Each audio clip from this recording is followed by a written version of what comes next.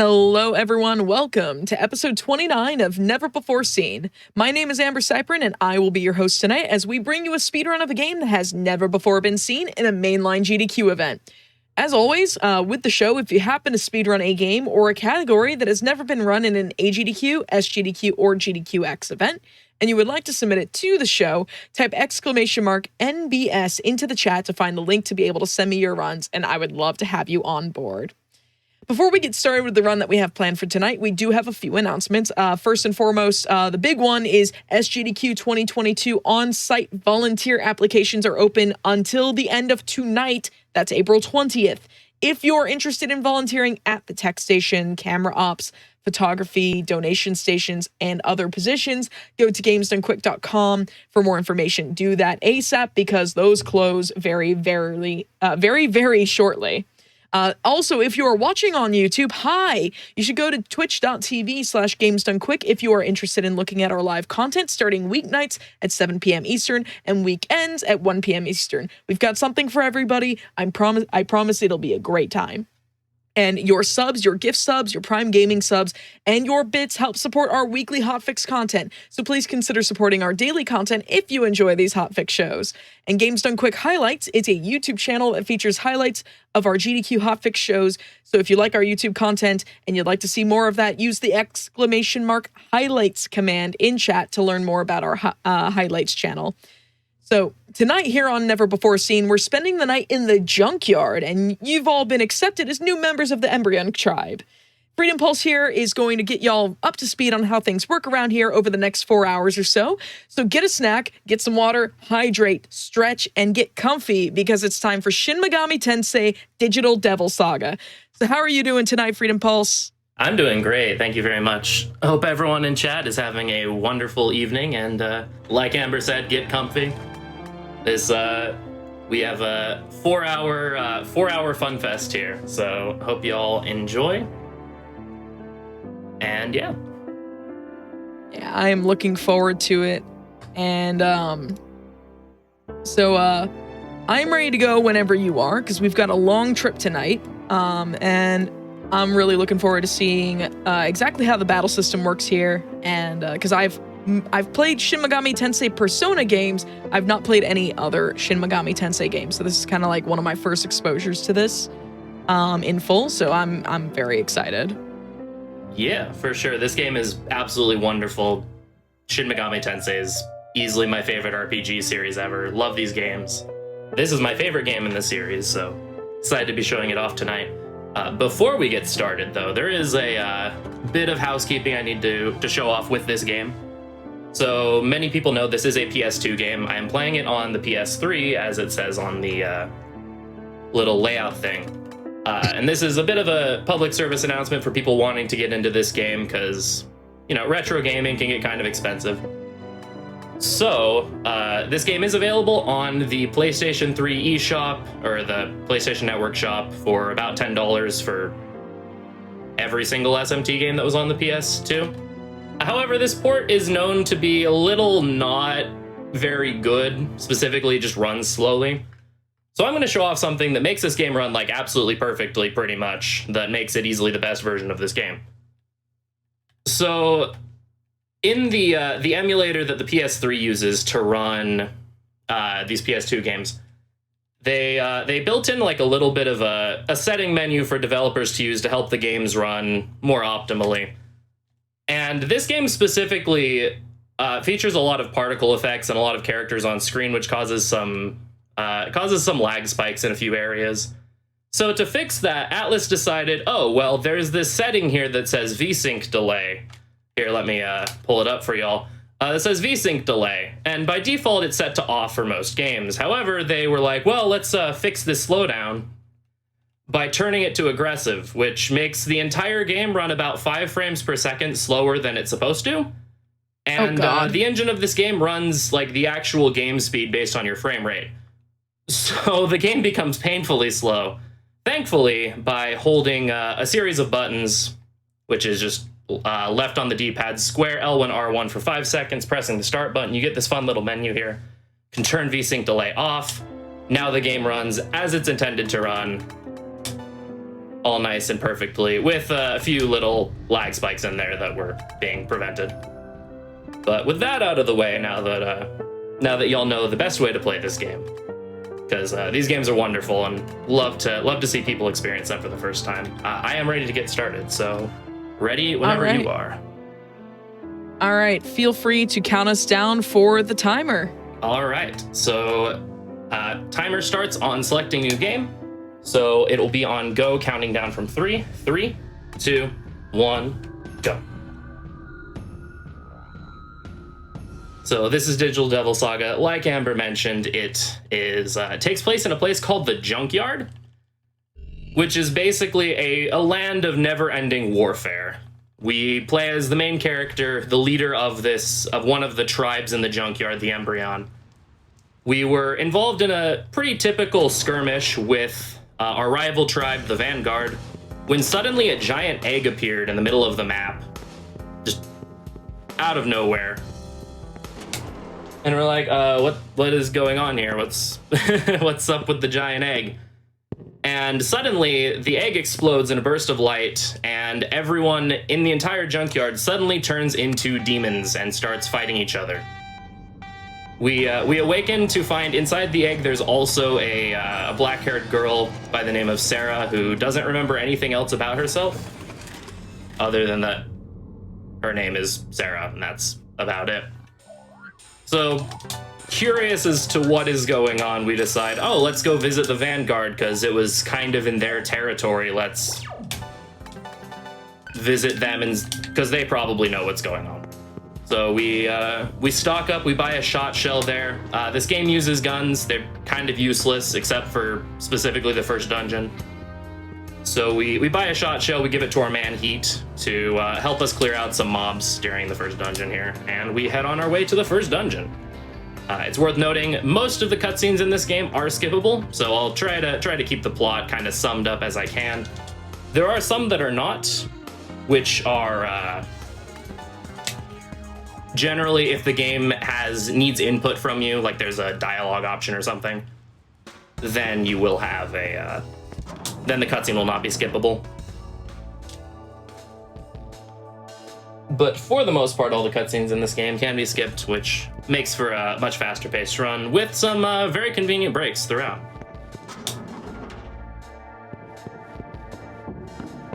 Yes, and those of you who are familiar with my runs of this game know the exact thing to fill chat with as soon as we get to one of those cutscenes.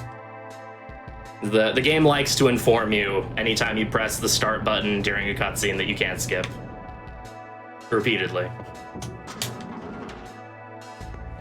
Alright, so for some safety, I'm gonna grab these chakra drops. I normally don't, but they're right here. And right through this door, we'll be getting into the first battle of the game, getting to show off part of why I love this game so much, and why a lot of people love the Shin Megami Tensei games in general.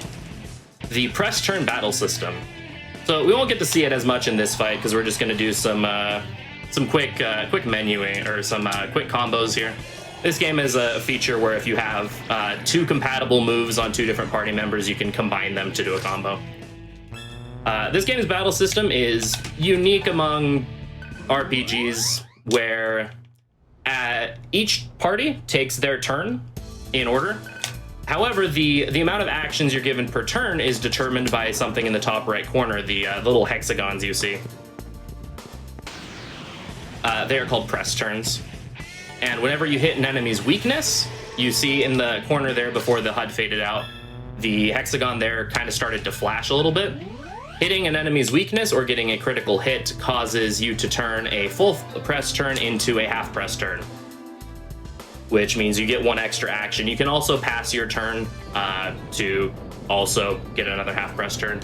However, if you miss an enemy, hit a affinity nullification, or the enemy repels or absorbs the element that you use on them, then you will lose press turns. You lose 2 for a miss or a null, and you lose all of your turns for a repel or a nullification. There's going to be a couple fights where we take advantage of this much later. Mostly the weakness feature, though there will be fights where we'll definitely be ending opponents' turns early, because the neat thing about this game, everything that applies to you applies to your enemies equally. As a result of that, we get to do some shenanigans with mirrors later on to eat up the turns of the bosses.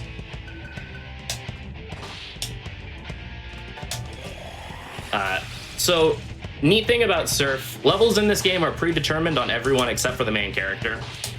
The main character, you get to choose what to stat into. So you'll see I'll go almost exclusively for magic through this run, because magic is absolutely busted. In this game, your magic stat determines your magic attack, your magic defense, your maximum MP, along with your magic accuracy as well. So magic is just super, super broken. Also, best way to generate press turns is by hitting enemies' weakness. We'll also be dumping a couple points into Vitality. Vitality is your maximum HP and your physical defense. Also very important. For the most part, we'll just be going all in on magic. And as a result, Surf will just be the destroyer of worlds for most of this run, if not all. It's gonna be like 2 fights where Surf doesn't get to carry the day, and you'll notice those fights go a little bit longer than the fights where he is able to actually where he's actually able to take care of everything. So can look forward to that. Really quick through this dungeon, we're gonna be taking encounters to master something called a mantra.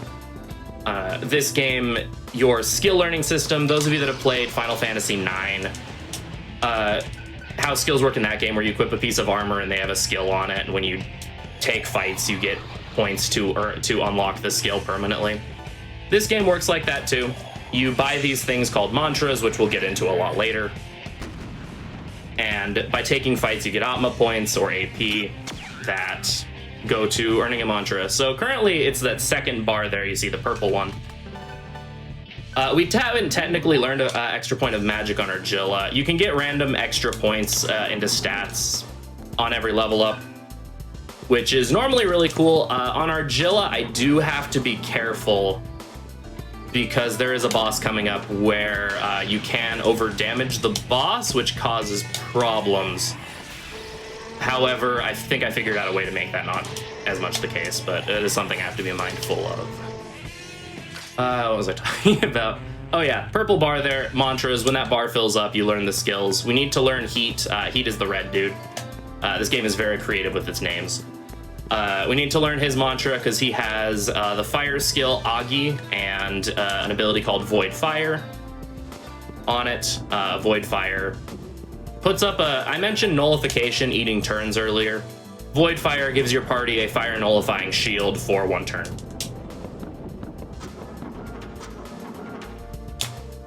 So we need that for the boss, both because we need to be able to null fire against the boss, and also, I mentioned combos earlier. You've been seeing the grenade launcher ability Heat's been using, and we're actually going to use it in this fight here as well.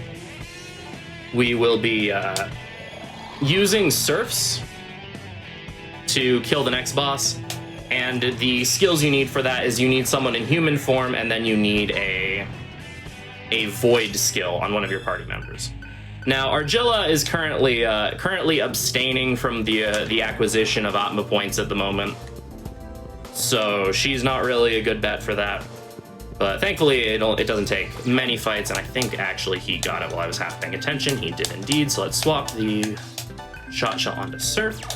Also, I need to heal, because that's important. Turns out having full hit points tends to be a benefit. And now we're good to not fight anything else for the rest of the dungeon. There's 1 or 2 things I will fight if I see them. This is not one of them.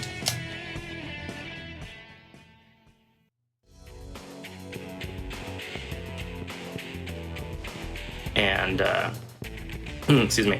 Yeah, there's 1 or 2 things we'll fight if we see it. Specifically Impusa, the blue cat dog enemy, because they can drop an item called an Ice Blast, which makes the fight later faster.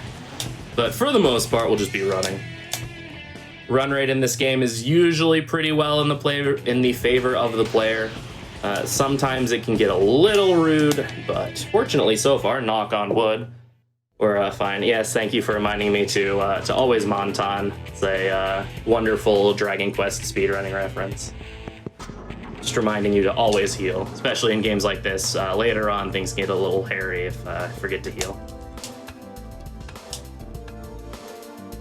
Alright, dropping down here, picking up this. This is a revival gem, heals a party member to full.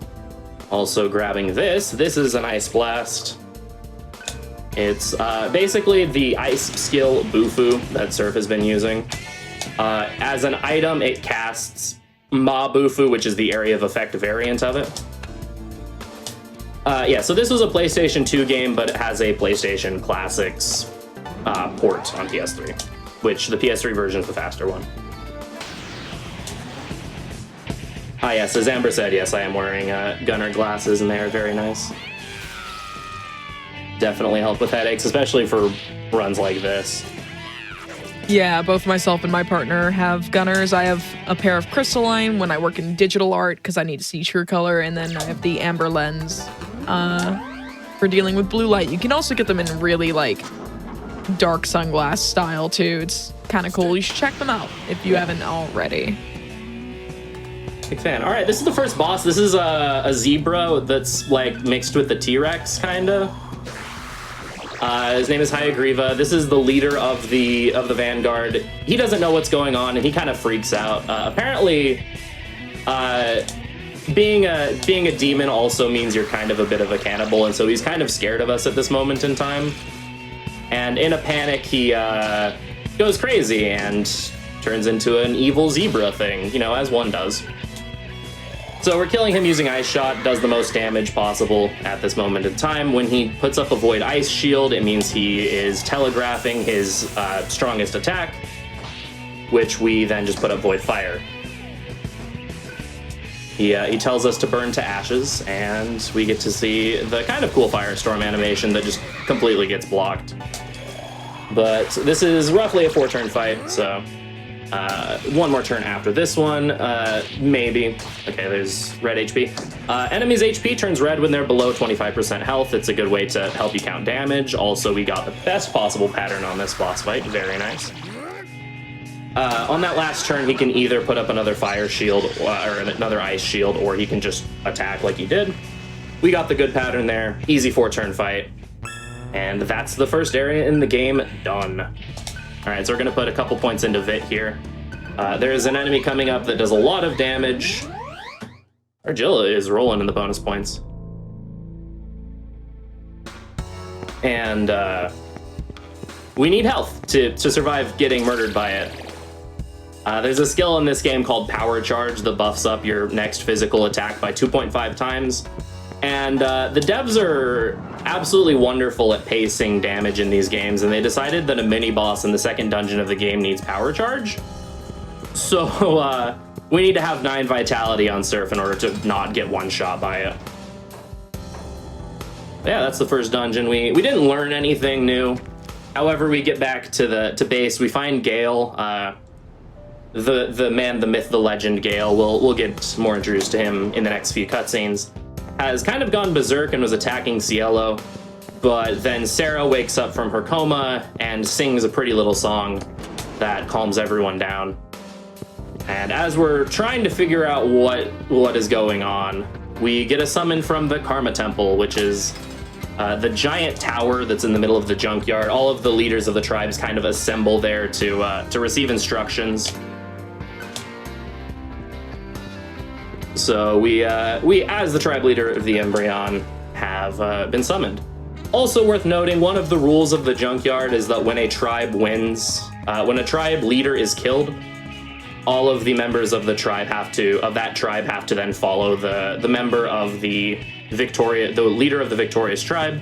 So we just conquered the Vanguard. We are now one of the we were one of the strongest 6 tribes. Now we're one of the strongest 5. Also worth noting, just because the junkyard has a series of very strict rules to follow.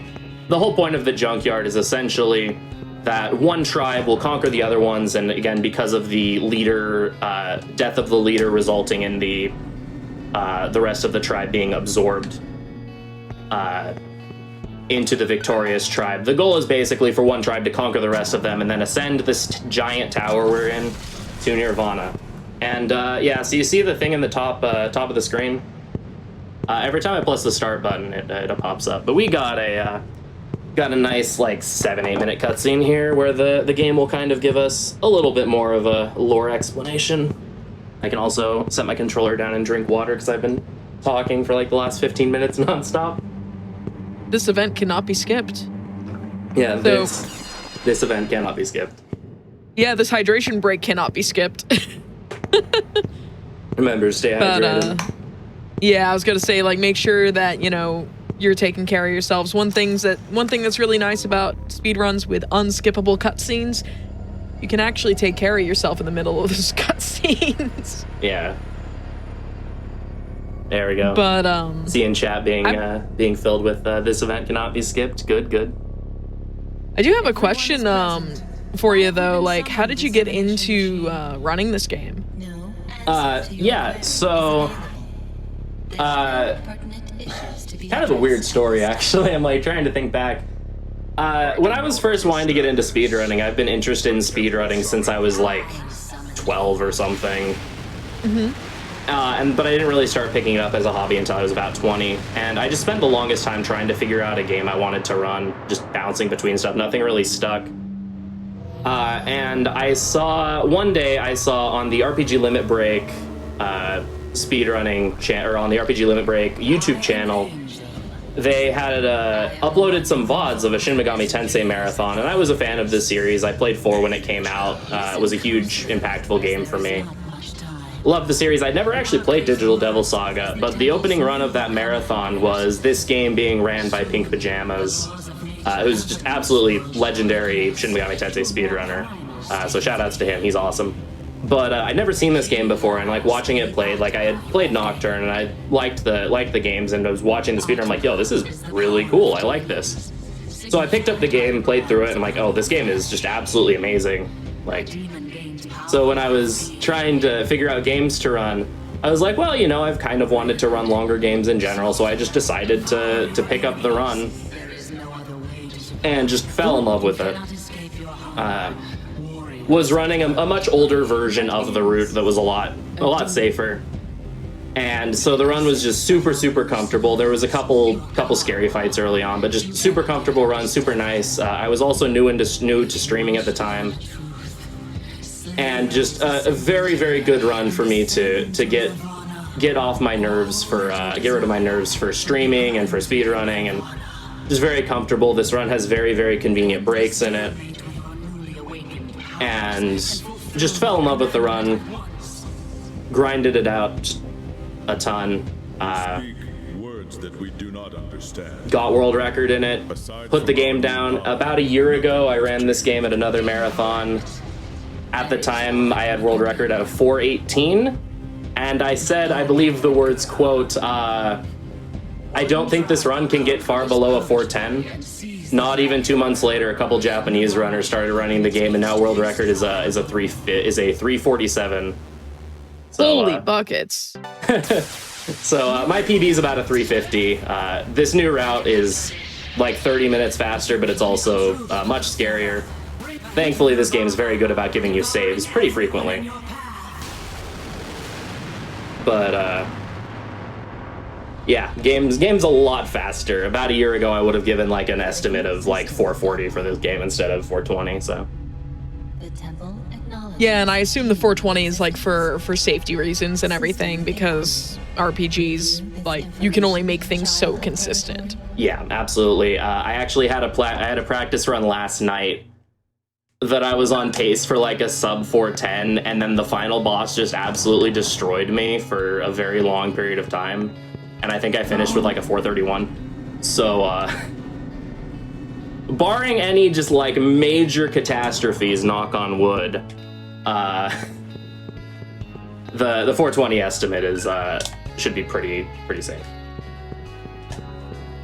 Yeah, like that's it happens often enough where just like you get the kind of like freak accident run that's just like, yeah, by the way, I'm done with you. Yeah. And it just destroys you. And you're like, exactly. All right, well, we went from like 10 minutes underestimate to like 20 minutes over. Why not? Pretty much, yeah. There's been a couple people in chat that are regulars in my stream that have made a couple comments already about hoping Angel behaves, because yeah, the last week of attempts have had a couple very, very hilarious final boss moments.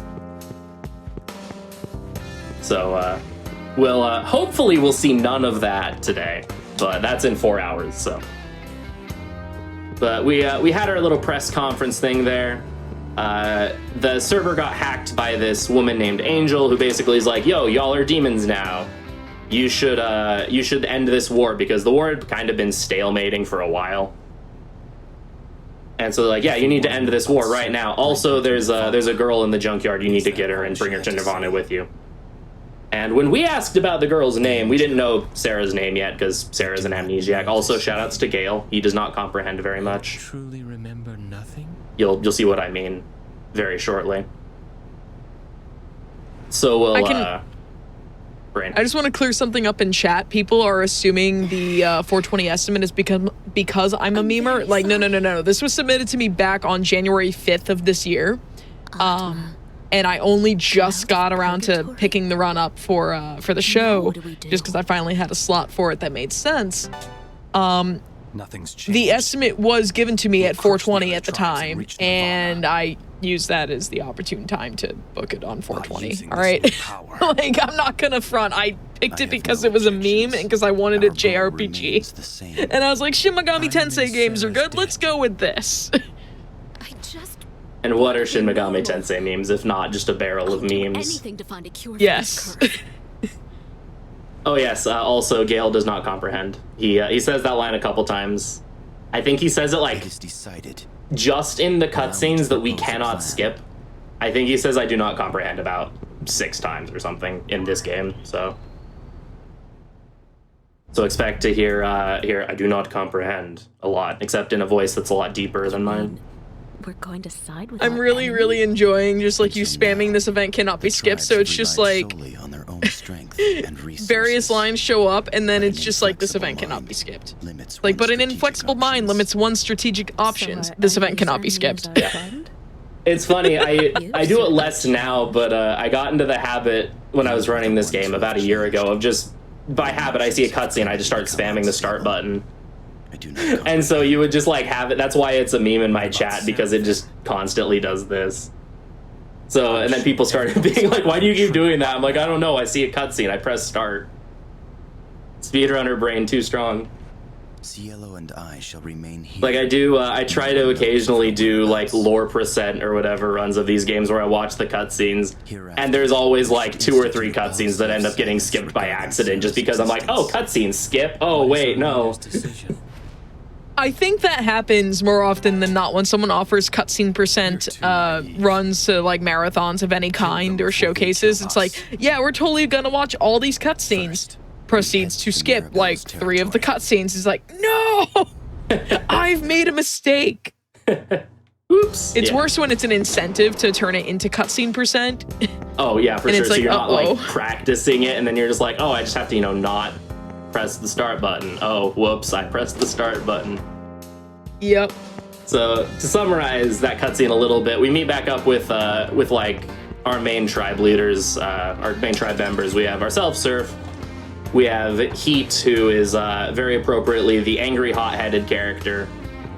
We have Argilla, who is the kind of the more sensitive, conscious character on the tribe. Why she didn't get any AP during the last dungeon, because she was conscientiously objecting from the whole situation. And we have Gale, who is our very stoic, non-comprehending friend, who is our strategist. And then we have Cielo, who is, I don't know his actual role in the Embryon, but we all love him. Cielo's great. Unless you're GameFAQs, in which case they don't like Cielo. But everyone that's not GameFAQs absolutely adores Cielo. All right, sell the Soma drops. Gotta do a shop here real quick. 4 of these. 13 of these.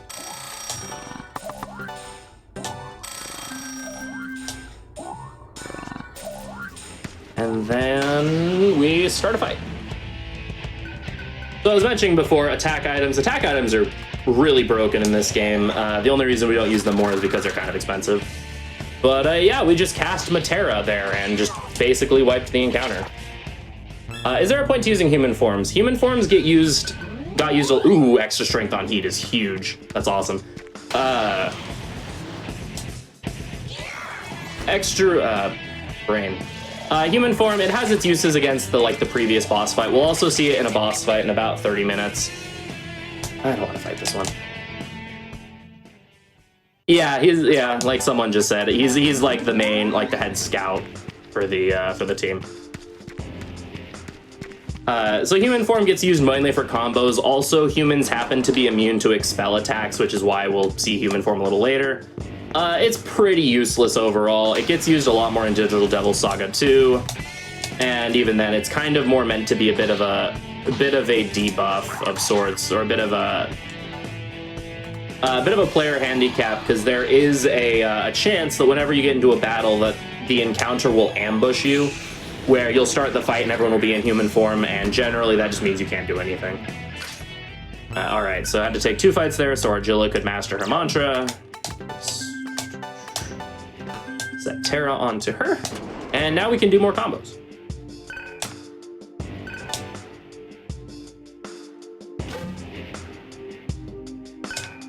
Yeah, so to explain the Cielo thing, when we get Cielo, Cielo's is a very unique character. Every character in this game has an elemental strength and an elemental weakness. Surf, being our ice demon, is strong against ice, weak to fire. Heat is the inverse of that. Argilla is strong to earth, weak to wind. Gale is strong to wind or force, weak to elect. And Cielo is unique because he's strong against elect, but he's not weak against any element. He's actually weak to ailments. Not all ailments, actually, funny enough. The game just says ailments, but he's only weak to like half of them. Which is amazing. Ailments are pretty frequent in this game, which can be obnoxious, but just not being weak to any element is a huge boon.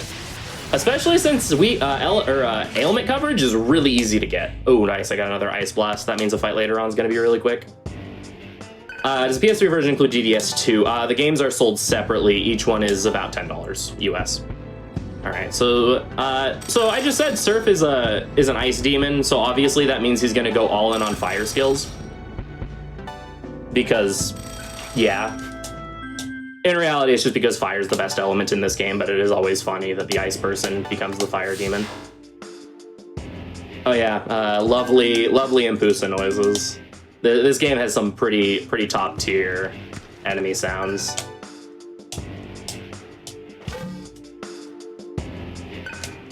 All right, heal up. We have a forced encounter here.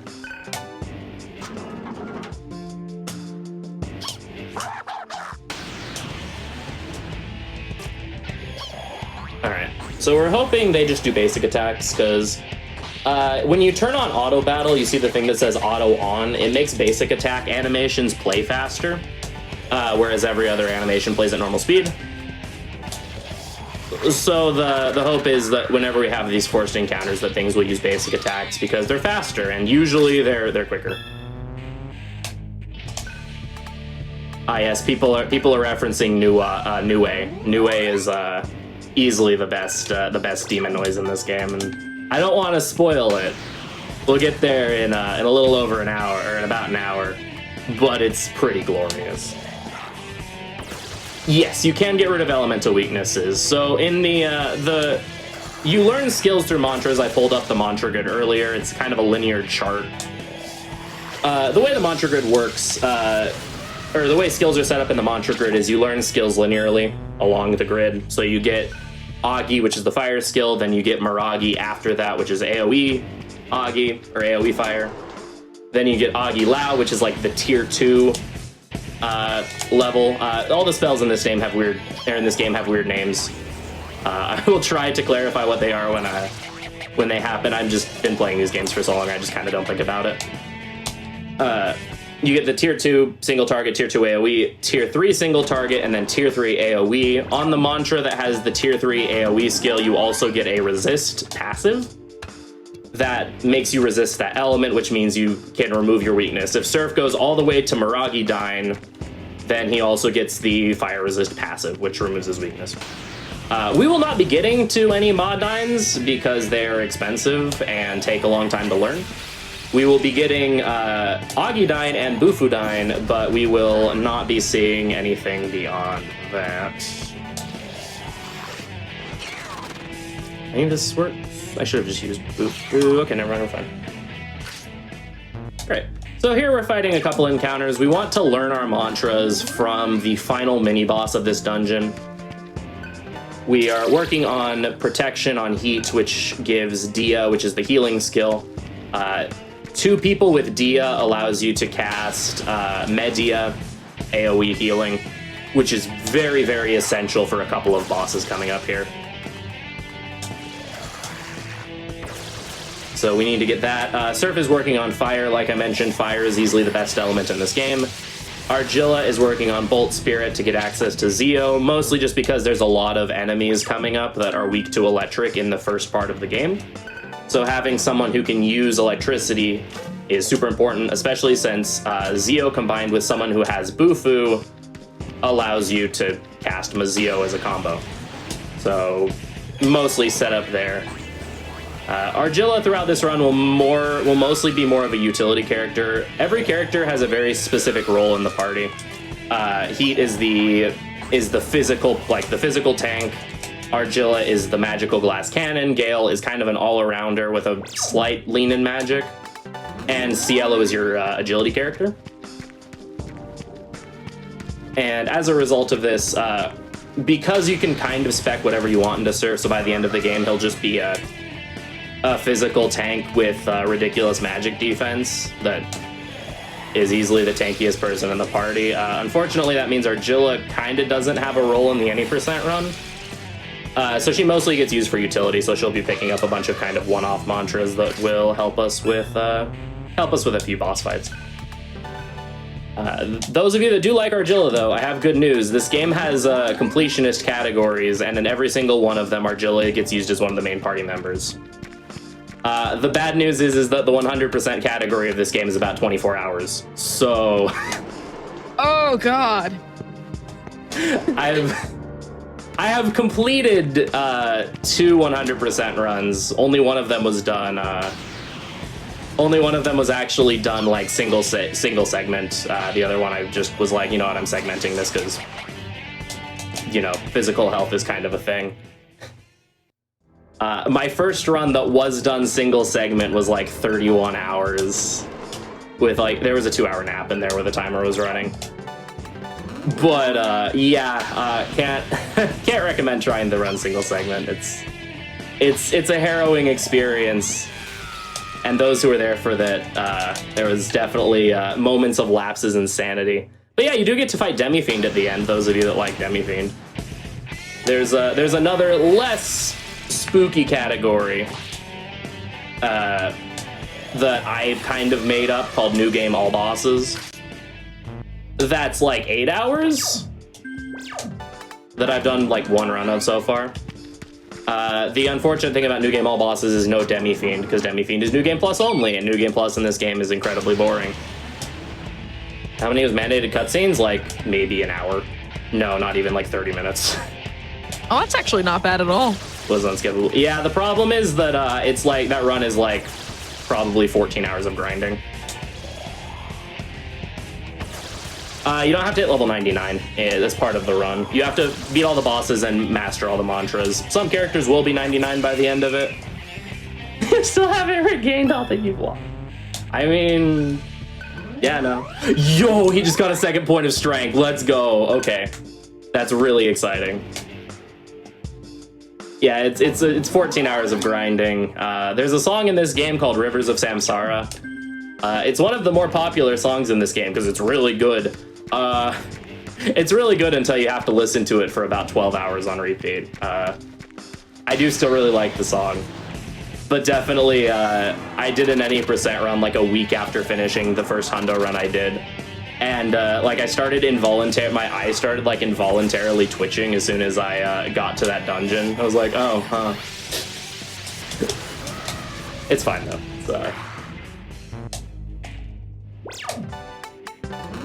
It's a very chill category. Like, it's a lot of grinding, so you're just mostly just kind of hanging out and talking to people as you go. But it can be very taxing, especially the New Game Plus portion of the run, because you do have to beat the game a second time since Demi Fiend only shows up in New Game Plus. Yeah, DDS2 has a hard all bosses run instead that's about 16 hours, and you don't have to do New Game Plus. It's still a really hard run because you have to fight Satan at the end of it, and Satan is like one of the hardest super bosses in JRPG history.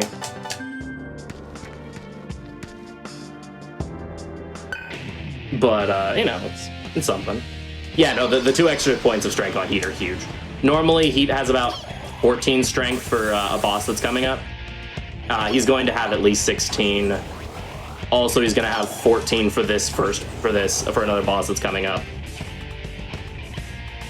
which is huge. Woo, nice. Oh, I did that wrong. That's fine. That's fine. I can Mad Rush since they all got frozen. And hit.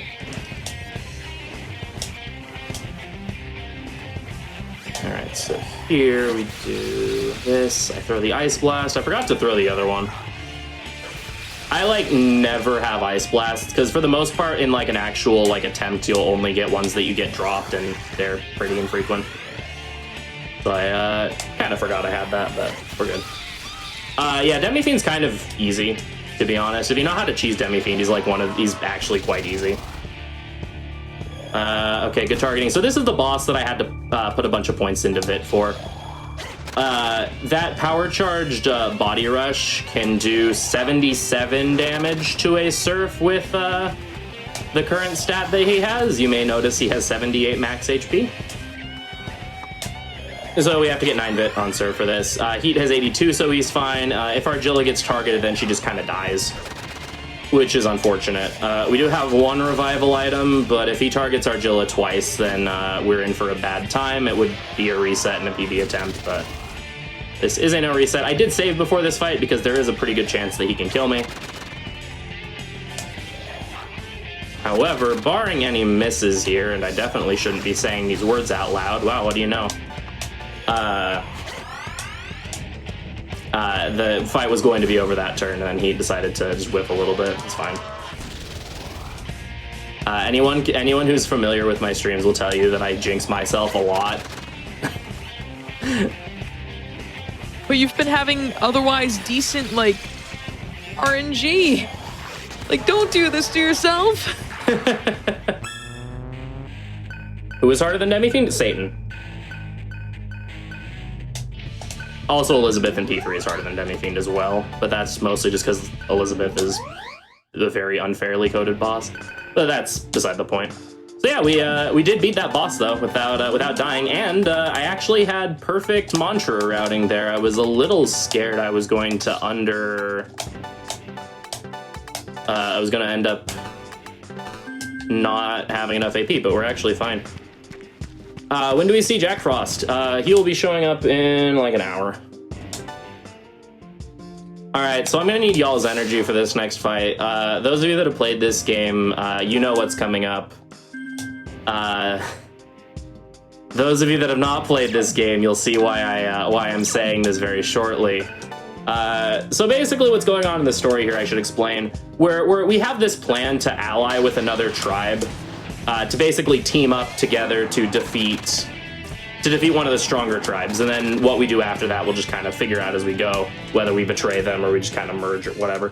So we go to this tribe called the Maribel, who are in a war with the Solids. We decided to try to side with them, and like, hey, we're cool with siding with you, but we want to test you to make sure you're not weak. And so the final test is fighting Janana, who's Lieutenant. This is Bat. And this is Bat. Nice, Kaishin. Kaishin means critical hit. I'll just say that because I'll probably say that a couple of times unintentionally. It's a Dragon Quest reference. So this is Bat. He's a boss. This is why we needed Medea ready to go. Okay. I'm gonna play this very safe. I would do a little bit of YOLOing here, but gonna play this very, very safe. Raving Slash is good. So ideally we see anything that isn't Rage into Spiral Edge over and over again, because Rage into Spiral Edge is really slow. Also, it's an area of effect attack, so we usually have to heal afterwards. So he can use Rage into Spiral Edge every single turn if he so chooses to. And it makes this fight go on for a very, very long time and get really scary. Or he can never use it, you know, or anything in between that. After doing Spiral Edge, he has a 70% chance to guard. I'm gonna do that. Okay, he has a 70% chance to guard. We have to break the guard with a Terra skill, which will hit weakness on him, which is nice. If we don't, then he starts doing a bunch of kind of nasty attacks. Or if we miss. Because, you know, even though he's standing stationary on the ground guarding, you can still miss him because this game is fun. And we love it. Nice Kaishin! Goodness gracious, he is going ham.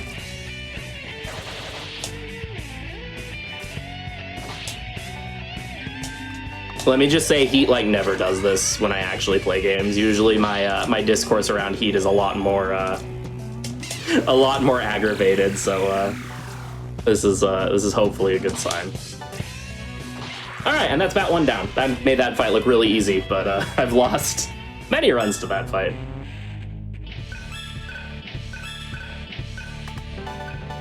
I'm glad to see that Heat is cooperating this time around. Heat also, now that I'm looking at it, Heat has like the best like wedge heals. Like what in the world in demon form? Oh yeah, all of the human and demon forms have wonderful fashion sense in various ways. Either very memey fashion sense or just look cool. The demon designs in this game are great. So there I did everything right. Double checking out. Okay. So there we beat Bat, and then Heat tried to eat Bat, but Argilla is like, no, don't do that. We want to be friends with the Maribel. And Janana's like, why don't you eat Bat? You beat him. Like, according to the rules of the junkyard, you have every right to eat him. And Argilla's like, no, I don't want to. And Janana's like, oh, that's cool. Okay, we'll be allies with you then. So we team up with the Maribel against the Solids. The plan here is basically the Maribel will cause a distraction at the gate of the Solids. The big thing with the Solids is they have this impenetrable fortress up on a mountain that the Maribel can't destroy. So because of that, they're going to cause a distraction. They did find a secret entrance, so we're going to take the secret entrance and try to assassinate their leader while the Maribel cause a distraction. Since, again, if you kill the leader, then the tribe then has to follow the person that killed the leader. I'm pretty sure that's been used in a plot device somewhere else as well, and because like that sounds very familiar. It's like, oh, you killed the leader, I guess you're the leader now. Yeah, something like that. All right, so here, Surf is a magic user, but he's gonna get this mantra called Shura that's gonna give him some physical skills. We don't want that mantra specifically. He gets nothing here. Argilla goes for adamant. I'm not looking at my notes right now. I should probably pull them up. But, what was I saying? Oh yeah, the mantra after Shura is a mantra called Battle Demon that has a super, super overpowered hunt skill. We haven't gotten to hunt skills yet. Basically, they're a special type of physical move that when you use them on a feared enemy, especially, or an ailmented enemy, you do a bunch of extra damage to them, and if you kill the enemy with that move, you'll turn them into, like, basically a purple orb of energy and consume them. The person that consumes them will get all of the AP from that enemy, along with also getting a bonus for doing so as well. And so we'll be using that to learn a bunch of the higher level mantras as quickly as possible, since some characters like Surf have to learn a lot of mantras, and then there's other characters like Cielo that learn 2 mantras the entire game. So to help even that out a little bit, Devil Feast, which is the skill that's on the mantra we're going for, is going to be used a lot, or a good bit. Oh no, not Robert, no! So the bird is Babbed Katha, also known as Robert Cathedral, because we like really fun meme names for demons in these games, because SMT likes using demons from a bunch of different demons, gods, etc., from various different mythologies, religions, etc. And so Babbed Katha is a Celtic goddess of war, who generally in Celtic mythology tends to appear in the form of a raven, and so we have Battle Raven, which is what Babbed Katha translates to. Or Bob, because gotta make the most scary demons in the game have the most tame names imaginable. All right, so Surf is stunned, which is a little unfortunate. Stun basically drops your agility to almost nothing. It makes it so things are very likely to dodge your attacks, makes it so you can't dodge attacks, etc. Thankfully, combos are not particularly affected by this hit to your agility, so we're fine there. We do need to fight like 1 or 2 things here in this basement to get a bit of an AP boost. The mantra Argilla is working on, she needs by the end of the next dungeon, and she just barely doesn't get enough AP from forced encounters to learn that, so we have to take like 1 or 2 fights here to facilitate her getting that done.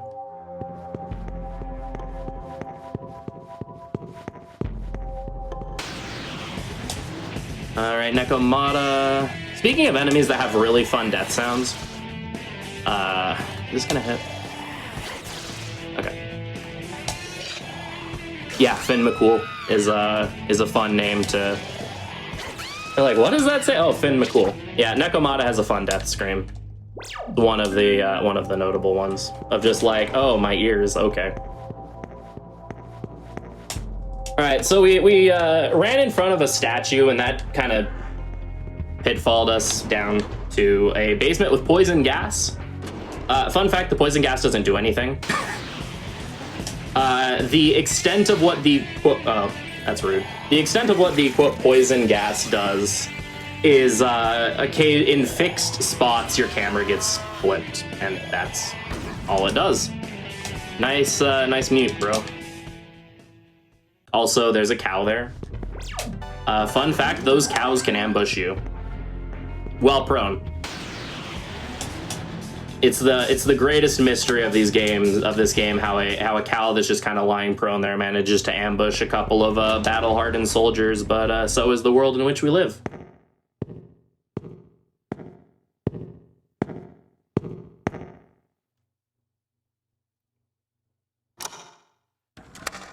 All right. So here, this is the first time we're using a large karma terminal, so we get a cutscene of us activating it. They're holy cows. Yep, they are very holy cows. Yeah, also those of you that are the Demi-Fiend fight. Demi-Fiend, I guess for context, is the protagonist of Shin Megami Tensei Nocturne.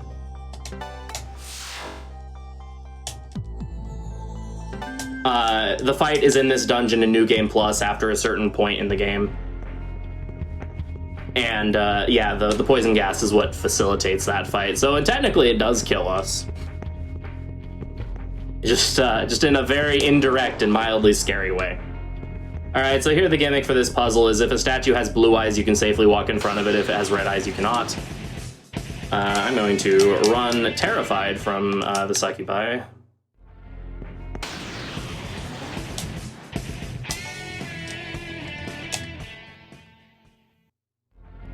And here we have to deactivate 2 statues in order to access Mick's chamber.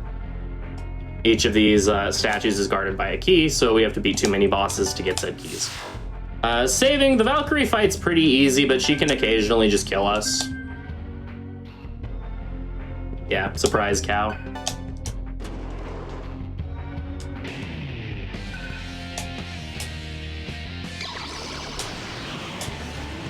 So the downside of us speccing so much into Surf's magic that we will start to see very soon is that until we max out Surf's magic and start overflowing into Surf's Vit, physical attacks are going to like do most of his HP in one hit, like what just happened. There are certain enemies later that if they do physical attack, then Surf just dies. Also nice to next level. Yeah.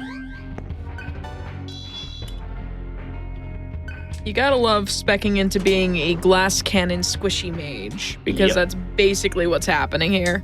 Exactly. Yeah, and then we just become a cannon. We get to evolve in the cannon hierarchy, I guess. From glass cannon to cannon. Somehow the glass just gets removed from the equation. It's Pokemon logic, I guess. We'll go with that. Or better yet, Digimon, because you're getting encased in metal. Oh yeah, there you go.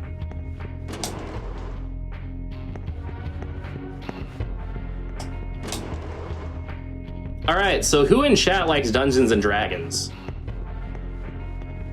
Because we have a mini boss coming up that's a rather infamous creature in Dungeons and Dragons, the Tarrasque. I'm glad to inform all of you that thankfully that's not. The Tarrasque is not some gigantic world-ending T-Rex monstrosity that will basically delete us on sight. Which, you know, is good because that would tend to make finishing this run a little bit more difficult. I almost forgot to change my party order. Thankfully, in this game, Tarrasque is just a turtle with 6 legs and a lion's mane. Okay, good, no shocks. Okay. This fight can get really scary. The mechanic behind this fight is basically there is a temporary ailment in this game called shock whenever you're hit with an electric ability,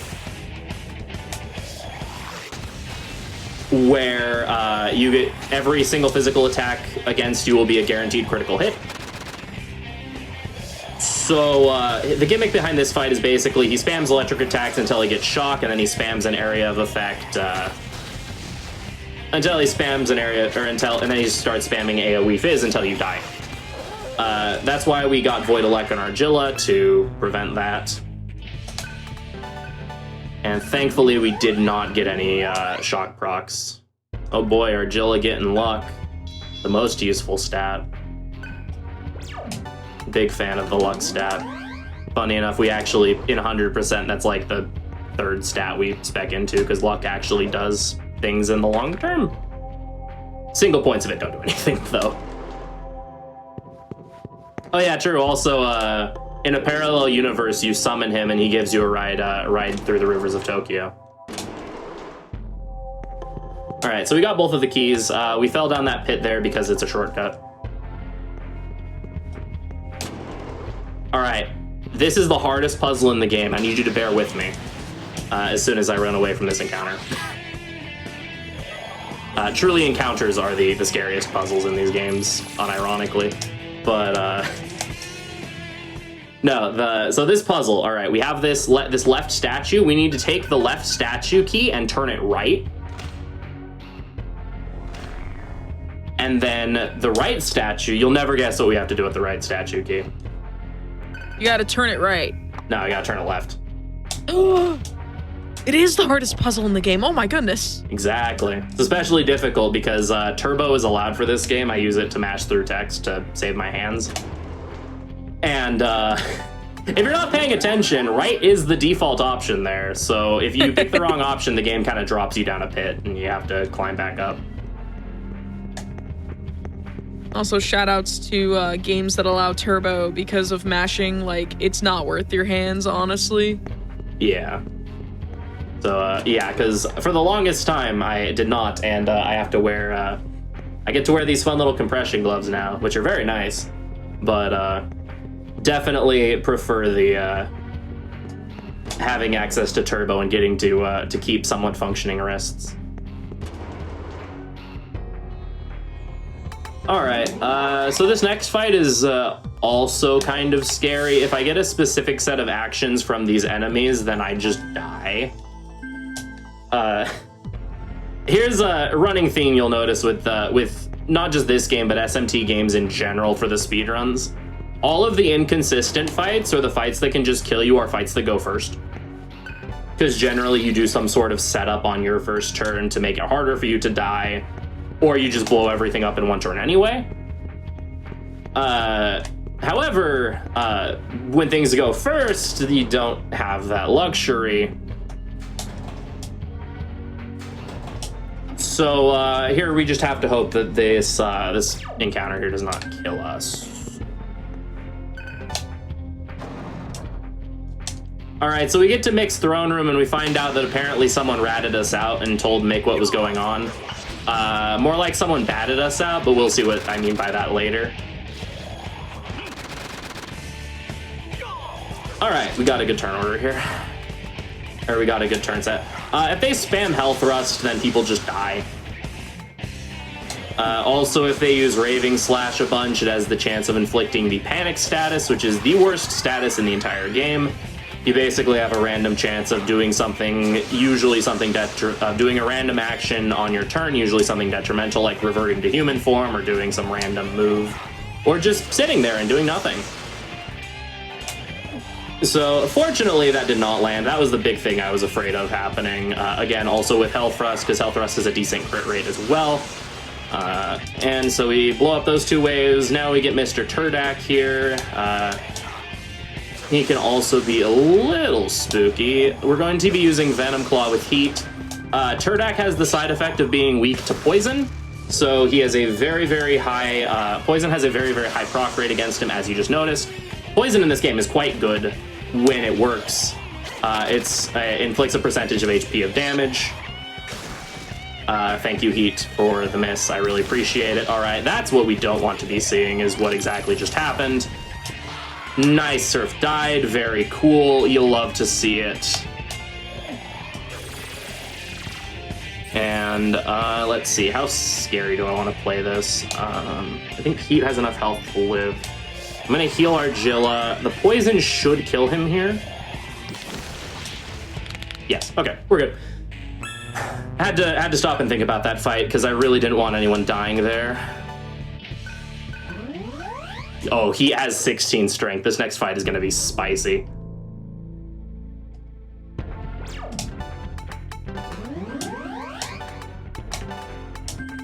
Yeah, and that's the big challenge with a lot of these runs is adaptation. We have a script for everything that we do.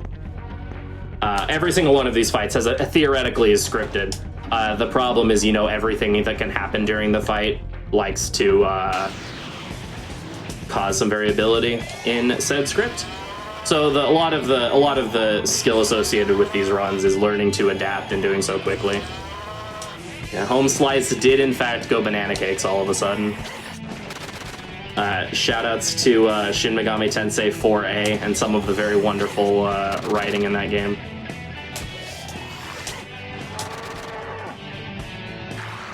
Wait, was that a direct quote reference for Yes. Home Slice just went banana cakes for that game? Yes.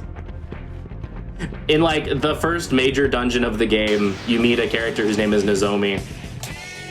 And they're having a problem where basically a Jack Frost became a King Frost and took over a water spring. Mm-hmm. And like is bullying all of the other fairies in this forest. And they're like, oh, what's going on here? Like, why is this fight being caused? And Nozomi, who is also the queen of the fairies, as she likes to remind everyone of, like every 5 seconds, is like, and I quote, no clue. Home Slice just went banana cakes about it all of a sudden. All right. Okay. The game has absolutely wonderful writing, as you can tell. And she also calls you Home Slice at one other point in the game. My gold split sound effect is her saying, nice work, Home Slice. Oh my god. And unfortunately, as a result of this, it's kind of corrupted my vernacular just a little bit. Especially God. considering I have I had a chat command in a while that the effect used to be I had to give some random Nozomi quote, and then it just became I played a sound clip of her.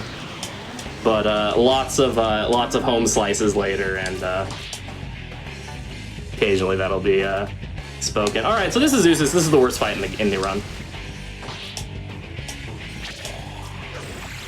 So this is Janana. Basically, as a side effect of not devouring any other demons, it causes you to go berserk and just indiscriminately attack. So because basically, spoilers, Bat betrayed us and warned Mick, the leader of the Solids, about what we were planning. He showed up at the gates, beat up Janana, and then Janana went crazy because she hasn't devoured at all. And then we just kind of got left having to deal with Janana. Janana is very, very overspec'd for this part of the game. She has 2,000 HP. Take note of, I was gonna say take note of how much damage he did, and then he missed, which is a pretty accurate amount of damage is what we're doing. She has 2,000 HP. We, in this first part of the fight, we average about 120 HP per turn. That's why having extra strength is pretty huge, because every point of strength equals about 1 or 2 extra points of damage per hit, which ends up adding up when you're hitting her about 100 times. So we got an immediate unicorn summon. That's not good. That's a really good crit, though. Love to see that. When this boss takes 500 HP of damage, she gains the ability to summon 2 unicorns to assist her. Thank you so much, Heat, for proving my point. I really appreciate all that you are doing to contribute to this fight. When she summons 2 unicorns, her AI script changes, and she starts spamming an expel move every other turn called Seraph Lore that does 85% of the max of your current HP to the entire party. So once she gets 2 unicorns out, we have to revert Surf to human form, and he basically becomes useless for the rest of the fight because he just has to eat the Seraph Lores. Because again, if you hit a nullification, you lose turns. The turns you lose, or she could just use Seraph Lore randomly when she has 1 out to great effect. You lose double the amount of turns if a combo gets nullified. So we revert Surf to help with that. Yeah, so Hama in this game is percentage of your current HP. You cannot die to Hama attacks unless you have 1 HP. So the ideal for this fight, like in a perfect world, she would never summon any unicorns, and we just kind of wail through. We do 120 damage to her every single round while there's a second unicorn. And then we deal about 120 damage to her every round, and we don't have to stop to heal too much. With 2 unicorns out, though, our DPS, or our damage per turn, rather, drops to... sorry, it was 130. It drops to about somewhere between 80... somewhere between, like, 90 and 100, depending on our... depending on Heat's stat. The 2 extra points of strength are being helpful here. But now her AI basically becomes, she uses Whirlwind, which is this physical attack. The unicorns do something. And then the next turn she'll use Seraph Lore. The Seraph Lore will get eaten by Surf. And then we'll heal on that next turn, and then we're good. And lather, rinse, repeat, ad infinitum until she dies. Again, thankfully, Seraph Lore cannot kill you, so we just don't have to bother healing every other turn. There is, however, a 5% chance that she does not use Seraph Lore on the turns that she's supposed to. And if she does that, then things can get a little spooky.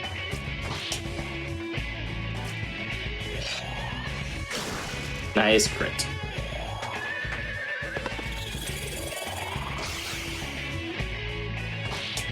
Alright, so her HP is red. That means she has 500 health left.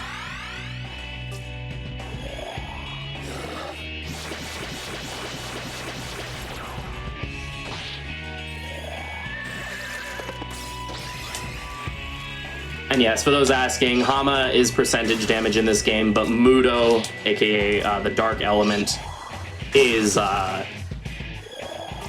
an insta-kill. we'll be running into that a little bit later. Nice, Kaishin.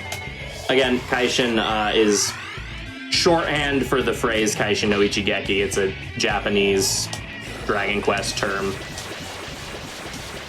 You just hear me exclaim that randomly. That is what it means.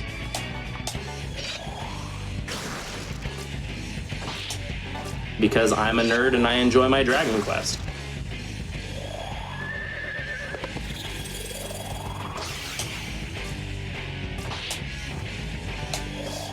So I do have an item called a medical kit. If he were to miss that attack and I was unable to do a Medea combo to heal, I do have a medical kit. Medical kits restore 150 HP to the entire party.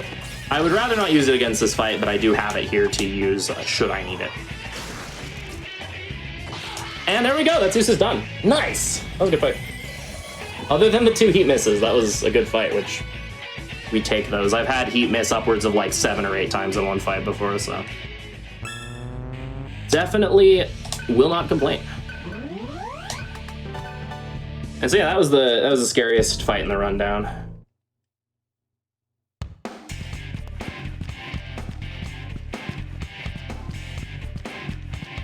Oh, okay, that's a pretty big load off my shoulders, actually. That's one of the fights I was a little afraid could make the run, just kind of fly completely off the rails, but we're good. On the plus side, we get Gale in our party now. Gale is great. He's the real main character of these games. Especially in DDS2, where he basically is the main character. He's in the party more than Surf is. Yeah, you've been doing really well so far, both like on gameplay and commentary, and it's definitely always a good weight off the shoulders to get past the part of the run that just makes you really nervous. Yeah, for sure. All right, so we come back here to the Maribel base because we're like, oh, well, I wonder what happened. And we see that the solids have kind of overran everything, which is a little concerning. Oh, wait, I need to sell the active cell. There we go. Cells are sellable items that... I need to scroll down I actually do need to look at this shop here, and my notes were still at the top of the game. I actually got this far without looking at notes. But I believe it's just 11 of everything except dismutes. If you have questions or anything, now's a great time to ask, because I'm just menuing and walking to the boss. So, like, I saw that was obviously like a shopping trip. How many other shopping trips are planned throughout the run? 3 more? There's one right after the halfway point. Basically, after the halfway point in the game, we start doing them between each dungeon. Fun fact, the shop menus in this game are absolutely terrible. This game has really good menus. They're super responsive, super cooperative. Except the shop menu, for some reason, has like tons of delay on it for seemingly no reason. So I tend to focus more on the shop menus, less because I need to remember what's going on, and more I need to make sure that the game doesn't like do anything weird with my inputs. Yeah. So a couple of questions have come in the chat, one of which is a complete meme. We'll get to that in a minute. But do you like DDS1 or DDS2 music better? I personally like DDS1's music more. I'm more of a fan of like the rock and heavy guitar themes that DDS1 has, as opposed to DDS2's. DDS2 still has phenomenal music, and the final boss theme of DDS2, which is a song called Divine Identity, I would highly recommend looking it up after the run, because absolute amazing song. One of my favorite final boss themes in any RPG or any video game ever. But overall, I like DDS1's music more. All right. One of the other questions in chat just got mostly answered, but so someone asked, I can't remember if you mentioned it, why revert Surf when fighting Janana? And yes. Specifically, why revert Surf specifically? Surf specifically because he doesn't have a healing skill. We want Heat and Demon form because Heat's our damage dealer. He deals the most damage for that fight without having to do more grinding. Argilla, he also has a healing skill. Argilla has a healing skill as well. Surf has no healing skill, and his damage is somewhat negligible for that fight because Janana has absurdly high magic defense.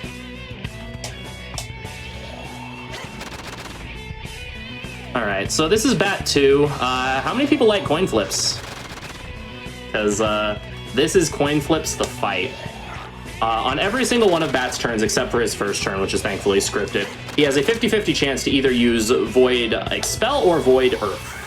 If he uses Void Expel, we get to continue the fight like normal. If he uses Void Earth, we have to waste a turn and wait for him to roll the coin flip again. There is no cap to the amount of times he can use Void Earth. He only has to cast Void Expel 2 more times for us to win the fight. Or for a total of 3 times, including his first turn, which is, again, scripted. There is no cap to the amount of times he can cast Void Earth. My record for Void Earth casts, you have to win 2 coin flips to win the fight. My record was 15 casts of Void Earth to get 2 Void Expel casts. Oh god. It sounds a lot like Link to the Past Aghanim's magic blue balls. Yes. Like how there's no limit on those whatsoever, and you could just sit there forever waiting for him to actually, like, be vulnerable. Meanwhile, he just gave us a perfect fight. Nice. All right, so here we discover that, yes, Bat is the traitor. He leaves the party because the game wants to force us to use Gale. Not that, that was a concern anyway, because Gale's amazing. But he leaves the party to try to head off the solids who are heading to invade our base to capture Sarah. Argilla, in her emotion at Janana's death, basically spoke very loudly that we had Sarah, even though we, like, not 2 dungeons earlier had agreed to not tell anyone about Sarah. So now he's trying to head them off because they're going to go capture Sarah. Again, one of the requirements to win the war is to have Sarah when you ascend to Nirvana.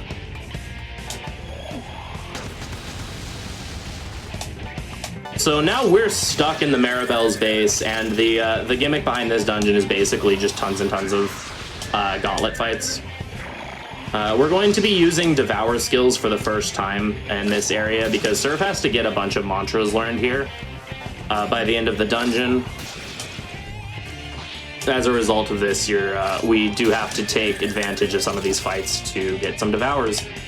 Like I said, Devours, you basically just have to kill the enemy with the skill. If the enemy is frightened, which is where they turn, like, blue and, like, there's those, like, little, like, sparkly things by their head, you do extra damage.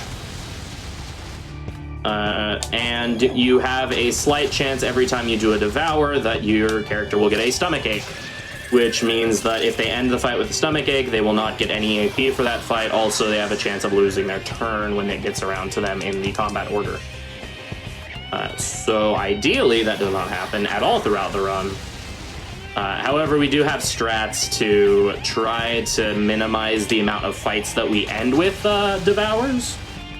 Because it's just if you end the fight, like if you Devour something, you get a stomachache, and then you finish the fight, or you remove the ache, and then you finish the fight anyway, you still get the AP for all of the Devours you did and the fight. It's just if you end the fight with it. So we do everything we can to not finish fights with Devour skills, with, like, some exceptions where it's unavoidable.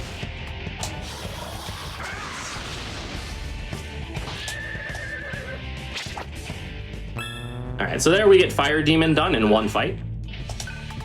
Like I mentioned, Fire Demon has the area of effect. That's a really good full heal on Surf. Whenever you learn the AoE tier 1 skill, you also learn the boost skill for that same element. Boost gives you a either 25 or 30% buff to your damage with skills of that element. You also have Amp, which is a 50% boost, and they do stack. So we got Miragi there. We also got Fire Amp. So now Surf is, if you thought Surf was doing damage before, yo, it's your boy! This is Omoikane. He's a rare encounter. We can't do anything with him. He just kind of shows up, uses Debilitate a bunch, runs away. He's a very high level enemy that's only susceptible to gun damage. So you can only really kill him in the post game. And so because of that, we have a meme going that basically we just get really excited whenever we see him because he's kind of a wasted encounter. But also later in the game when every encounter can kill us, it's a blessing to have an enemy that does nothing. So apologies in advance if I exclaim very loudly the arrival of your boy at any point throughout the run, as just happened. Yeah, the run is now blessed as well. That's another thing that indicates. Yeah, that was my next question. I was like, have we been blessed? Is that what you're telling us? Yes, the run is now blessed. All right, so grabbing the next monitor on Surf. Again, the best skills to get on on an Ice Demon is more fire skills. So we will be going for Fire Leader. Right, everyone's AP looks good. Saving this next fight should be really easy, but there's a meme associated with Gale that he's kind of like canonically he actually has to wear glasses, but doesn't because glasses don't exist in the junkyard. Unrelated, he also has a habit of missing quite a bit, especially in the second game. So we have memes about Gale's accuracy. This fight's really easy unless Gale misses. Also, I forgot to change my party order, which means this fight's actually a little weird, but it's fine. Actually, it might just be better if I reload my save, because that's actually a bit of a problem. Well, actually, yeah. Okay, yeah, I did a bit of an oopsie. I forgot to change my party order. I was supposed to put Gale in the front. Again, press turns are kind of important. Gale going first means that you get a... Gale going first means that he gets to do Mazan, which is their weakness, gets the half press turn, then Surf uses Miragi, which eats the turn, and then Argilla passes, and you keep going. Yeah, it's why Gale has a habit of touching his face like this, because plot reasons he's supposed to be wearing glasses, but doesn't.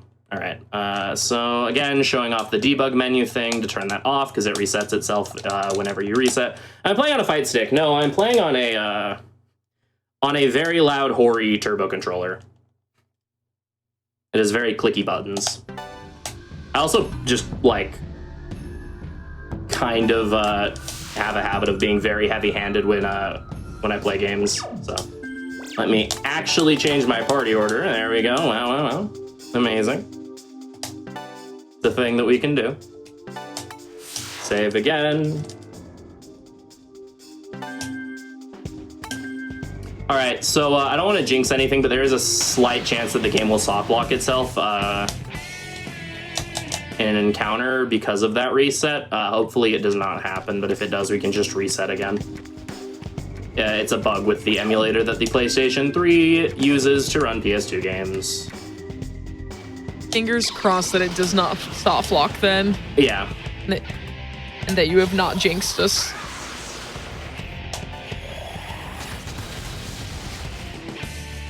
Okay, we're fine. There's visual cues that I can see that let me know if it's gonna soft lock or not. All right, so now we can set the controller down and just kind of watch the fight play itself, unless Gale misses, or Surf misses for that matter, but the meme is that Gale will miss. Once they are frightened, they are no longer able to dodge attacks, which is really nice. Oh yeah, also Nue makes seagull noises. Why a like bear, lion, chimera thing makes seagull noises? Your guess is as good as mine, but Nue makes seagull noises. that's pretty cool. I had to really stop and think about what a seagull sounds like because I don't have actual audio for the game right now. So I'm just like, all I can think about is the evil laughing seagull. If anyone is familiar with that meme, I will go find it if I have to, but just all I can think about is a seagull just going.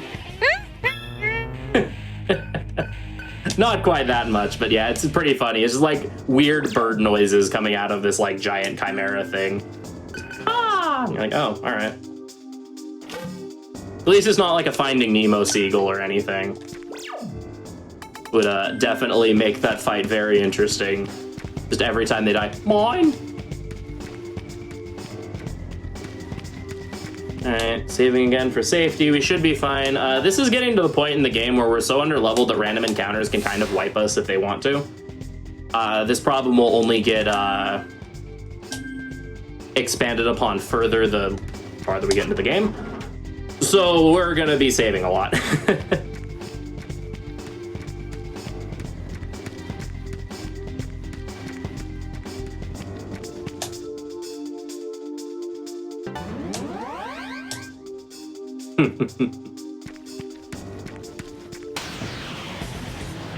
Alright, just run that. Oh, good. Very important. Excellent. I mean, any bird that can do an evil laugh is very important. Oh, yeah, for sure.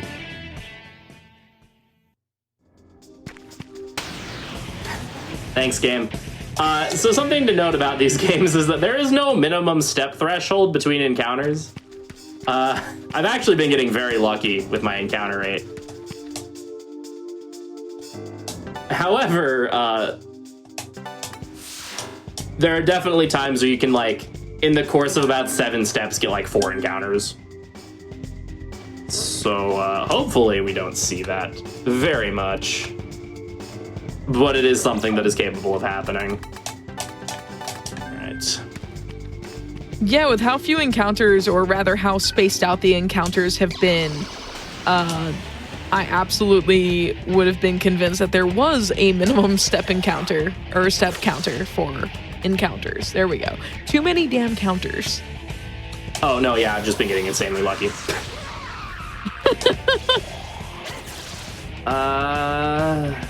I'll just kill this one. I need to eat 2 of these monkeys here. However, I don't do enough damage with Surf's Devour skill to actually do so unless they're either shocked or appalled, and I mean, or feared. So, because of that, we'll decide to kill that one. Here, we'll devour this one.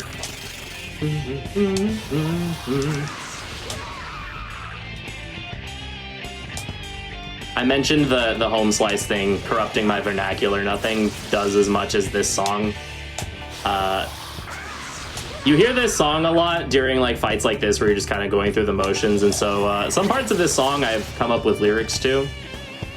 Some of those lyrics may involve home slices going bananas. Okay, so that's 2. The encounter rate is the exact same as like games like Nocturne.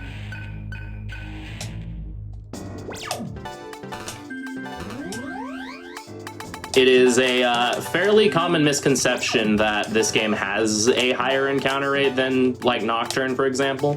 But the games actually use the exact same encounter formula. The only difference is Nocturne gives you an encounter radar, whereas this game does not.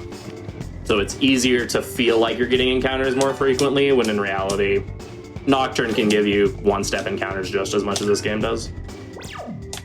All right, so coming up is the other worst boss in this run. I mentioned needing to get Devours and having to master mantras by the end of this dungeon, etc. This is one of the few bosses in the game you can actually devour, and so we have to do a very specific setup for his HP in order to land the Devour with Surf. There is a chance of getting a stomachache at the end of the encounter, which, because he's the only thing in the fight, means that we just have to redo the fight. So,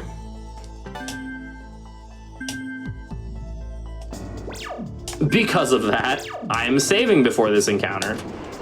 And this was the fight I was referencing that Argilla getting a bonus point in magic might be a little spooky. I have come up with an alternate strat for this fight that makes it so you're not likely to overdamage this fight.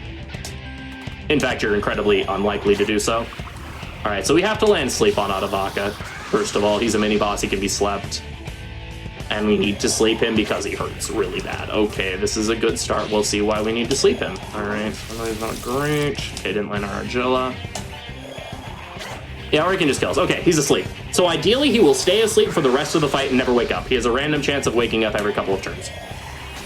Or like every single one of his turns, he has a random chance of waking up at the beginning or end of his round of combat.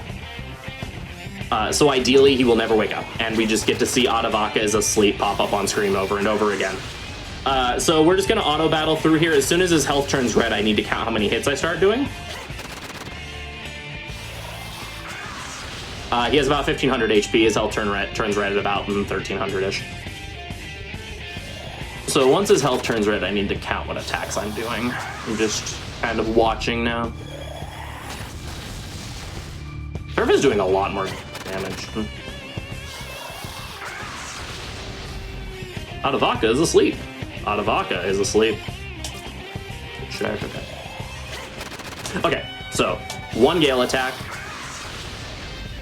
1 Surf attack, 1 Argilla attack, pass, 1 more Argilla attack, okay, and then we devour. Okay, we got it. And no wake too. Whew, okay. Nice. Okay, I mentioned Usis stressed me out more than any other fight. That was kind of a lie. That fight is the single most stressful fight for me. And we got it first try, thank goodness. That's actually, I think, like, the first time in like 2 or 3 days, or in like the second time in like the last week that I've actually gotten that fight first try. So yeah, we got it. That's a big relief. Okay. Adavaka's down. We return to base, find that everyone has decided it is nap time. You know, we're very lenient bosses here in the Embryon. We allow for regular nap time, apparently. And lunch break, someone decided to spill strawberry jam everywhere. I bet it was Cielo.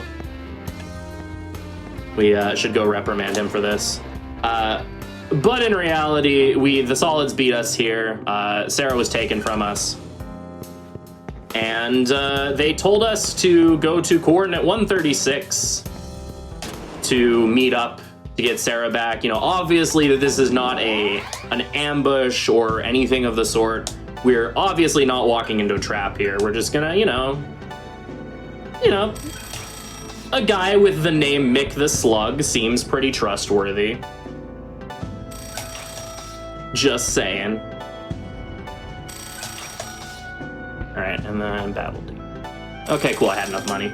There's a very slight chance I don't have enough money there. If not, it's fine. I can just go sell something. Because we did pick up sells and like sellable items during that dungeon. It's a little out of the way.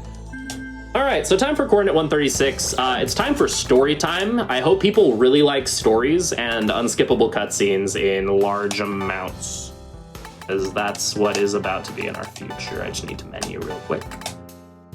And with that, I need to get Taunt, which is probably the best skill in the game.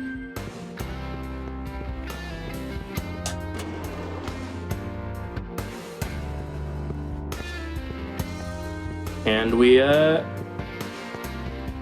to coordinate 136.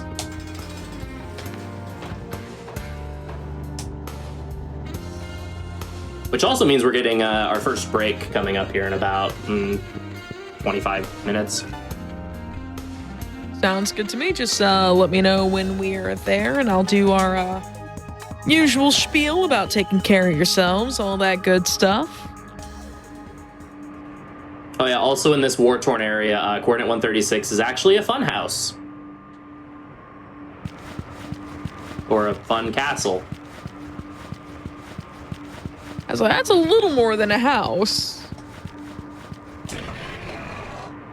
Also, we get a wonderful cutscene with Cielo here. That's my favorite cutscene in the game, and I hate that we have to skip it because that cutscene is beautiful and I love it. But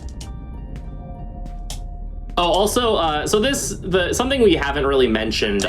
You notice during some of the cutscenes, some of the characters have like grayed out eyes and others have colored eyes. Basically, the characters in this game are kind of like AIs, where they lack personality for the most part.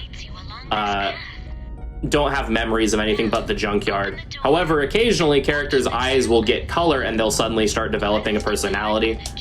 You see that a good bit throughout the cutscenes. It's really them awaking to like their true selves, who they were before they were in the junkyard.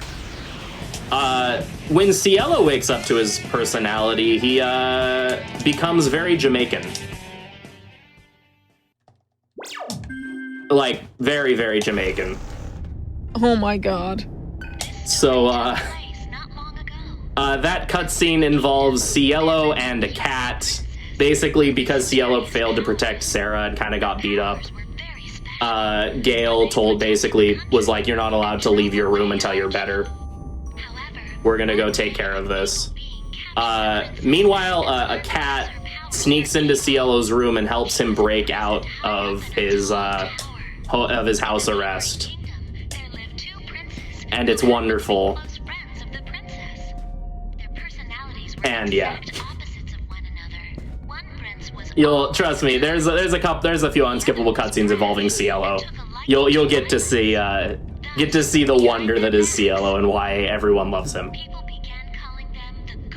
Yes, this is also there is absolutely no foreshadowing in this dungeon. This dungeon is definitely not alluding to the biggest plot twist of DDS2 at all. Nope. Ignore the fact that this princess looks ominously like Sarah. It's nothing, I promise. I'm definitely not lying to you, Smile. Also, this is Twinkle-Bell. Oh, well, this is an encounter, actually. My bad. Here we have, as soon as I cross the line, this is Twinkle-Bell. Twinkle is the most angry tutorial giver ever, because you can walk past her and try to skip her tutorial, and so she gets really mad at you for trying to ignore her. It actually adds like 2 lines of dialogue, but because we can mash or turbo through text so fast, it doesn't matter. Also, this is a dancing monkey. This is Thoth, the Egyptian god of wisdom, who is a dancing monkey, because yes. He also has Maziodyne in like a dungeon before the halfway point in the game, because this game loves giving weirdly paced enemy abilities.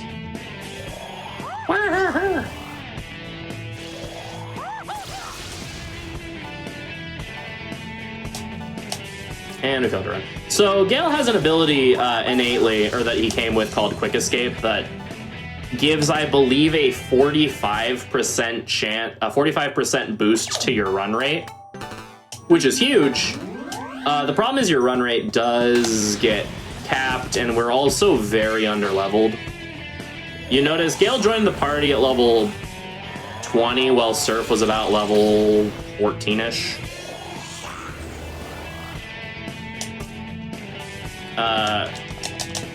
We are quite underleveled, and we're going to be incredibly underleveled. We're going to finish the game at about level 44. Whoops. You're intended to beat the game. If you're not doing any optional content, the game kind of intends you to beat it in like the low mid 60s. Oh god. Which, like, I actually that kind of checks out for a game like this. If you're doing but just like content, the speedrunner in me was just like, oh god. Yeah. If you're doing optional content, you can very easily get. I mean, like for 100%, we end up at level 99 on 2 characters, but that's just because of the amount of grinding you have to do to max all the mantras. Alright, so really in this dungeon I don't need to be taking any fights. There's a few enemies that I will be fighting if I run into them, because they're quick to kill and they give me a little bit of a head start on my mantras. Or we can continue running into the dancing monkey that resists magic. That also works.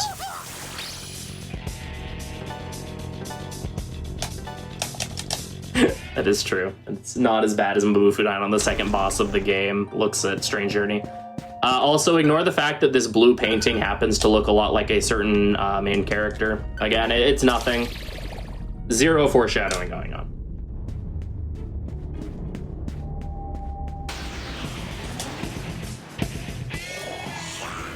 A lot of enemies going first.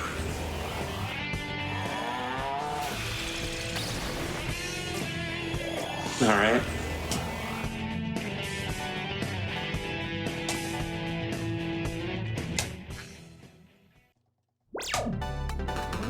Okay. So that was a one-way doorway. I guess I should explain what we're doing. This is the obligatory puzzle dungeon of the game. So there, the puzzle was we had to find the painting of the good prince. If we walked in front of any of the paintings of the bad prince, we got dropped down a hole.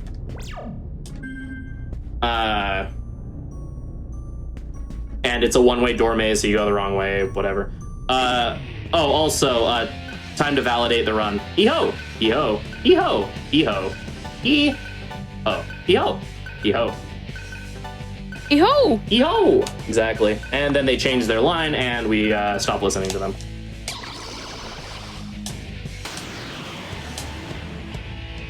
And it's everyone's favorite Jack Frost and Pyro Jack.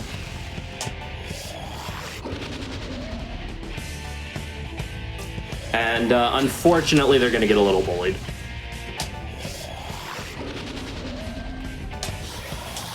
Look, if they didn't want to get bullied, they shouldn't have gotten in the way. He's a hoe and we gotta go. Well, Gale missed, so, Oh, also, Pyro Jack really wants you to listen to him. As every time he does any action, he will be like, listen to me! So, I hope y'all are listening, chat, because he has words that he would like you to hear. I'm going to... Okay, I got a crit. That's good.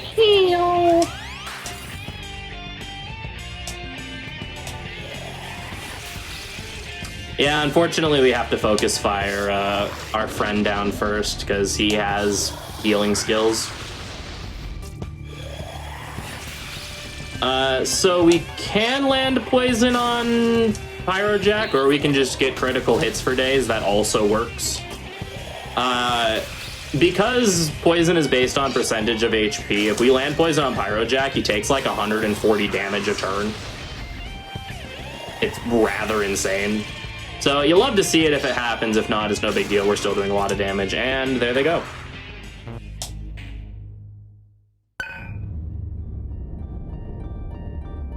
You suck.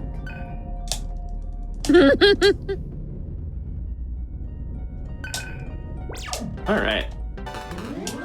And here we're gonna do something weird. I've been talking on and on about how Surf is amazing and like super busted, and we're gonna not use him in our party for the rest of the dungeon until we get to the boss.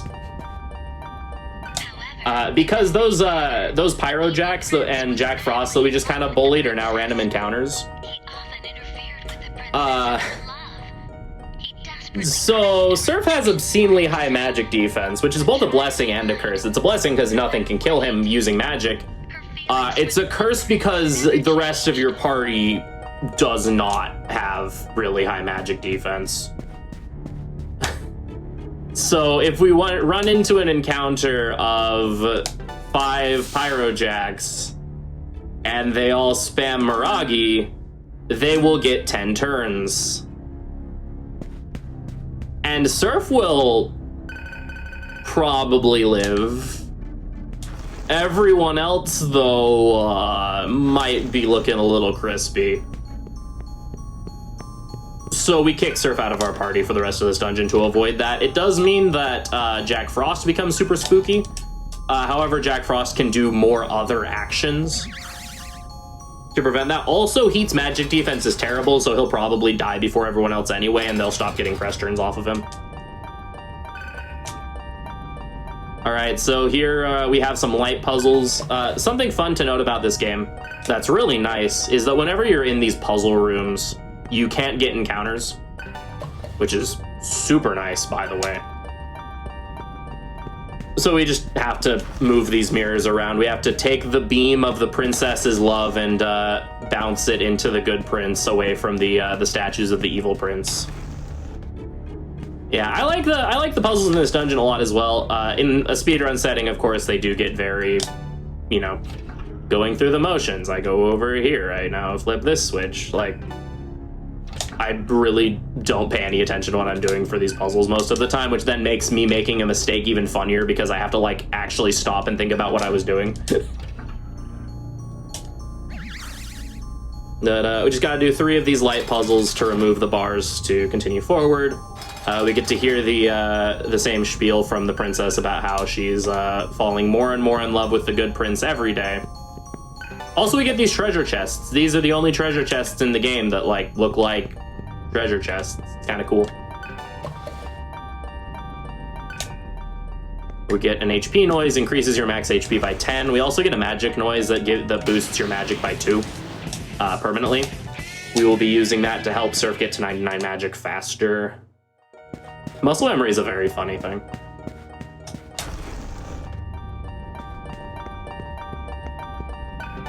Alright, this puzzle is actually kind of easier than the other one. We only have to flip 2 of these switches. And then we turn this to the left. Oops.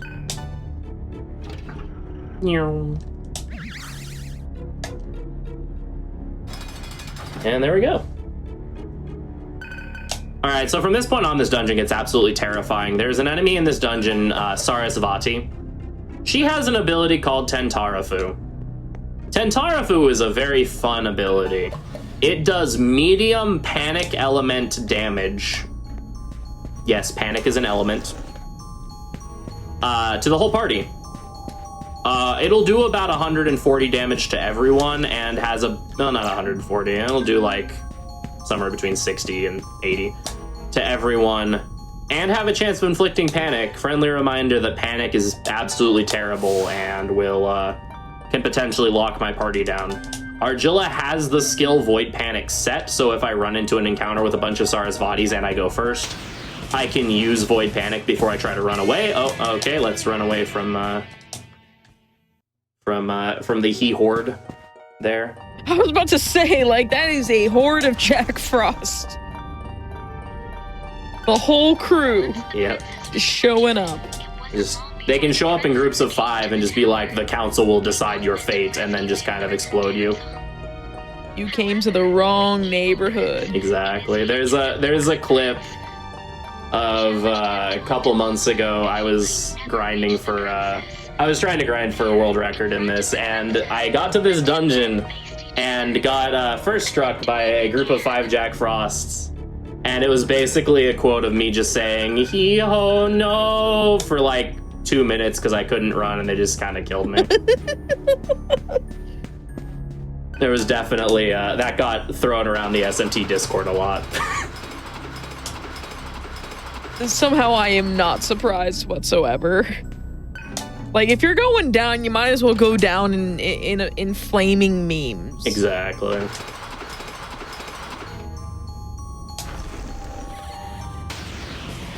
Dragon Quest Ken, looks like you enjoy this game. Yeah, I absolutely... Dragon Quest is probably my second favorite RPG series, so definitely can agree that the games have a lot of appeal between each other. In fact, there's actually a pretty high number of SMT runners that are also Dragon Quest speedrunners as well. There tends to be a decent bit of overlap. Something about fairly long JRPGs with insane amounts of RNG tend to lead to a lot of crossover. Okay, well, this is a little spooky. All right, Gale, please. Gale is confused. Revert. Okay. Agilla is confused. Revert. All right. Uh-huh. I'm gonna need you to be a real bro right now. Okay, we're good. All right. So funny enough, there's actually a tell if you succeed in running from a fight or not. If you have quick escape on, then it will say quick escape. If it succeeds, it'll say retreat if it doesn't. However, if you just try running and you don't have quick escape, there's actually a slight delay in the running animation if you succeed to run. Whereas if you fail to run, your party will just try to jump back immediately.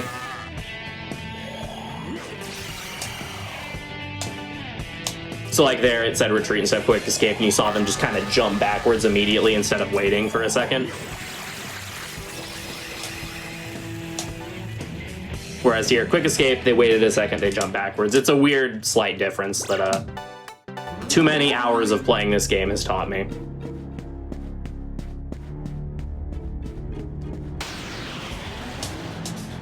Okay, please, okay, all right, we're good.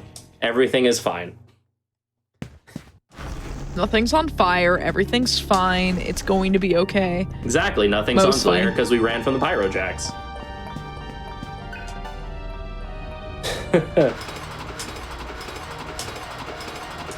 So that's actually my like shameful RPG fan confession, is that I've never actually played much of Chrono Trigger. Neither have I, despite enjoying RPGs. Like, I've enjoyed what I played of the game. I played up to when you go to the future the first time. But, did not get much past that point. Not because of any real reason. I just have a bad habit of playing games for a short period of time and then just not playing them anymore. Or playing this game for, like, thousands of hours instead. All right, please. Thank you. Oh, well, there you go. Perfect opportunity to learn more about the game.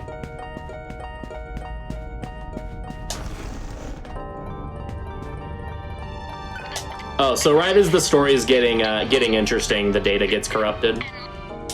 I've never played Xenoblade either. It's on my to play list. And he did Heat's Bring It On quote in this game when asked. That's awesome. Yeah, Crispin Freeman is great in this game. A lot of people, myself included, aren't the biggest fan of Heat because of actions that he takes throughout these games, especially near the end of this game and in the second game. But, like, Crispin Freeman does such a good job with the character.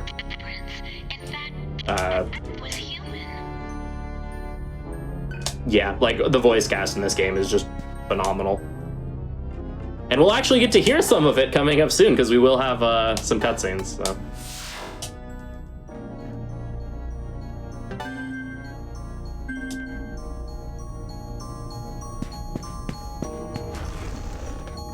Oops. Wrong room. I'm not at the Stairway of Doom and Sadness yet. This is just the regular stairs of moderate frighteningness.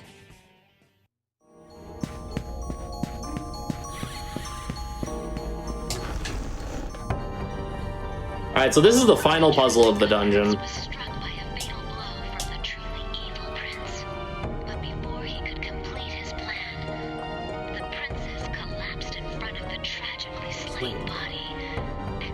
Into deep sadness. Her heart was overcome with despair, and that power called forth great destruction. I might have heard this line a few times. A terrible darkness. Alright. So here we talk to this wall. He gets really angry and punches it. Which, conveniently reveals the puzzle, so, you know, awesome. Alright, so this puzzle combines basically everything we've been dealing with up to this point. So we have a light puzzle that's combined with conveyor belts. This puzzle looks very intimidating on a first glance. Thankfully, you realize that the actual moves you can make are pretty limited. There's only like 1 or 2 actual variables in what you do. Everything else is just flip all the switches and you're good.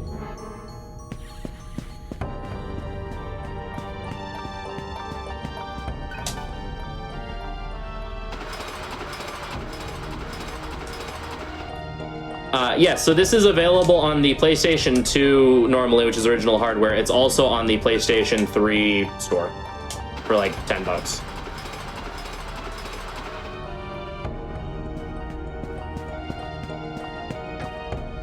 If you have either a PS2 or a PS3, it's very accessible. Unfortunately, it's not on anything else currently. Hopefully that changes at some point in the future, but at the moment, those are the only accessible ways to play the game.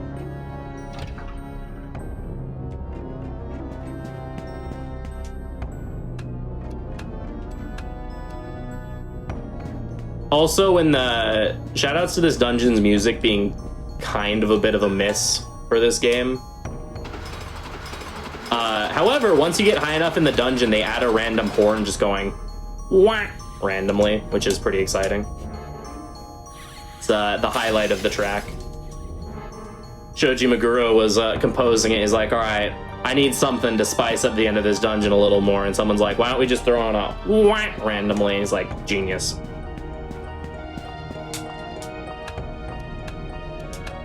PS3 version have issues. Latently, yes. Atlas turned up the VSync delay on the game a lot, which makes the game run very slowly. However, there is a debug mode you can access to turn off said VSync delay. I demonstrated it at the beginning of the run. I also demonstrated it earlier because I had to reset for something. Also, this is the Stairway of Doom and Sadness. It has the scariest enemies in the game, and it just goes on for a very long time. So I've coined it as such. I like that, considering Sonic 3D Blast, which was my main speed game for a long while, has a thing I coined the Slope of Rage. Oh. It has now been called the Soap of Rage because I spoke when I was doing commentary for the tournament last year and accidentally said the Soap of Rage. And now that's just what the community calls it, and I'm big mad. That's awesome. That's awesome. All right. Oh, good. We got the scariest encounter in the dungeon, like right at the end. Thankfully, we went first, so I can use Void Panic before I try to run away. All right, we are pretty much at the boss fight. I have to do some quick menuing really quick. I'm going to turn off my turbo really quick so I don't mess up this menu. Surf, heat, gale, use the magic noise on surf. Now let's throw chunk and drop on you. Probably didn't need to use two, but it's whatever. Everyone else is set up properly. Save. Have I played SMT5? I have, actually. It's really good, and that's actually my next project after this run is working on finishing up learning the run and running that. So very very fun run. All right, so here we have about 5 minutes of unskippable cutscenes, so you can do your thing while I go into the door, and I'll just leave it at the dialogue choice. Meanwhile, I am going to use the bathroom. All right, so while we're in our unskippable cutscenes, it is time for everyone to get up and take a break. I just want to remind everyone that your gift subs, your Prime Gaming subs, and your bits help support weekly hotfix content, so do consider supporting our daily content if you enjoy these hotfix shows. And that being said, y'all should get up and stretch, because we've still got a ways to go here in this run. And go get a drink, go get another snack if you haven't. And I recommend that y'all just take care of yourselves. We'll be right back after these sets of cutscenes and after this break. And yeah, just stick around. We'll be back with more.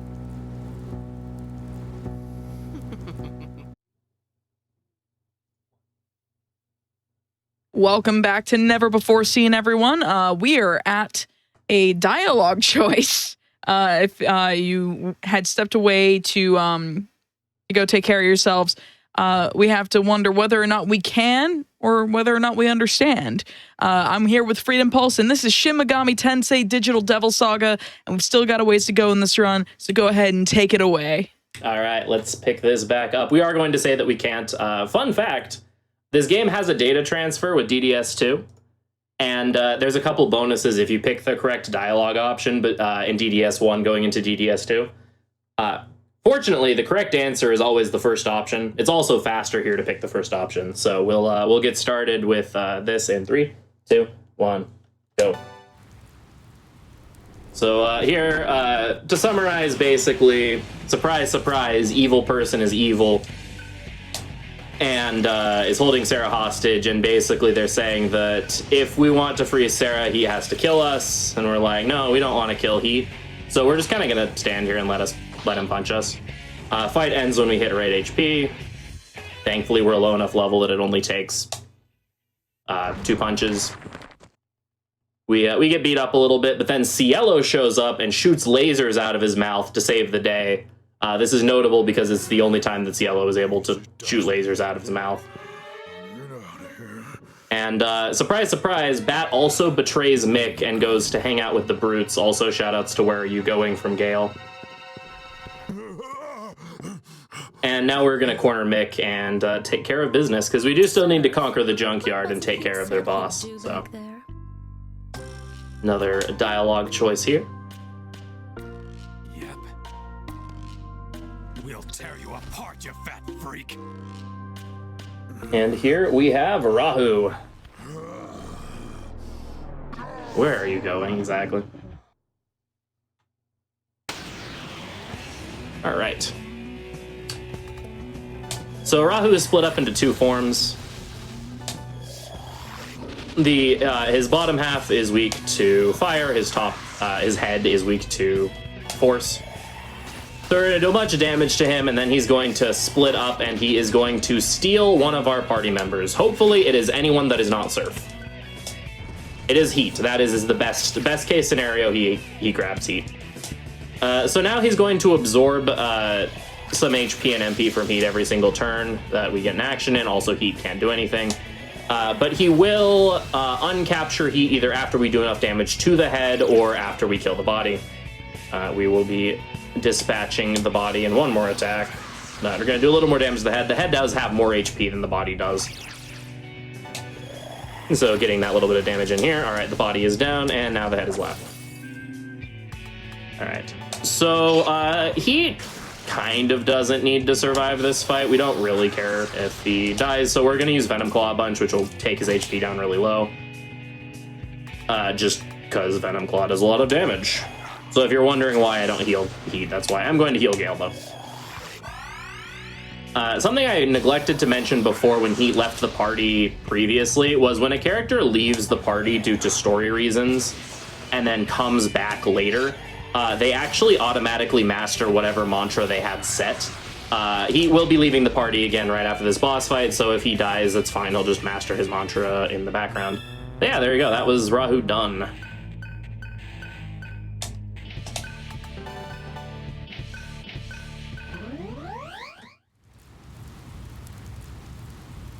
Also, here we get to witness the glory that is Cielo and his wonderful Jamaican accent.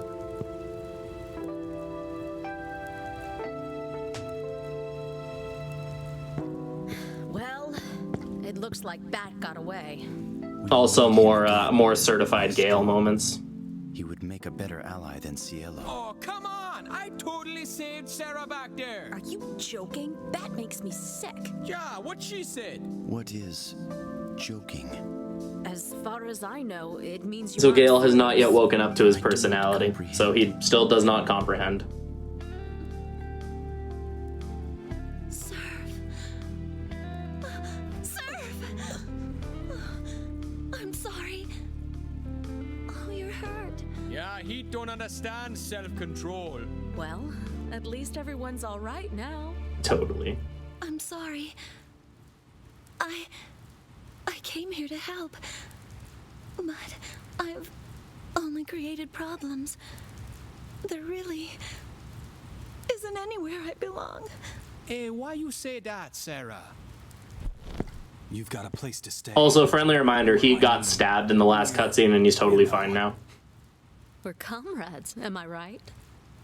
I had to mute and watch the delayed stream for a moment just to hear Cielo's voice, and like, oh my god, he is in fact very Jamaican. He is incredibly Jamaican. Oh, hush, Impressively that's enough from Jamaican.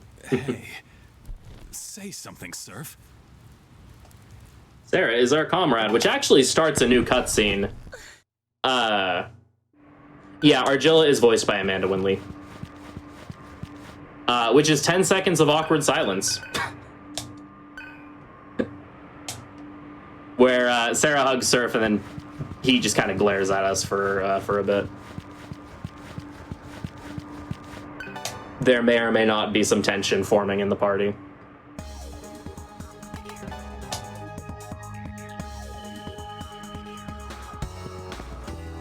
All right, so here we're gonna do a quick little shop.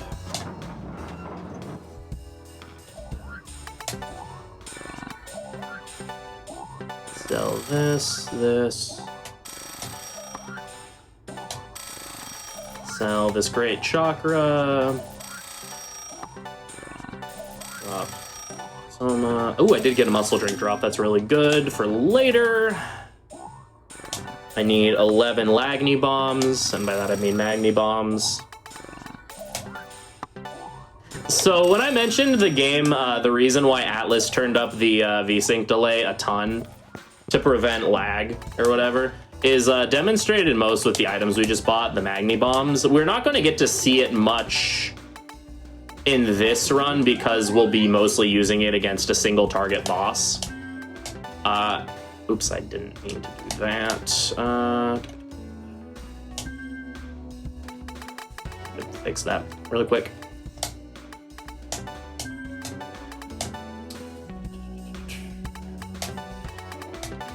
This is what I mean by I mess up one thing in the menu and then suddenly my muscle memory goes out the window and I have to think. Also, the fact that the turbo is doing that does not help.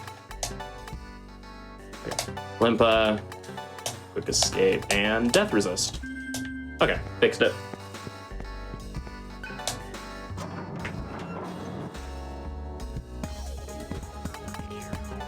Alright, so this next dungeon, so we have Cielo in our party now, we have a full party.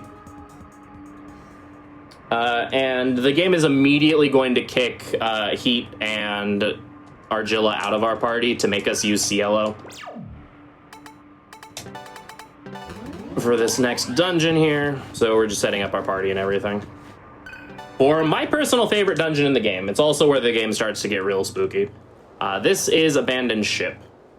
Also, this is the most amount of consecutive cutscenes in the game. There are 5 cutscenes here, where we're introduced to our antagonist for the next chunk of the game, Varen, also known as Colonel Beck. Here we see a little cutscene before. He's the really angry dude with blue eyes that we saw in that first cutscene. We find out that basically, it's hinted at here, but everyone in the junkyard was originally someone on Earth in the real world in roughly the year 2020. I think either 2020 or 2018. That ended up dying due to a set of circumstances that are revealed in DDS2. One of which was a military colonel by the name of Terrence Beck. And somehow these people that died have ended up inside the junkyard as basically as combat AIs. That their personalities have kind of made their way into these AIs due to shenanigans with how data and real life stuff works in the DDS games. So he's really angry because he remembers that he was like a military colonel guy and now he's in this, now he's stuck in the junkyard. So there's a cutscene there where he's confronting Angel about what happened. Angel gives him a cheat code, basically, that we'll see later. And we see that Bat has in fact defected to the Brutes. Our plan here is we're really tired of Bat, just in general, both as a cast of characters and as a person playing this video game. We are really tired of Bat. So we have a plan because everyone is after Sarah, and they know that we have Sarah now, thanks to Argilla, and just, you know, everything that's occurred. So we basically spread a rumor that Sarah is on the boat. And we have Argilla dress up as Sarah in order to kind of further this deception. While Heat takes Sarah to a secure location, and while Argilla is distracting Bat and the Brutes, we're running through the boat planting bombs. The plan is to basically detonate the bombs, blow up Bat and as many of the Brutes as possible with them to kind of even the playing field, because even though we killed Mick and the Solids were supposed to join us according to the rules of the junkyard, they didn't. Instead, they defected to the Brutes with Bat. So because of that, we're like, that's kind of weird. That's not supposed to happen. Because of that, we're very, very much outnumbered, because the only people we really have with us are the members of the Vanguard we beat at the beginning of the game, our dwindling numbers, and the few members of the Maribel that survived getting defeated by the Solids.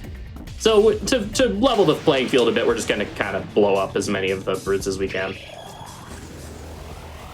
So that's the whole thing with this next dungeon. It's very tense music. It implies you have a time limit, in though in reality this is actually one of the longer dungeons in the game. We're just running through this dungeon. We have to plant a bomb on every single floor. There's a couple mini bosses throughout. Right, so let's throw our rations there.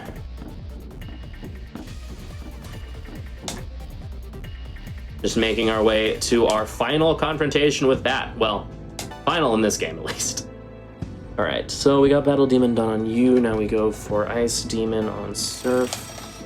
Gale goes Protection because I need a healer. And Cielo goes for Karma. Yeah. Oh, save.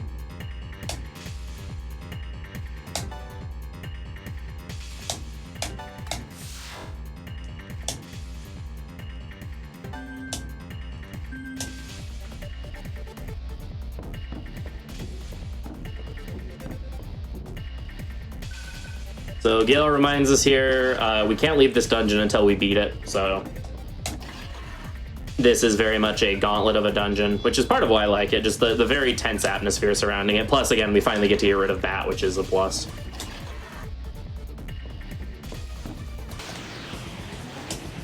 Alright.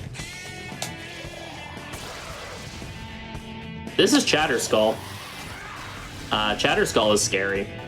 In numbers of 1, it's fine, but there will be a fight coming up real soon where it's a little less fine. Does the world record do this game saveless? No. World record does not save until the final dungeon, I don't think. But the world record actually dies in the final dungeon and loses a bunch of minutes. That's irrelevant, but yeah, the world record does save, just not much. If I was doing PB, when I do PB attempts of this game, I don't save until I get to boat. So this is like the save I just made is the first save that I make in the run usually, but of course this is a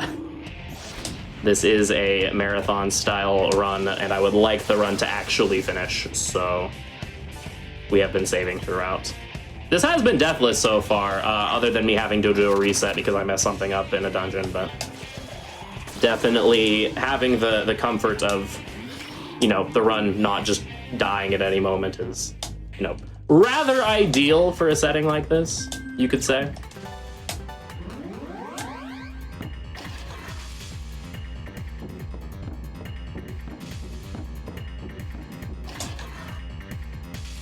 Alright, go this way.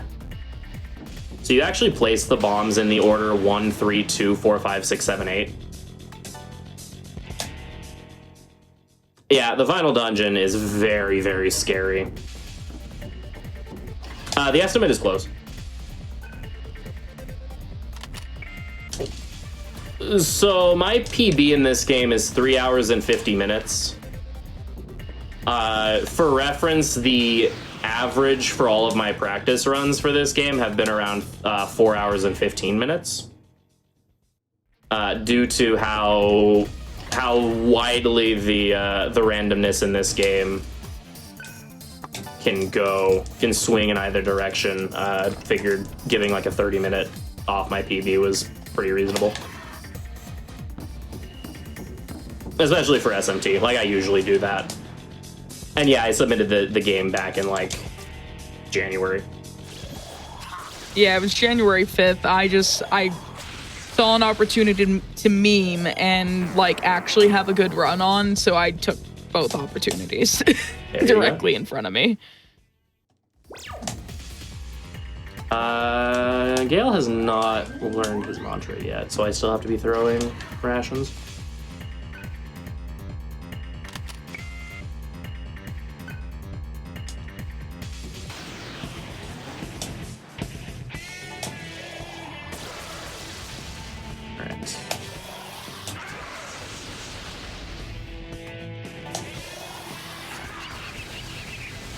Big shoutouts to Isoras, the stingrays that I just murdered.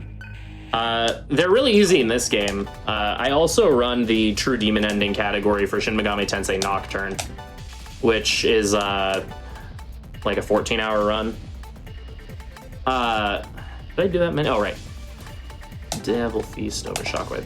You have to do a grind on a bunch of Isoras at about an hour and a half into the run, and it's like the scariest grind in the game because Isora's rude. So stingrays are actually the most terrifying thing in SMT. Oh, nice. I don't need to be fighting this sheep. I don't know why I am. Just, I have to show off dynamic attack sheep.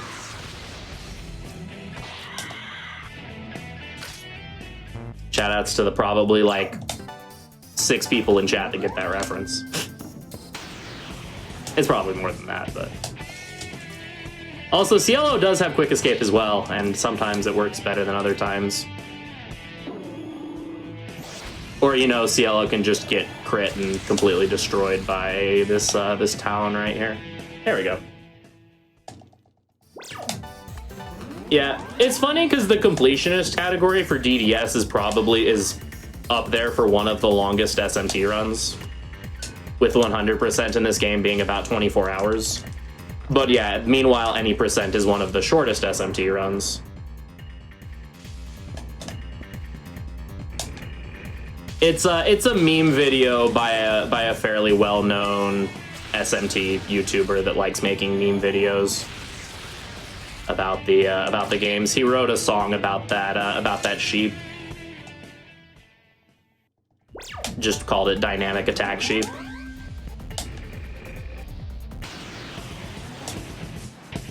Alright, that's...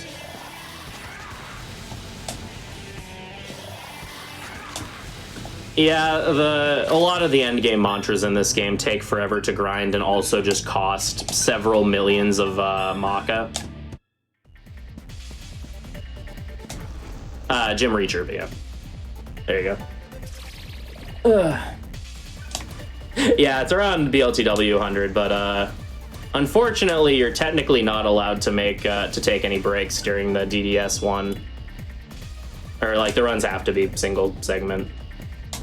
Unfortunately.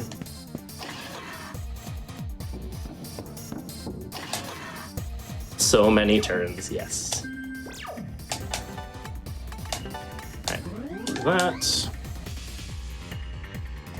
Alright, Gale goes for Ogre, Surf goes for Ice Leader.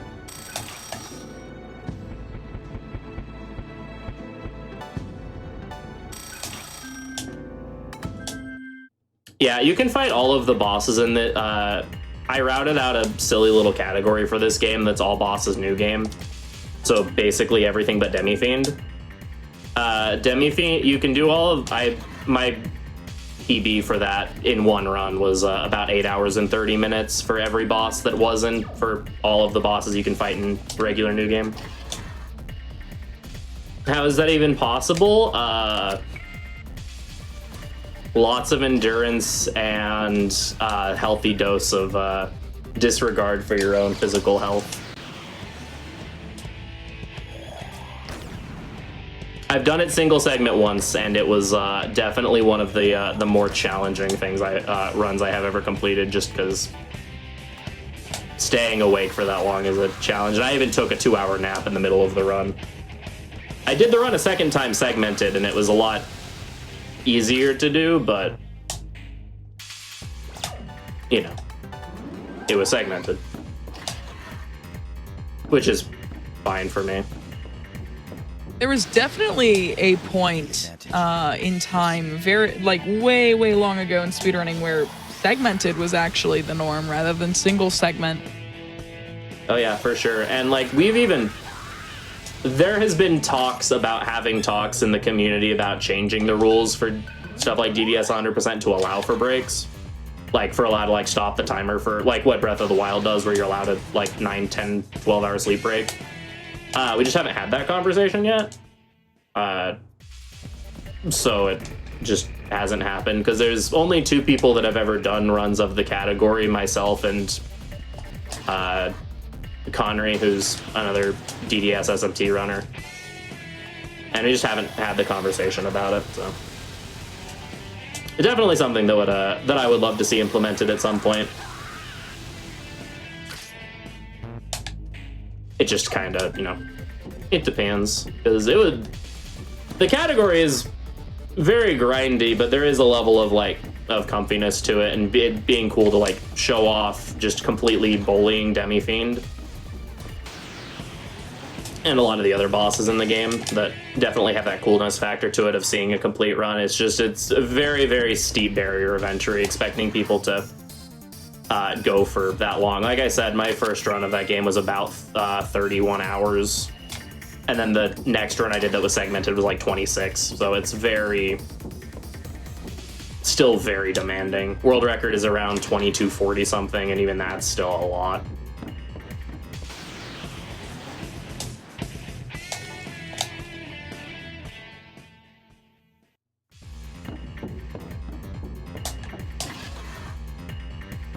Yeah, thankfully Demi-Fiend is one of those weird fights that's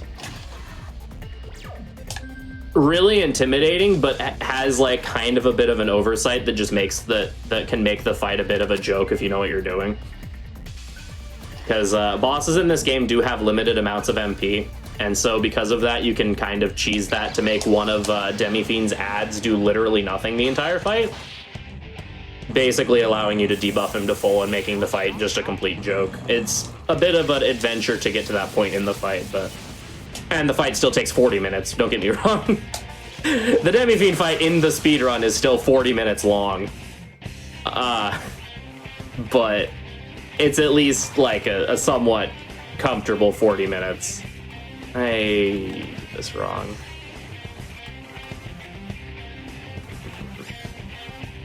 You know what? Om nom. Yeah, the red star method, those of you that are familiar with the game.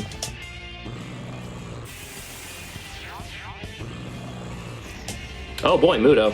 Hey, it landed. Fun fact, Mudo has a 30% proc rate to just insta-kill. And so, of course, the first one you see automatically just insta-kills me. Oh, Mamudo.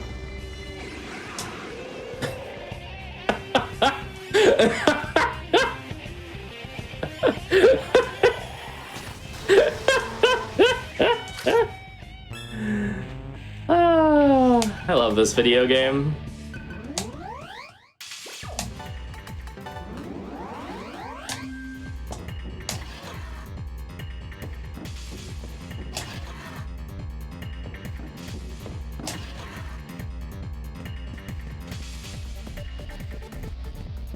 Yeah, so regular I've had runs. So Mamudo has a 25% chance to kill. Also, Cielo has death resist, which lowers the odds of insta kills landing on him. And yet both Cielo and Gale got killed by that. Yeah, Mamudo is either a 25 or a 20% chance to kill. I have had runs of DDS2 specifically likes to throw insta-kills at you, where that, like, Mamudo has killed all 3 party members in one attack, which is statistically very, very unlikely. But that's why I just started laughing, because I laugh to hide the abject terror at my current situation. All right, so this fight can just kind of murder me as well. I think we're starting to see a theme here.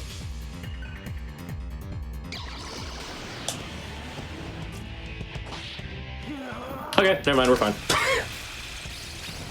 If they use Power Wave multiple times, then death can occur. Alright, that works. Is Satan using Demi-Fiend? Satan is way harder than Demi-Fiend. Satan is a contender for one of the hardest bosses in any JRPG ever. Like, hardest super bosses. Why did I go that way to use a medical kit? Yeah. And that is why we save regularly.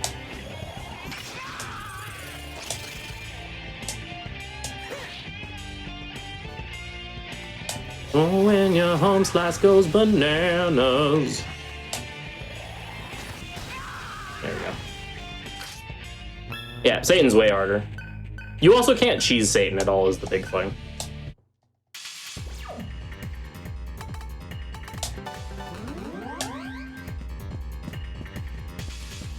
Yeah, Satan is, I don't want to get into it too much because it's very off topic, but yeah, you have to keep track of like 4 or 5 different things at any given time during the Satan fight. And if you mess any one of those things up during the course of an hour-long fight, it's very likely you just die.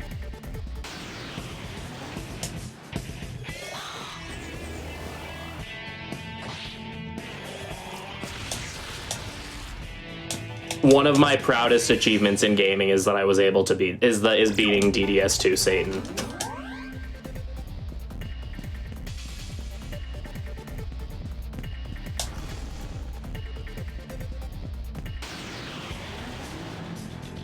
All right, we're almost done with this dungeon. I have one more bomb to place, a couple buckets of KFC to consume. And then we'll be fighting that.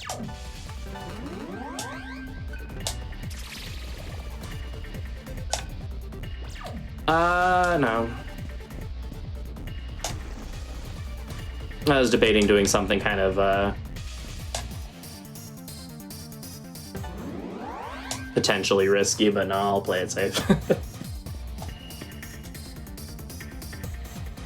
Yeah, he uses Diarahan if he drops below 5,000 HP. Okay, so Fire Lord on Surf. I think Cielo's AP should be fine, especially since I've been taking a few more encounters for EXP.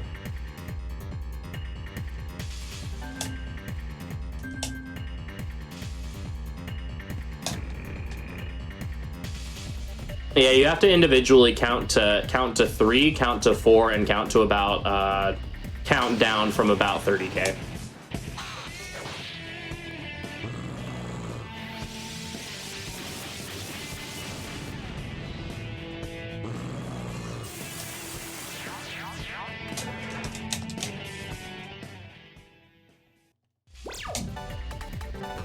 I don't even want to think about trying to count down from 30k. Yeah, so Holy buckets. For that, I used my phone. I used a calculator for his HP. Because you have to count how much HP you're doing to him at any given time, because he changes phases at certain amounts of HP. And he full heals if you get him below 5,000 HP without killing him that turn. Like my biggest pet peeve. Yeah. Every 4 turns, he uses an ability called God's Breath that instantly kills the entire party if you don't have one person fully buffed, which is at +3 in all of the different stat parameters. So you have to count to 3 for buffs. He also can use debuffs, by the way, to make you take longer to do that. And you have to count to 4 to count the turns that he's in. You can also only hit him with certain attacks during certain turns, because he shuffles his affinity around every single one of those turns in the 4-turn cycle. That sounds actually wretched. Yeah, and again, while you're doing this, you do have to keep doing damage to the boss. It's, he also gets, I think, 5 actions every single turn that he gets. There are ways around that to make those 5 actions go away very quickly, thanks to some equipable things you get in DDS2. That being said, that does require him missing you or stuff along those lines. It's, yeah, there's a reason why I say that Satan is easily a contender for hardest RPG super boss. Because it's a lot. And again, the fight goes on for like an hour because he resists everything. So he takes 50% damage from everything that you use. Please do not kill me, game. Thank you for not killing me, game. I mean, the speedrun strat is basically the exact same thing as you would do casually.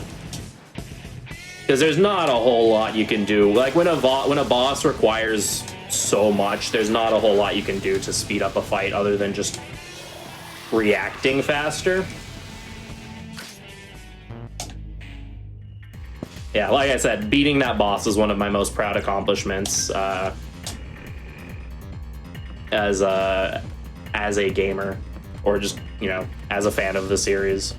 Just in general, that fight is Again, it's an hour long, so you have to be basically on top of your game for an hour. And don't get unlucky too, because he can just, you know, kill you anyway, even if you're doing everything correctly. All right, so we have to eat 2 of these giant birds here to master Fire Lord. This is what I meant by we need a couple buckets of chicken. Hresvelger, which is the bird, can be kind of spooky. If it goes first, it can do a series of things that can kill us. Like exactly what it's doing right now. All right, cool. Okay, never mind. He didn't do Power Wave. Power Charge Power Wave is has a very high chance of being an insta-kill. Oh yeah, he also randomly kills one of... He also does, yeah. He has a lot of other shenanigans that I didn't even bring up that make that fight even more atrocious. Like in the 2-turn cycle, on turn 1 he uses an unavoidable AoE charm move. Turns 2 and 3, once he gets to his final phase, he insta-kills whatever party member has the least amount of magic.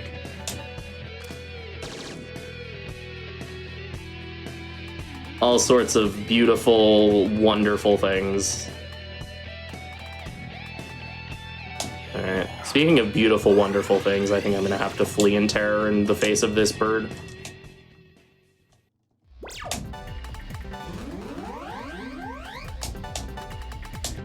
There we go.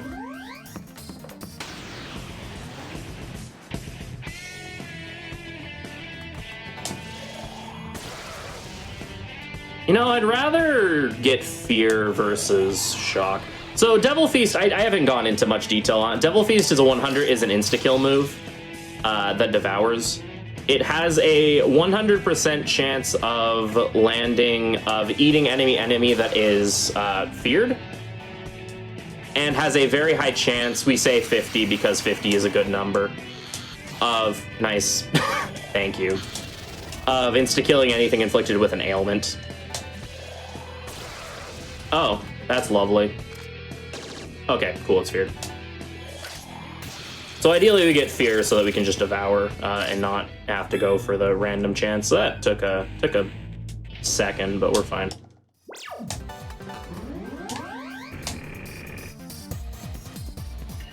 Sometimes you eat chicken, sometimes the chicken eats you, exactly. Very valuable lessons from Shin Megami Tensei. All right, time for Bat 3.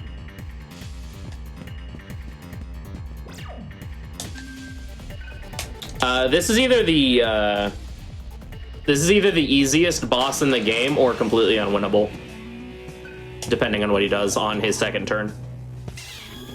Those are 2 very steep extremes there. What? Yep.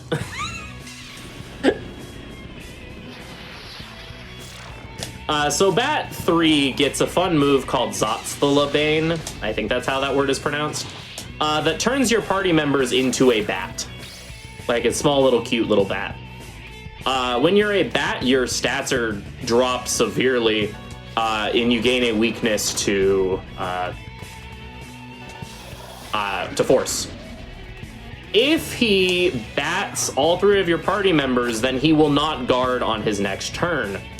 If he does not guard, I have to put up a force repel and pray that he uses a force skill and doesn't just kill me.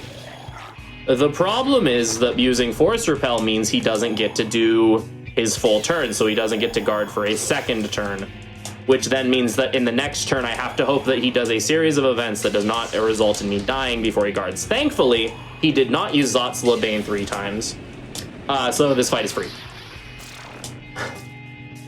He did it once, but I don't care if he does it once. His AI is scripted in a way that he will guard every turn as long as he does not Zotzthalabane 3 times.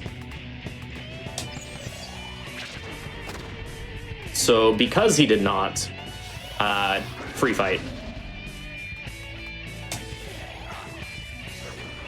And there we go. There's that down.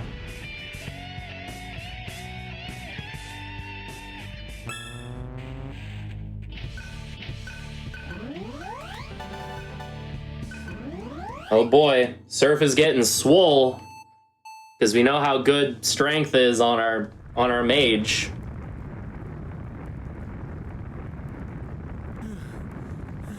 Oh man, you three are. All right, we have another unskippable cutscene. Yeah, that was a very nice bat fight. Do you realize we could share the same fate as them? Like I said, that fight is either free, easiest fight in the entire game, or unwinnable, We'll develop depending just on as the mood he survive, is in. But eventually we'll die. All right, so for like probably the first time in the entire game, we actually came up with a plan that succeeded. We aren't any different from him. Yes, this event cannot be skipped. Yeah, so as a brief explanation, words. This game's battle system uses what are called press turns, where you get one action per party member that you have. The game rewards smart gameplay, where if you hit an enemy's weakness or get a critical hit, then that one turn will basically become a half turn or an extra turn. So you get one additional action. However, if you you hit an enemy with something that they block, absorb, or repel, then you lose turns.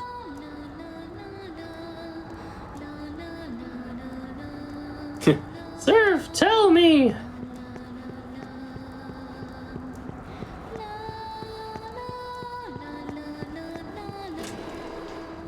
Tell me that this event cannot be skipped. Exactly. All right, so we reunite with Sarah and Heat. We're starting to definitely see a lot more tension in the party between Surf, Heat, and Sarah. And at that moment where we notice that, we find out that the wolves, who are the only other tribe who were involved in this, have fallen. They were defeated by Varen and the brutes. Where basically Gale was like, oh, well, I was actually kind of hoping that when we were done with that we could actually team up with the wolves and defeat the brutes, because the brutes are just way more powerful than everyone else. However, we then find out that Lupa, who is the leader of the wolves, yes, very creative name as well, is actually in Svadhisthana, aka the first dungeon of the game, and wants to meet with us. So now we get to run through the first dungeon real quick. That's all that I sell. I'm gonna leave the shop and re-enter it. Hopefully I sold enough. Okay, that's kind of unfortunate. So ideally I would have made enough money from selling items that I would have gotten the ability to buy a stoma sprays so I could turn off encounters while I was running through the first dungeon again. Unfortunately, your how much you sell items for is variable depending on what your cycles are like, and I guess my cycles just kind of lined up in a weird way. It's also somewhat drop dependent. You're highly likely to get cells from the Hresvelgers that you kill. I, however, did not get any drops. Okay, I can buy the full 6 here.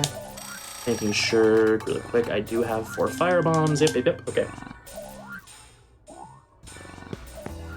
So we will be getting random encounters as we're running through the first dungeon again. They're still the enemies that we were fighting at the beginning of the game, so they're not threatening, it's just obnoxious. Alright, so here we use this magic on Argilla to make her a little more tanky, and then we do some setting. Argilla gets No Panic over Zio. Surf gets Miragion, Bufula, Frost Breath, Fire Drain, and Ice Boost.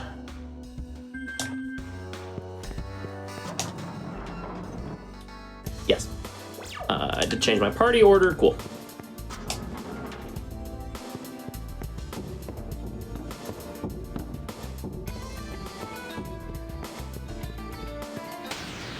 Yeah, you know, and especially since these games like to change weaknesses between games in the same series.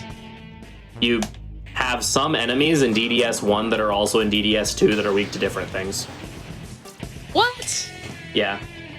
Consistency, please. Yeah, it's really fun when you're like me and you speedrun almost every game in this series. And you have to remember which enemies do what between the games. There's a specific enemy, the cat girl enemies that we ran into earlier, Nekomata. In this game, they're weak to electricity and they're neutral to force. In Nocturne, they're still weak to electricity, but they drain force. So hitting them with wind attacks is a bad idea. The problem is that the best element in all of Nocturne is wind, so that's what your first inclination to use against them would be. Usually does not end particularly well. Can you speedrun SMT5? You absolutely can. The world record for normal mode true ending is about 7.5 hours. And that's actually my next project for speedrunning in these games, is to finally finish learning 5. Yeah, DDS1, they definitely wanted to introduce Earth as an element. Like, be like, hey, we have this new element that's not in any of the other games, pretty much. You should use it. And so they make a lot of things weak to Earth, or a lot of things at least susceptible to it. Like, for example, the best element to use against Satan in DDS2 is actually Earth, because he's open to being hit by it for more turns than any other element. Oh, I mean, you don't recognize... I mean, like, Surf looks very much like Gordon Freeman. I mean, they're basically the same person. Alright, so here we meet Lupa. Lupa's like, hey, I actually want to team up with y'all. The only condition is that, basically that you kill me and then take over my tribe because of the old rules. And we're like, well, we kind of don't want to do that because you seem like a nice guy. And he's like, all right, well, we'll talk about this later. So now he shows us the sewers, which connect every single area in the game. This is how he escaped getting defeated by Varen. And this is the next dungeon. All right, so here we get Earth Emperor on Surf, and no other mantras, correct? Correct.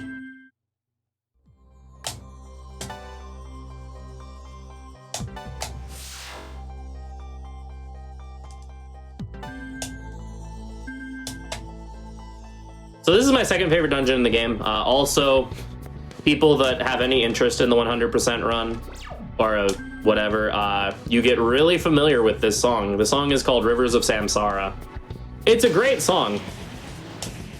Yes, Lupa is the honor guy. He also talks about how Gale is a person of honor. So Gale is the only person in our party who... It is honor, you are correct.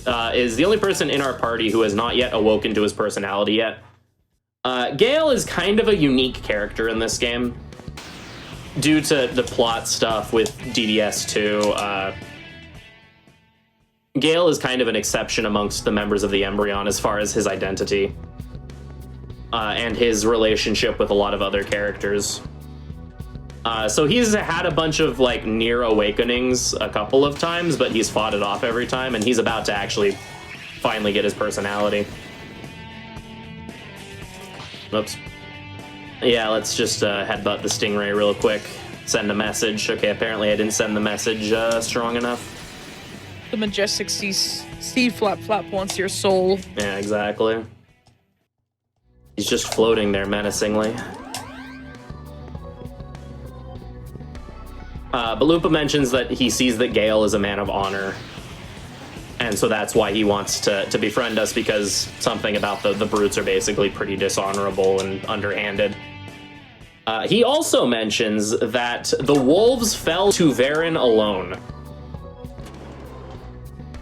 That basically Varen, or Colonel Beck, blue dude, basically 1v1000 the entire Wolves tribe. And we're like, oh, that's spooky. So, Lupa agrees to basically act as a distraction so that we can make it through the sewers with minimal interruptions and infiltrate Ajna, which is the final, the base of the brutes. Also, a big fan of Water Snack Mizuchi. I don't know why I'm a big fan of the Water Snack, but I am. Like, sea flap flaps, water snacks, like, you can't go wrong here. Exactly. Also, that swimming animation just looks really silly. Yeah. Yeah, so here is the water pump puzzles. I'm gonna fight this because there is a chance I can get a Fornius back up here. So I do need to master Surf's mantra by the end of this dungeon. It's better to do it the further into the dungeon I get, because the encounters get, you know, progressively higher level, and as a result of that, they give more AP. So the issue is that the Nocturne remaster is actually in Unity and not in the original engine. They ported over the game to Unity, which is also why the Nocturne remaster has so much kind of weird things with it. More Tentarafu. Yeah, so not this dungeon specifically, but the Samsara tunnels. Like I said, there's a set of tunnels that basically connects almost every area in the game. One of the other sets of tunnels that leads to one of the game's super bosses, Beelzebub, has a pretty famous hallway that only spawns an enemy called Titania. And that generally tends to be people's preferred grind spot in this game because Titania is a really high level enemy. It's actually not where 100% grinds. 100% grinds in the dungeon, but not in the Titania hallway. Yeah, the gummy worm is a little bit later.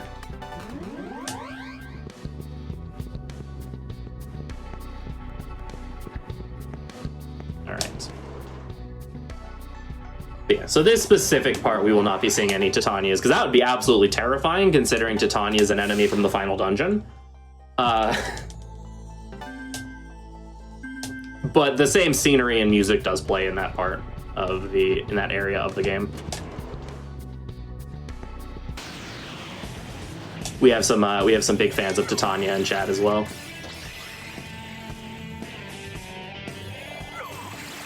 All right, so ideally we see more birds. Hresvelger is one of the enemies we want to see. Encounters with the stingrays can be backed up by an even larger stingray named Fornius. That would be cool. Also, there's a giant turtle named Tanki that would be really cool to run into. Those are the 3 enemies that I'm hoping to bump into. Because it's Mothman! Shoutouts to Mothman. Mothman is the best demon in SMT history, objectively speaking. There's 3 of them. Look at them just pop very happily. I was going to, I actually have a Mothman shirt and I was going to wear it, but I forgot and wore it yesterday instead. Otherwise I'd be repping our boy Mothman.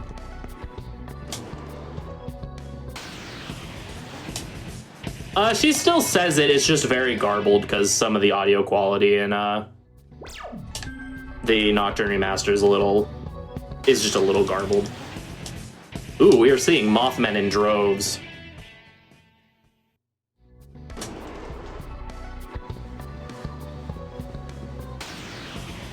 Yeah, a lot of fans of Mothman. Mothman is basic, like, Jack Frost is the mascot of the SMT series. Is the official Atlas mascot. Mothman is basically the mascot of the SMT speedrunning community. For a couple reasons. One, because he's adorable. Like, I mean, just look at him. He's just cute. Another is he ends up actually being a really good demon in a lot of these. I mean, look at him. He's so cute. Just very happily flapping his wings and then hitting Cielo's panic weakness. Just kind of rude.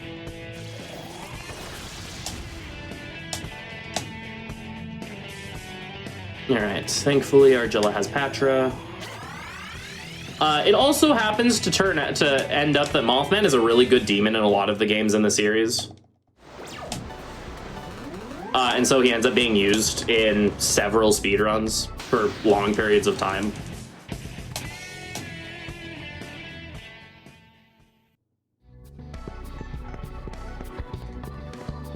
So that's just kind of it. Also in this game, in an older version of this route where we fought more encounters, we wanted to run into a lot of Mothmen because they give really good EXP and AP. So they're just, you know, really good to fight. Them and the starfish.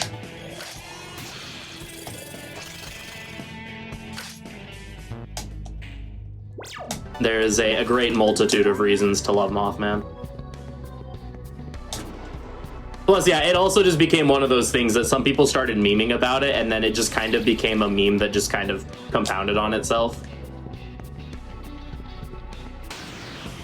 I know those kind of memes. I know one community that has a hyperfixation on Big Chungus. Ah. Yeah, Mothman is a Tetrakarn bot in Nocturne, exactly. He's also very sassy in SMT5, which helps as well.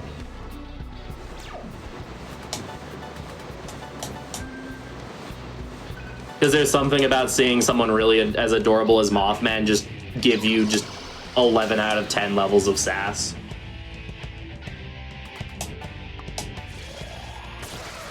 Okay, cool, we got that. Now use... I should still have landmines, there we go.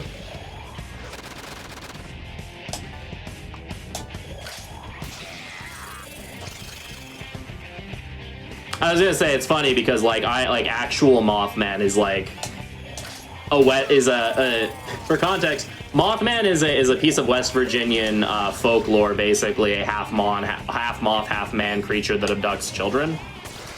However, Mothman in SMT is like the most adorable thing that you've ever seen in your life. So, you know.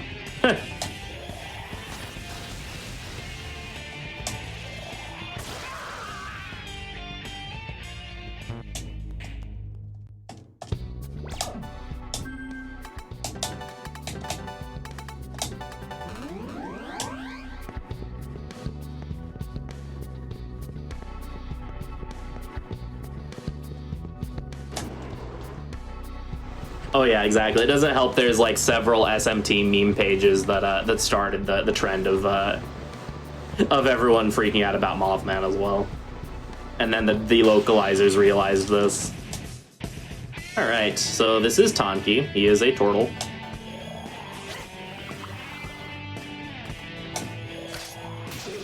And might as well call us Shredder because tonight we dine on turtle soup.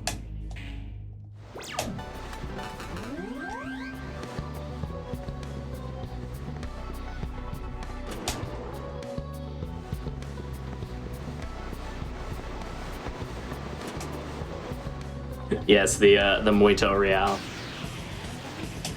More turtles.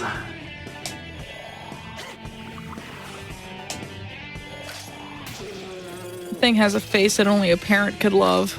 Yeah. And cool, we mastered Fire Emperor. So not only do we have Agidine, we also now have Fire Amp, which is rather insane.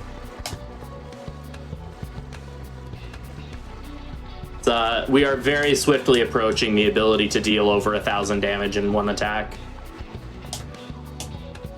How severely underleveled are we compared to where the game expects us to be? So Cielo is level 32, and and he entered the party at level 30 at the beginning of Boat. You were supposed to be about level 30 when you started Boat. Boat gives you a lot of encounters. We are probably supposed to be at level 40 right now. So yeah. So Surf is about, 16 levels under what you're technically supposed to be. That's math, right? That's how you do math? Yes.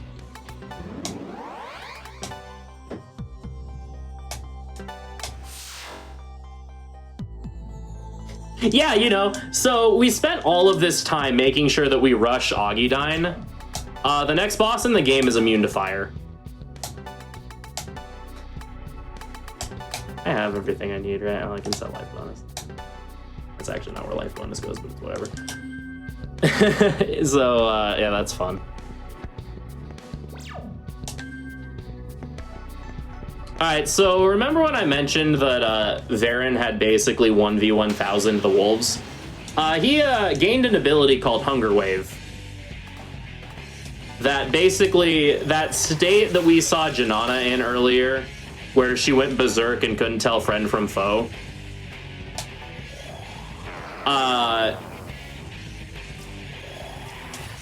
Varen has the ability to inflict that at will.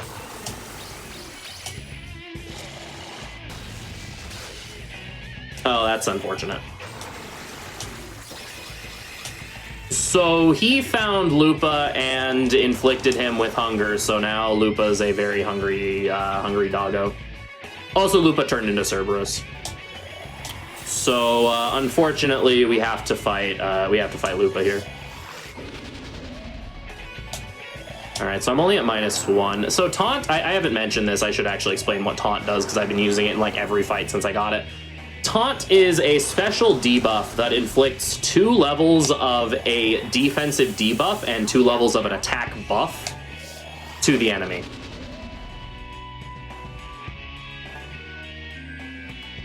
Buffs stack up to 4 times in this game. And Rekunda, which is the defensive debuff, is really, really far away and out of the way to having access to, so taunt is amazing. It's one of the most used skills in the game.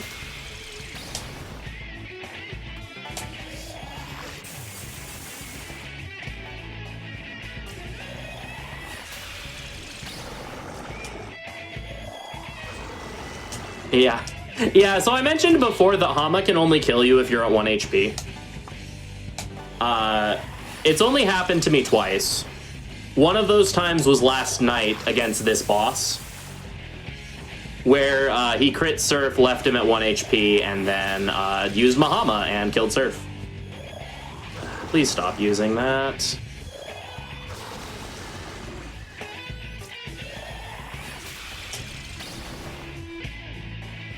Okay, so I'm going to...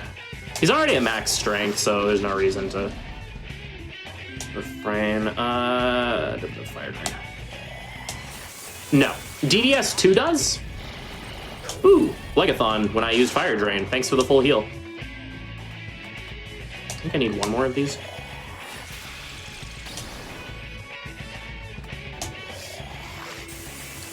So Taunt is the only special debuff in this game. DDS2 adds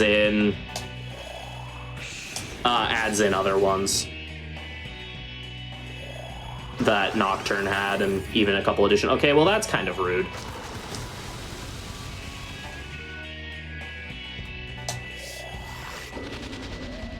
Cerberus is currently being a bad puppy.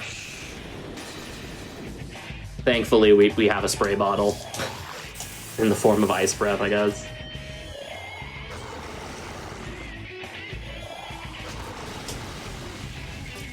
Alright, so we have to basically kill the second and third heads at the same time. The way this fight works, the left, technically right, head, the one that I killed first, can heal, so we wanted to get rid of it as soon as possible. Okay, please stop using Rakukaja. Wanted to get rid of that. Head as soon as possible. And then we want to kill the middle and left heads at about the same time. The middle head has a lot more HP than the other two, so that's why we hit it with a couple of single target Bufulas before we swapped over to using Ice Breath. Okay, you're cool. Bye, Cielo. Oh, Cielo lived. Wow.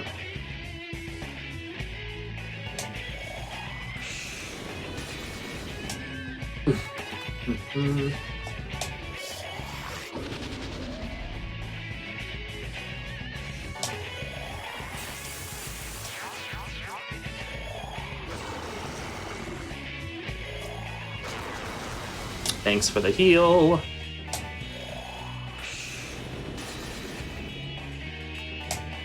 Actually running kind of low on MP. On heat. I think this is the final attack, though. Okay, so we left the left head alive, which is fine. The thing you really don't want to do is leave the center head alive. If you leave the center head alive, it does things like Psycho Rage, which gives it 4 turns, into like super strong physical attacks, and just really, really bad things. Leaving the left head alive isn't ideal, but it's fine. Surf getting another point of strength. Very cool.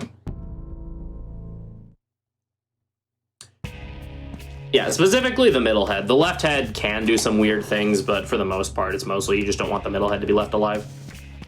All right, so unfortunately, Lupa did not make it through that encounter. However, Gale finally woke up to his personality. That's pretty cool. Gale finally comprehends. He also has a really, really cool line that we don't get to hear. All right, time for the second to last dungeon in the game. You may note that we are just under 3 hours into our 4-hour run and I say that this is the second to last dungeon in the game, yeah, the last dungeon takes like an hour. This dungeon's very short, and then the final dungeon takes like 50-something minutes. Yeah, I was about to say, like, that means that this dungeon coming up must be extremely short by comparison. Yeah. This is, like, probably the shortest dungeon. This is shortest or second shortest dungeon in the game. It's more here for the story factor, plus, like, the fact that we've been building up to the brutes for so long that they felt that we didn't need to spend a ton of time fighting them more. Alright, Argilla goes for Shura, because she also needs Battle Demon, because she needs Taunt as well. Gale, I can give this early so that I can do some safety strats. Yeah, SMT as a series really, really loves final dungeons that take like that can take a couple hours. That's a running trend in these in this series. And it also leaks over into Persona too. Yeah. Just remember my first playthrough of Persona 5, just constantly debated into thinking I'm at the end of the final dungeon, and it's just like, nah, you're not. You still got a chunk to go. Yeah. Okay, cool. Am I done now? Nah. Nope. Another hour. Yeah, exactly.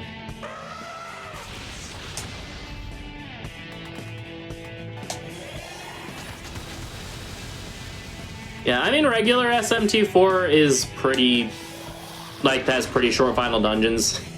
The final dungeon in SMT4 is 20 minutes long. Between, like, beating the second to last boss and then beating the final boss is, like, 24 minutes or something. And you spend about 6 or 7 of that fighting the final boss in the speedrun. Meanwhile, the dungeon before that's like 40 minutes long. It's SMT4 is a very weirdly paced game. And then 4A, the final dungeon, is just like the worst dungeon in all of SMT.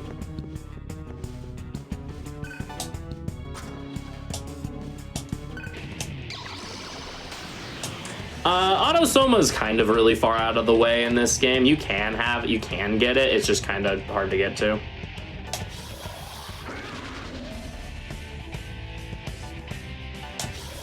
Like, realistically, you're not going to get Autosoma unless you're, like, really, really trying for full completion.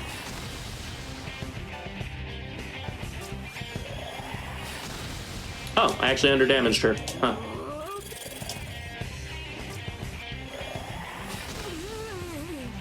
So, ideally there, I avoided damaging her, because if you don't damage her, then she doesn't do anything, really, other than, like, basic attack.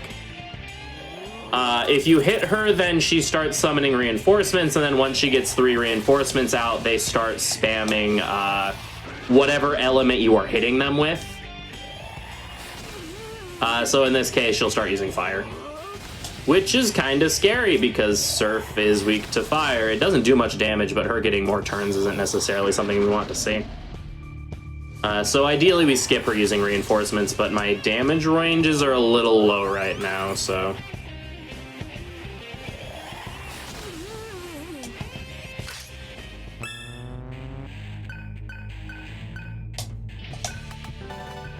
Also, yeah, now we're seeing how underleveled we are, just based on the fact that all of these mini-bosses are giving us, like, 2-3 levels each. And we're still going to be massively underleveled by the time we finish this dungeon. Also, yeah, this song is amazing. It's called Home Sweet Home. Great song.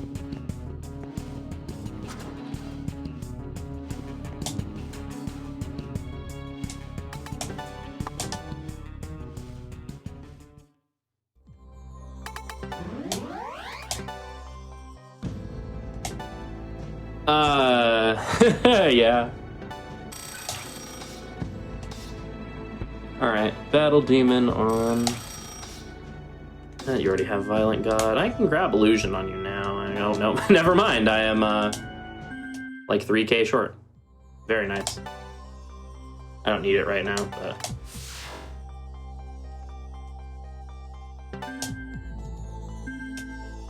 Yeah, magic tends to be consistently pretty good in SMT, with only a few exceptions.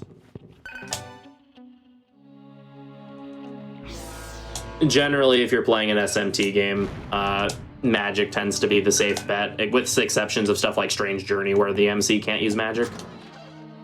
SMT5, it's actually a pretty even split. Both builds are equally viable. SMT5 is like easily the best balanced between Fizz and magic, because they both have their chances to shine. Strength has Fizz has the better skills. Like the best Fizz skill in the game outshines every other magic skill in the game by a lot. However, magic is just consistently better.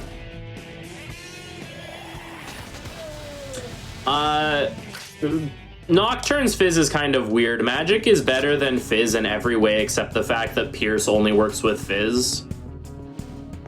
So if you're going for a specific ending in Nocturne, you have to go Strength, otherwise you're gonna have a really bad time. So Gale's about to get obliterated here by some Thunder Puppies. And by Gale. Yep. There he goes. And by Cielo. Surf, please run away. All right, cool, we're good.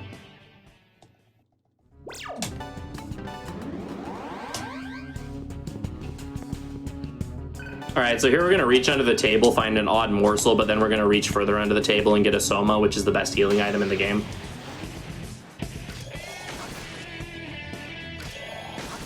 Oh, nice. Very cool. Thank you, Otavaka.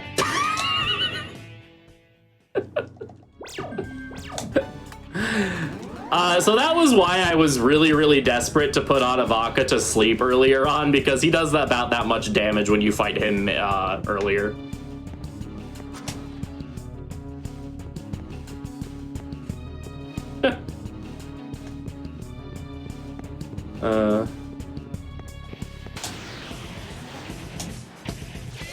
All right.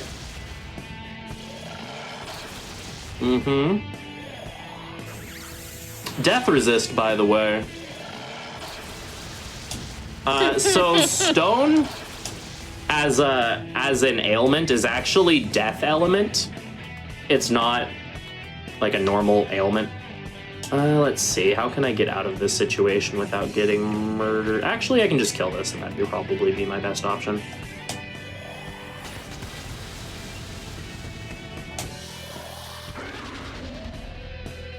Also, shoutouts to Cielo just kind of floating in the air like that while being a rock.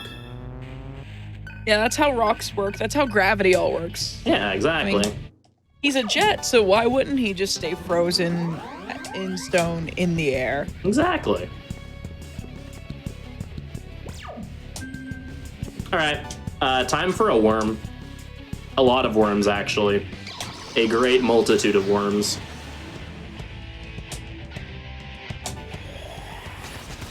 You know, the whole crew just rolled up to get set on fire. Yep. Yeah, rocks do still get an EXP and AP.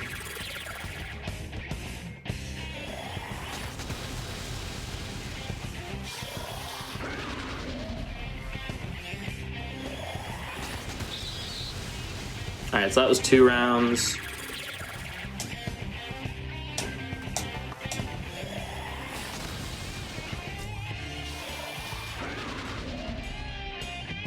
They have fun little animations, too. Just flails arms violently. It's me whenever I'm upset. Just flailing my arms violently and hoping, you know, something comes of it. And there we go. Hard fight.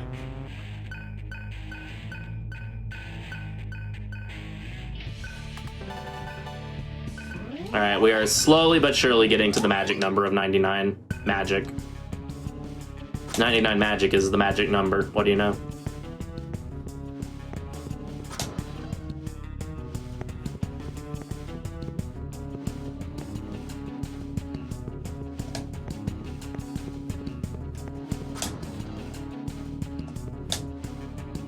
All right, one more mini boss and then we go fight Varen.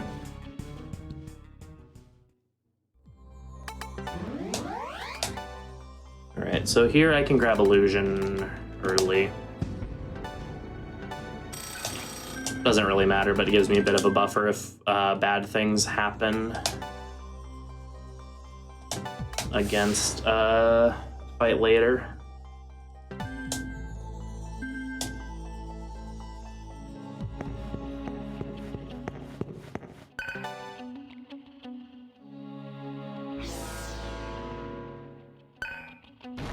Yeah, the funny thing about the stat biases in SJ is that they really don't mean a whole lot.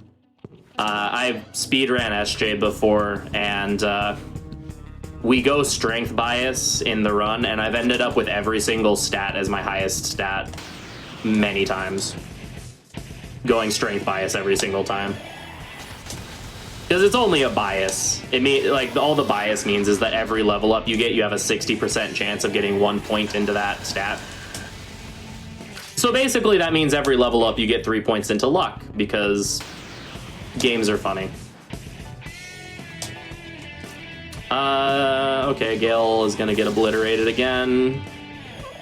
A running themes in these games is that Gale does not have a very good time most of the time. For whatever reason, electricity ends up just being one of the more common elements in these games, so Gale just has a very bad time quite frequently. Okay, well, that's kind of unfortunate. Please run away. Okay, we're good.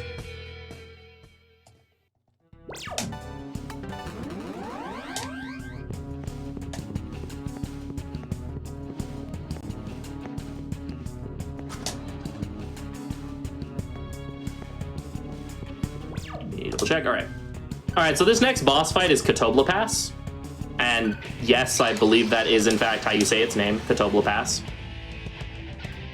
It's a giant evil camel thing.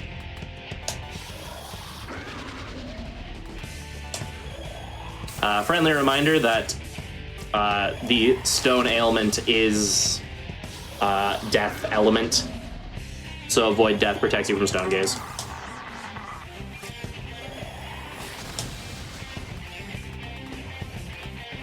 Alright, this is why I stocked up on 4 fire bombs, as long as we don't miss.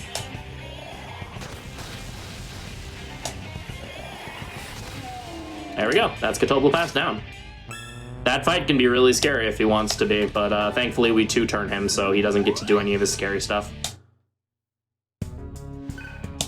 Something Death March. What does that do? Oh. Yeah, he's a random encounter in the next dungeon. And he has an ability called Death March, where if you get him into red HP and then don't kill him, he explodes and does a lot of damage to the party. I have learned that lesson in a very fun manner during a really good run. As I have with most of the fun things in this game. If there is something silly in this game, I have probably died to it at some point. Alright, Heat becomes Angel. Argilla gets Raxus. He already has Illusion, you already have Violent God.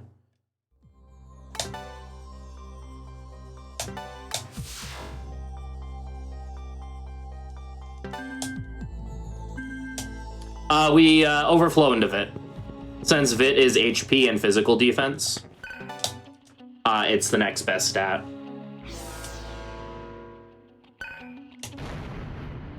Have I died to Mothman yet? It's possible. I've also been running this game for like 2 years now, so I'm trying to on and off. I've probably almost died to Mothman. I don't know if Mothman has killed me in this game. He's definitely killed me in Nocturne before. But I think Mothman has he's definitely killed Gale. Because again, electric demons against Gale equals bad time. Oh hey, it's the gummy worms. This is Yearlinger. He is my worm, and I love him. Oh, those are really gummy worms. Holy buckets. You weren't joking.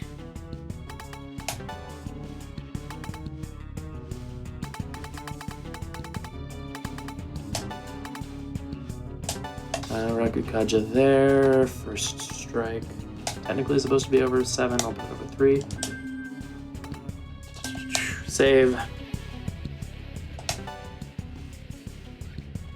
Not die tends to be a good secondary stat. Big fan of the not die stat. Tutorial Preda is in reality the scariest thing in Shin Megami Tensei Nocturne. All right, time to fight Ravana. So Ravana is a 2-phase fight. His first phase is a invisible squirrel, where we get to play whack-a-mole. All right, 1. Nope.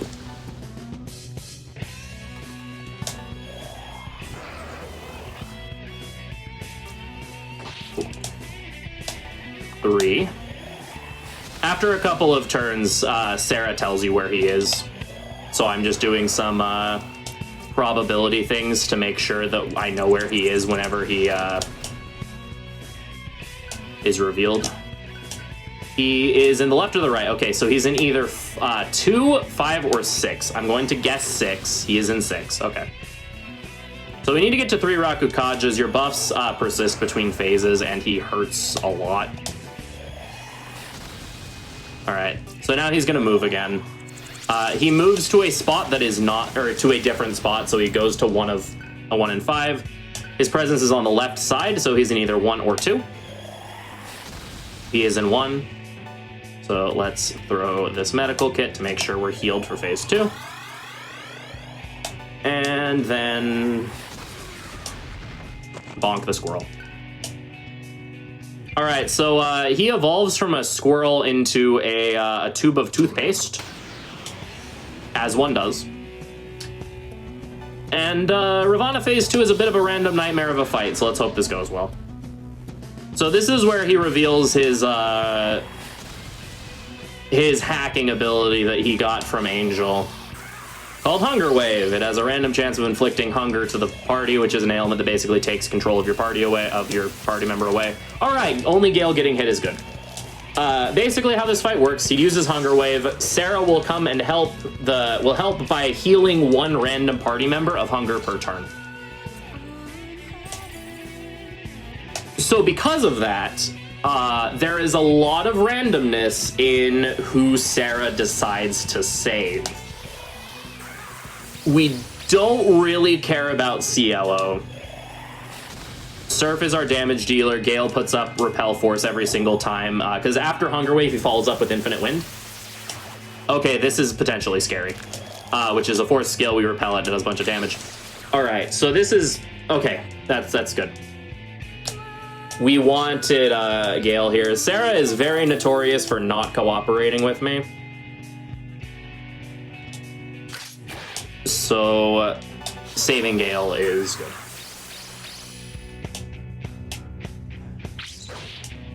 All right, you are going to use Bufadine, that's fine. Okay, so hopefully Surf gets saved this next turn. If she saves CLO, which she probably will. Oh, wow. Color me impressed.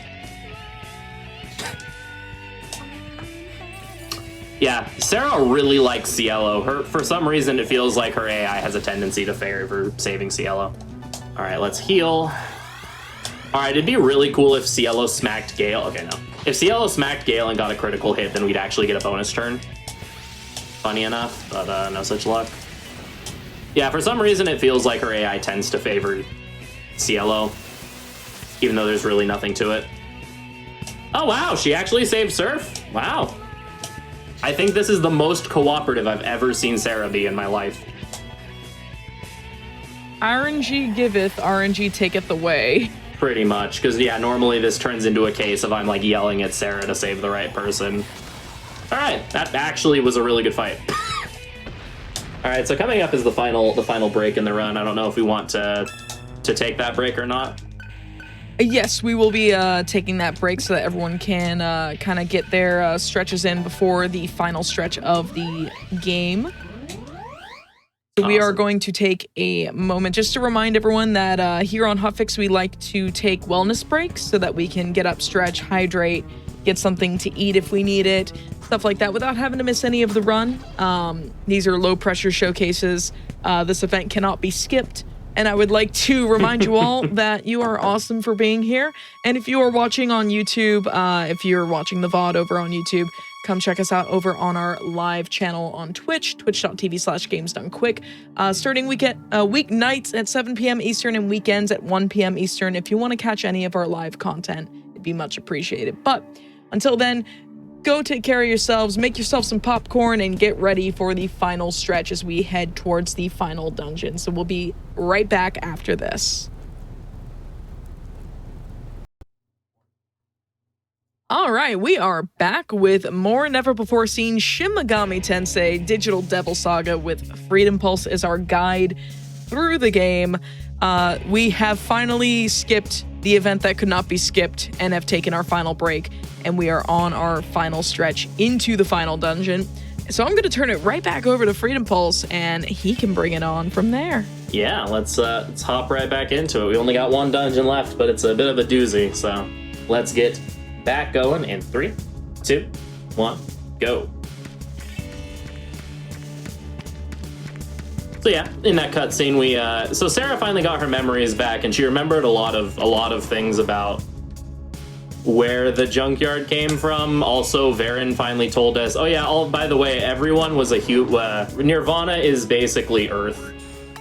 Everyone in the junkyard is someone that died in some horrible way. That died basically when demons came to the real world. And so Varen's trying to get out. So we're like, oh, we're all dead. And then suddenly Sarah gets her memories back and just like runs away and avoids all of us to go confront Angel by herself. Because that's a smart move. Yeah, you know, the one person that doesn't have any like powers to turn into a demon is gonna go confront the big bad evil of the game. All right, and then about 41 medical kits. Yeah, perfect. I actually have pretty good money. And so we did win, though. We have conquered the junkyard. We are the only tribe standing. Everyone now defers to us, and so it is time for us to finish what we have been working on and climb the tower. Also, try to get some answers from Angel as to what is going on. And spirit.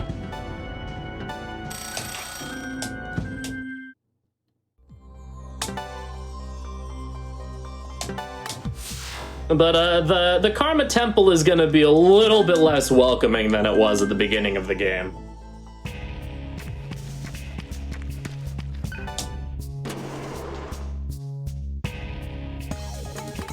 You know, before there were like the guards, they were very pleasant. But here they seem to be a little more antagonistic. And we get another boss music song thing. Also, we're fine. Yeah, SMT games and characters making bad decisions tends to be a trend. Or most media. Alright, so these temple guards have the revert ability, which turns you into your human form, which can be kind of annoying if it lands on Surf. We bought a bunch of wild bombs, which use an Almighty element skill. Almighty is a unique element in that it cannot be blocked or repelled, resisted, whatever. For the most part, there are some bosses that resist Almighty. But it also doesn't hit weakness. So we bought a couple wild bombs, which does heavy Almighty damage, just in case Surf gets reverted so we can finish off these fights. I just had a revelation. I've been looking at Cielo's demon form for a while, and I'm just like, what does he remind me of? He reminds me of freaking elemental hero Neos from Yu-Gi-Oh! If anyone has ever seen what that monster looks like, don't worry, I'm going to give you a link for what I'm talking about, and maybe you'll understand as soon as you see the head shape. That's glorious. I don't think I can unsee that now, and I've been playing this game for years. Yep. Like, just, he's elemental hero Neos. That's what he is.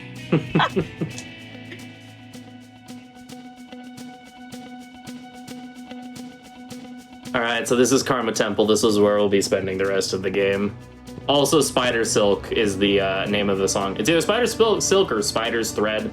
Something like that. Really good song. It's a progressive song, so the higher you get in the dungeon, the more instrumentation you hear. We'll actually drop below sea level for a bit and there will be no music. But once we get to the upper area of the of Karma Temple, the song is just absolutely amazing.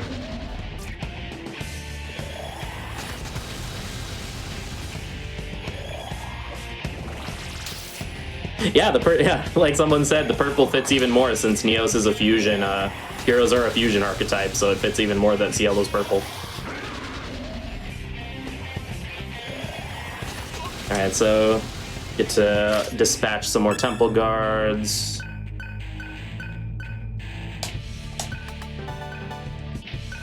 There's 96. I am actually a little over leveled even, versus what I would normally be. Like, not compared to where I'm supposed to be in this game. I'm like 30 levels under what I'm supposed to be at this point, but alright, let's go back to Ice Wolf.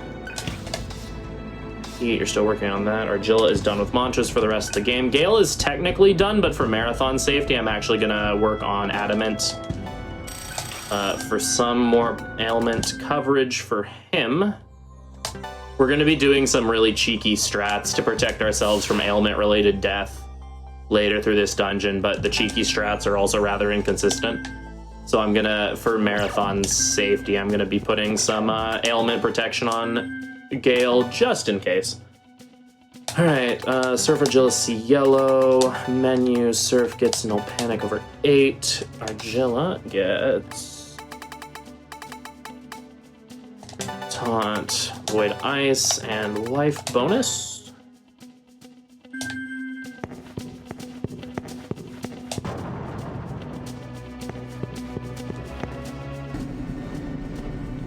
Someone's asking, doesn't Cielo level randomly? I remember my few SMT friends disliking him. No, is that why game levels are fixed. All of the levels in this game except for the main characters are fixed. A part of the reason some people don't like Cielo is because he's weak to ailments. He's also an agility-based character, which is kind of weird. It's nice because he dodges all the time, which is great. But it does mean that, you know, in some of the defensive stats, he's a little bit more lacking. But the lack of an elemental weakness makes him really good. He ends up being him and Gale end up being the two most used characters across both the speedruns for both games. Other than Surf. Yeah, because like I was about to say, you've had Cielo in your party basically from the moment you had him available. Yeah, that's a trend throughout the speedruns of both games, even the completion categories. As soon as Cielo joins, you never leaves your party.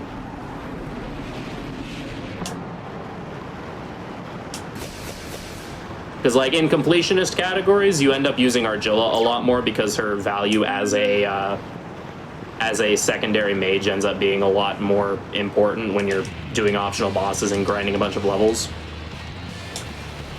Yeah, I mean, the second game does force you to use Cielo a lot more, that is true. Alright, so this is Vasky. Vasky is a multi-handed snack that likes making finger guns. Hopefully we don't see any finger guns, because finger guns mean pain.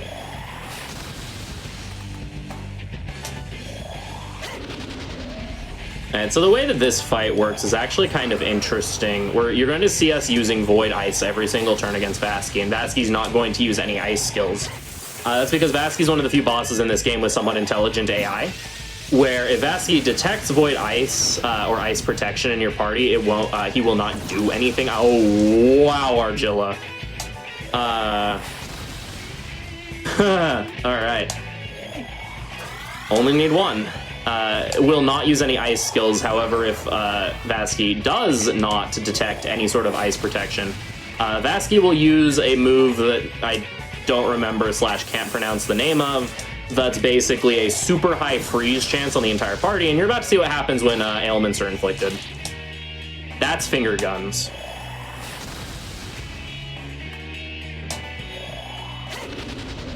Vasky's basic attack animation is finger guns. You may have noticed we have taunted Vasky to full attack in order to do lots of damage to him. So yeah, lots of pain if ailments are inflicted and finger guns occur. That actually was not endure, that was just getting lucky. I don't think it's Cocytus. Cocytus is a different move, I'm pretty sure it's not that. Yeah. Alright, cool. Good fight. Scary fight, but good fight.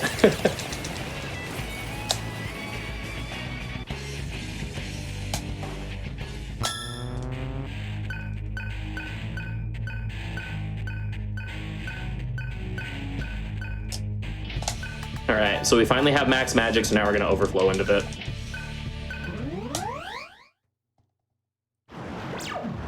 Alright, yeah. Gale, set, Gale gets first strike and fizz. Okay, time for fun. So this is Karma Temple. Like I mentioned, we're supposed to. The game intends us to be like upper 50s at this point, low 60s, and the encounters are balanced with that in mind.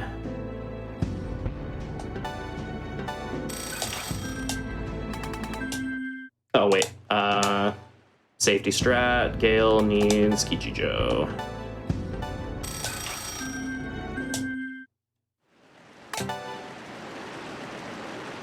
As you can tell, we are very clearly not not upper 50s. So this dungeon will get a little interesting. We do need to take some more encounters. Surf has to finish learning his last mantra, which is the mantra that has Bufudyne on it. That's actually really good. So the way that ailments work in this game is they actually have a priority system. You can only be inflicted with one ailment at a time, and permanent ailments tend to take priority over temporary ones. Ooh, this is perfect. Stun is one of the highest priority ailments in the game. Himalaya, okay. That's what it's called.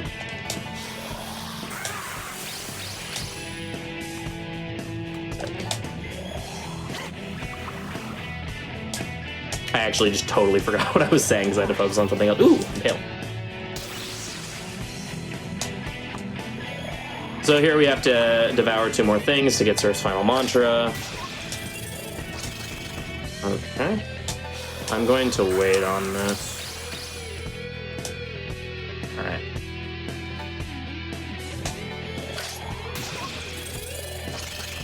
Perfect, we had an Akeless run, let's go. Nice. So yeah, I don't know what the exact odds is, but every single time you devour an enemy, and the odds don't like grow or reduce the number of times you devour. There's just a straight like flat chance of oh, explain defensive stun, thank you. There's just a random, oh no. Okay. Please. Okay, that's a death.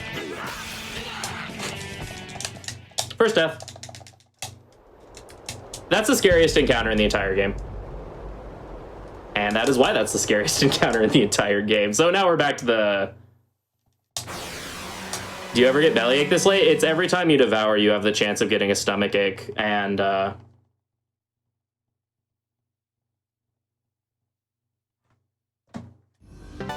yeah. Well, now we have to devour 2 more temple guards again, so there might be a chance of y'all seeing ache. Hopefully not. Yeah, welcome to Triple Rakshasa. Yeah. Welcome to Shin Megami Tensei Digital Devil Saga for the Sony PlayStation 2. I hope you enjoy your stay. Oh boy, here they are again! Here we go again!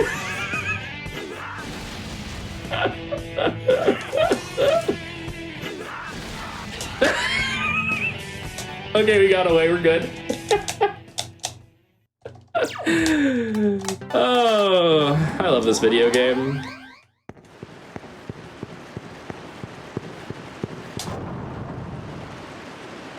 I realized my reaction was muted. Because there was a bit of yelling holy buckets and shoutouts to Gale with the 2 HP. Yeah.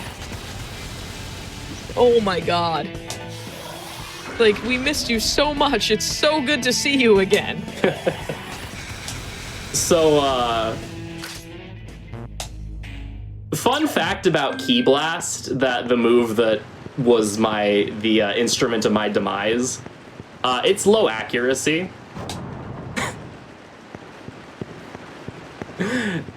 And all of them hit all 3 people 3 times. Oh, now Gary's gonna kill me. Cool, thank you, Gary. Very cool. This is Gary McCullough. He's a very angry elephant.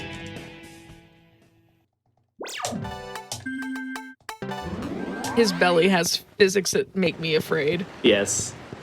He likes to smack his belly as well when he uses spells. Oh, no wonder it's so jiggly.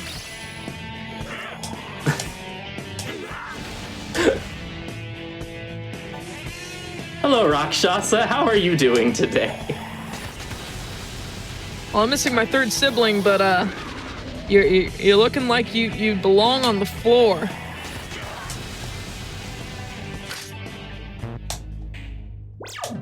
Basically what that enemy says. Pretty much. Yeah, this dungeon has a lot of very angry elephants as well. There's Gira McCullough, there's also Ganesha. We like calling Gira McCullough Gary because that's a lot faster to say. Okay, you asked for it.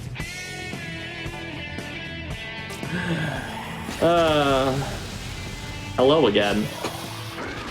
Fancy running into you here. It's like, I'm back. They aren't that common of an encounter, funny enough. Like, there are so many things that you can run into in this area that are also terrifying, might I add. But, like, variety is the spice of life, and we aren't getting a whole lot of that. Okay. Nope, not at all. This works. Oh. I can delete the Rakshasa and then proceed to actually get my mantra learned again. Yeah, like that one at least decided to show up with friends that aren't other Rakshasa. Yeah. Are you sure you got enough? Because you think I need more? Maybe. You can never have enough, I guess. Alright.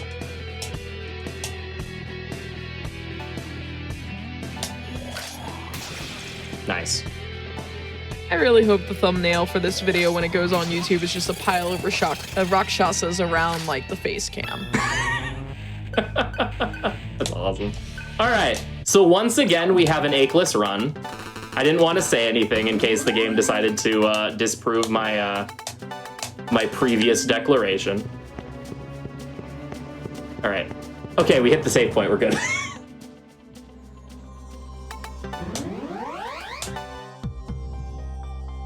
Yeah, it's weird. You have an enemy that's like Temple of Dooming you, and yet it's a force skill.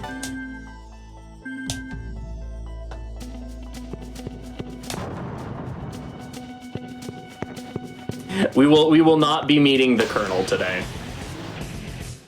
I'm not going to be introducing us to the Colonel. That would not end well for me. So Gira McCullough also has a bit of a quirk with its encounter, where if you get him down to red HP and then leave him alive for a turn, he'll actually run away, and then the encounter will be reinforced by a very, very large Gira McCullough. That then proceeds to talk smack, murder one of your party members, and then leave. Mara is not in this game. Oh no, oh no, oh no, oh no, I forgot to remove Surf from my party. Okay, never punished. That's Titania, by the way. I need Surf not in my party right now. They like spamming Miragidine. Yo, thank you for the good luck. So the good news is, once we get to floor 98, Rakshasa drops down a lot in the encounter pool. The bad news is he's replaced with Titania. Why is this bad news, you may ask? That is why this is bad news. Hoo, hoo, hoo. Also, your defense is lower when you're in human form. Feel like it's a good time to bring that up.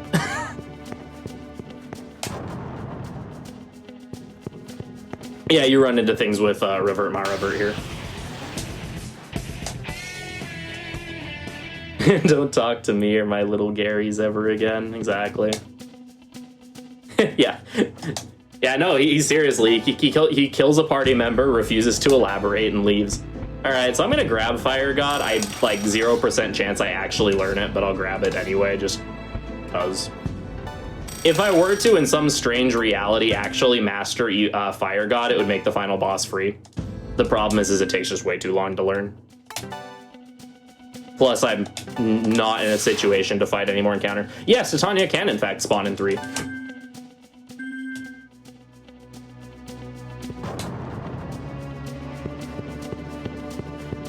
Yes, in fact, he does.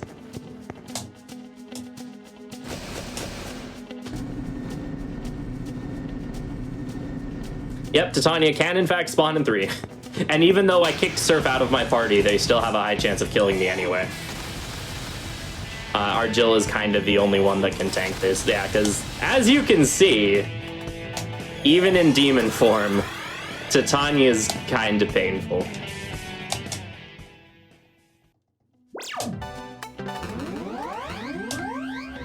Yes, welcome to Karma Temple. Yeah, we also can't take any more encounters because I don't have Surf in my party and no one else is equipped to kill things. There's one configuration that if I run into it, I might swap Surf back in to kill for a bit of extra EXP, but that encounter isn't super likely.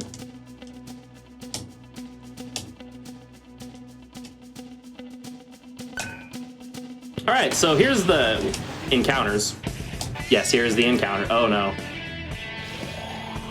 Hi, Mr. Kotoblopass. Please be nice to me. All right, so here's the gimmick for Karma Temple. So SMT games love teleport mazes. This game has a bit of an interesting twist on them, where instead of just teleporting you to a random location, it like pulls you through the wall.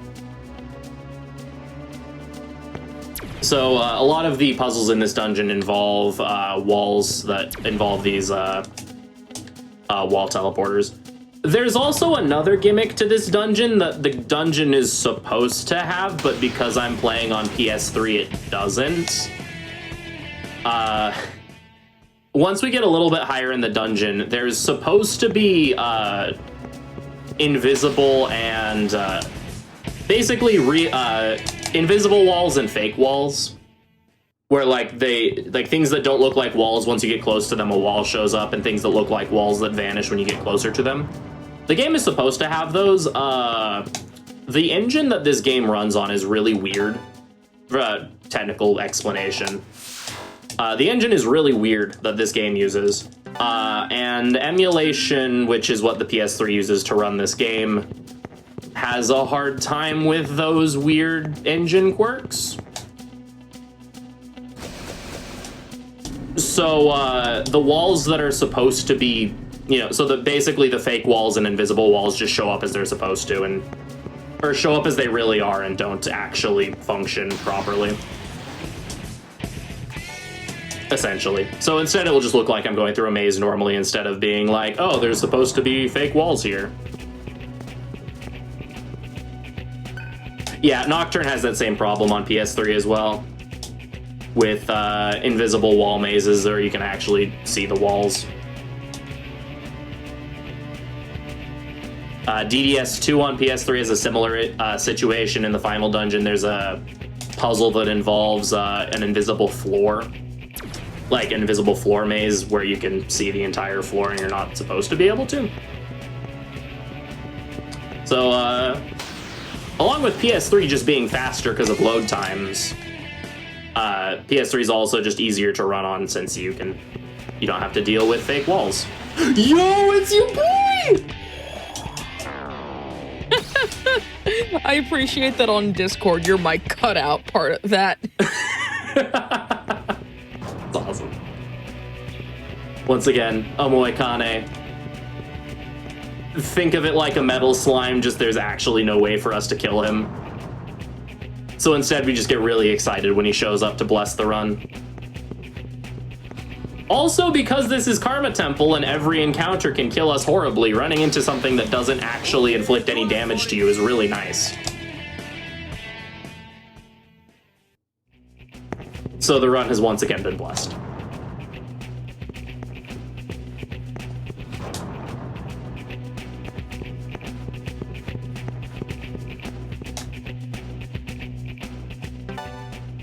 Alright, taking like every save I can get to, because although Rakshasa can't show up anymore and Titania is less likely to show up, there's still plenty of things here that can kill me.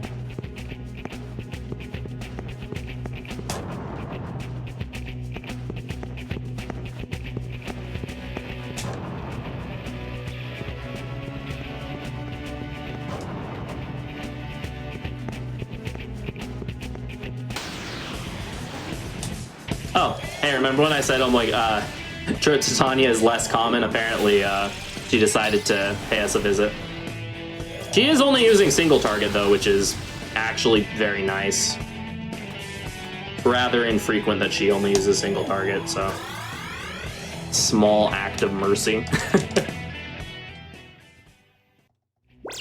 Alright.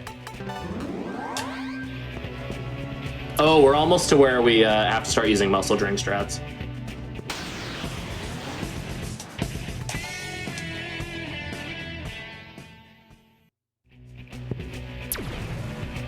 Yeah, she heard me. She heard me and she wanted to make sure I was still ready. Her voice clip in Nocturne, she goes, "Are you ready?" And then proceeds to explode you. She doesn't say anything in this game, but the message is still heavily implied. So this is what I mean. You're supposed to be able to see through this wall. Like here, it's just like, oh, she walks through a wall. Ominous zoom in on the wall. You're not supposed to be able to see that there's a wall there until you get close to it, and then the wall shows up. Oh, whatever. All right, so. From this point on, once I take damage, I'm going to start doing stuff called muscle drink strats. Muscle drinks are an item, they're a very interesting item in this game. They heal a lot of your HP and MP, but have the side effect... Okay, so this is the encounter I was referring to that I would put Surf in for. They heal a lot of your HP and MP, but have the side effect of inflicting a random status ailment on you. And I was starting to explain this before I got interrupted by getting obliterated. Ailments in this game have a priority system. Ailments like stun specifically have very high priority and very few detrimental effects. So, what we're going to be doing, because there is an enemy in this dungeon named Lakshmi. Lakshmi has an ability called Calm Death. Well, has Dormina, which is an area of effect sleep skill. And then follows it up with an ability called Calm Death. Calm Death here's Lakshmi. Calm Death instantly kills anyone that's asleep. Friendly reminder, Cielo is weak to being put to sleep. So they will generate press turns from putting Cielo to sleep. So Dormina Calm Death is absolutely terrifying. However, if Cielo, or any party member for that matter, is inflicted with an ailment... Hello, Onyoki. Huh. Onyoki is, like, the rarest enemy in the entire game. And I've now seen him, like, 2 runs in a row.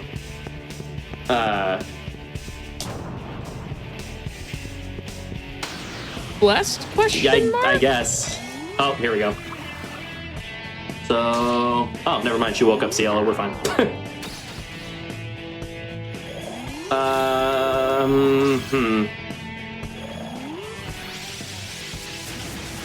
This is a situation.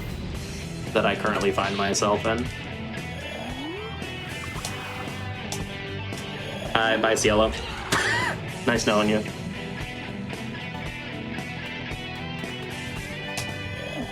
So, demonstrating what I was referring to, and thank you for running, Gale, I appreciate it. Like I said, Onyoki's probably the rarest enemy in the entire game. They're also the enemy that drops strength noises. Okay, Cielo is poisoned. Red flashing light warning. What's wrong with?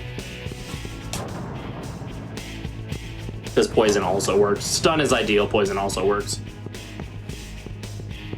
Oh, good. Poison in this is just like poison in early Pokemon games where it's just a random screen flash every few steps. All right, so now Cielo's immune to Dormina Calm Death. He's not immune to getting murdered horribly still, but at least he's immune to Dormina Calm Death. I'm going to medical kit here just in case I fail the run. Okay, good. Now I'm going to remove the poison and try for a different ailment. Okay, well, we got poison there. I just actually don't care. As long as Gale's covered, we're fine. Oh yeah, the game also likes calling you bad whenever you leave an ailment on yourself. Not just bad, bad plus.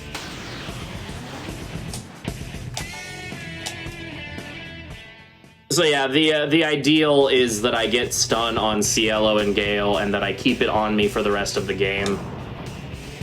Because there's the penultimate boss of this game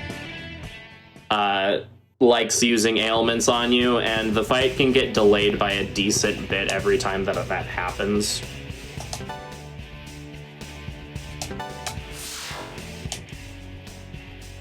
So if Gale and Cielo have ailments on them already, I don't have to worry about that at all. Because the three ailments that this boss uses are stun, sleep, and panic. Stun is good, sleep and panic are bad, but they're a lower priority. Is when you go back to the beginning of bad, but keep all your upgrades. Exactly.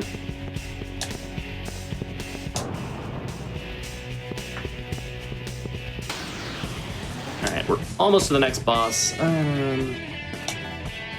I do need to swap out Argilla anyway, so I'll take advantage of this opportunity right now.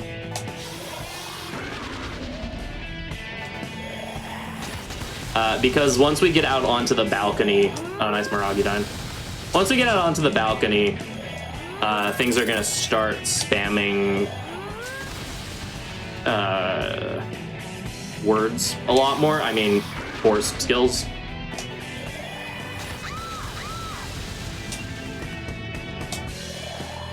And so we don't want someone weak to force in our party.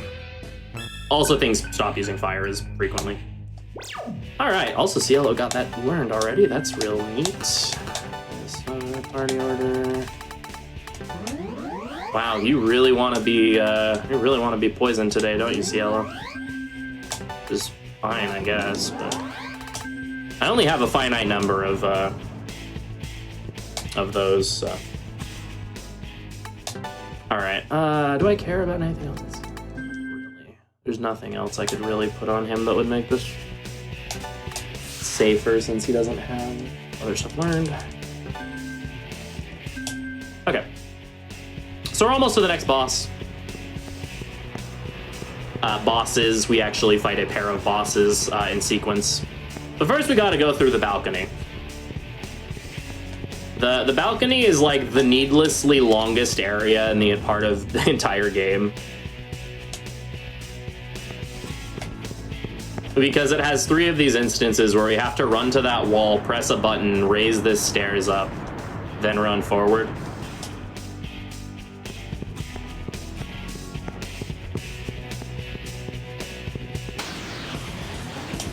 Okay.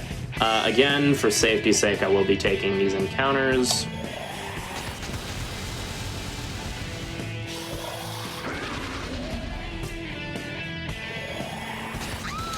So heat is fine. Older routes of this game actually used heat in the final party instead of Gale. because Heat has the benefit of leaving your party twice, which means he masters 2 mantra for free. The thing is just, really the thing with Heat that makes him not quite as useful is that he's a physical tank with a really, really bad magic stat. Oh, that's unfortunate. So this game has a mechanic where every time you hit new solar noise, which is the thing in the top left corner that I haven't talked about much, you have a random chance of having all your status ailments healed, which normally is a really good thing.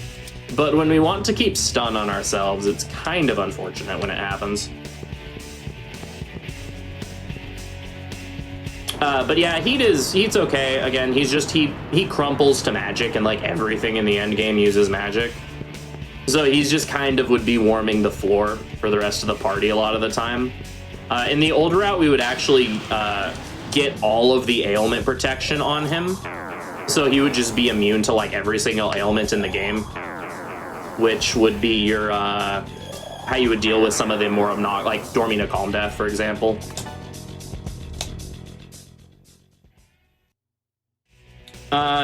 And yeah, Roland in DDS2 is fine. He's just not in the game. He's just not in your party very much, so he kind of suffers a lot from lack of ability, lack of customizability. Eventually we'll get the word there. Yeah, right. So you have Roland very, very little for a very small chunk of the game, and so it just makes him makes him less appealing to use. Like, of course you can make anyone work because of how long the final dungeon of DDS2 is and how encompassing it is for so much of the game's post-game content. But it's just one of those things that you've spent so much time with every other character that you just kind of would rather use every other character. I do know some people that absolutely love Roland, and even use them in their final parties. I've just, like, basically have never used him for anything except for like a bit of a cute tech option in the speedrun, since he resists electricity. Okay, menu.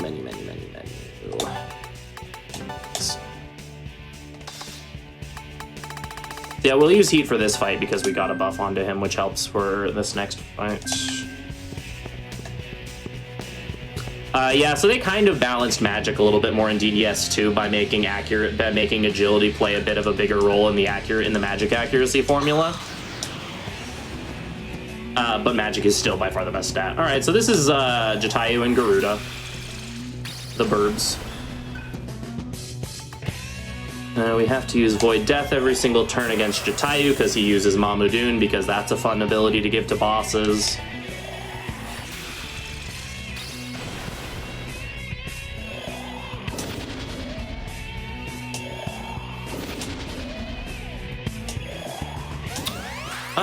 This is fine.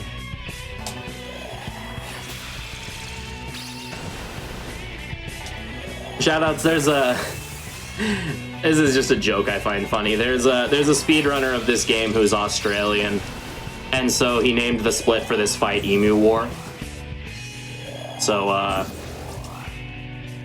shoutouts to the Jatayu and Garuda Emu War.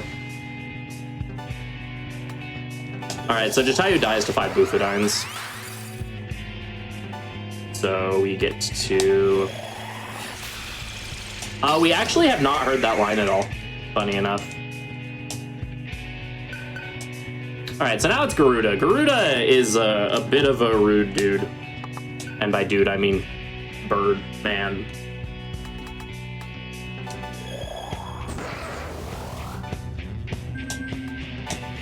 Likes to use a lot of very powerful, hard-hitting attacks.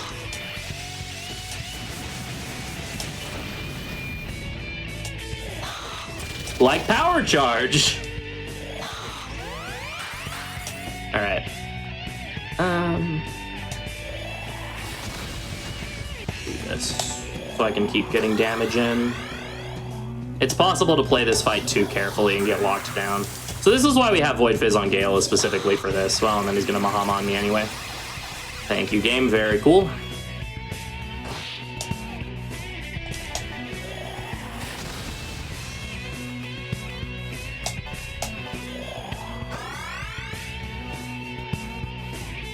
Yeah, that's why we had the Dakunda combo ready to go, which removes all debuffs, because Jatayu likes to spam debuffs. That's like his big thing, is he likes to spam debuffs to make it so that the fight against Garuda becomes more miserable. Alright, okay, so I'm going to forego doing damage this turn to get 2 Rakukajas up. Rakukaja is a defensive buff, because he could potentially do this. And that was why I got 2 defensive buffs up. Because that would have killed Gale otherwise, and potentially also Cielo. Alright, so he did Power Charge. I think I just need to eat the turn to heal again. I don't like that I'm getting locked down by this dude this much, but sometimes you gotta. Okay, we're good.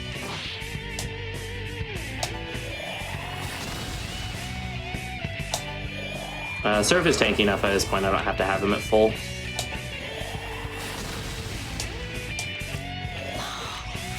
Especially since he resists ice. Okay.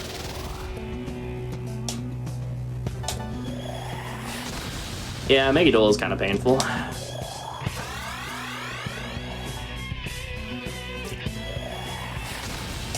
Alright, 1 or 2 more Agidines and we should be good. This is gonna hurt a lot.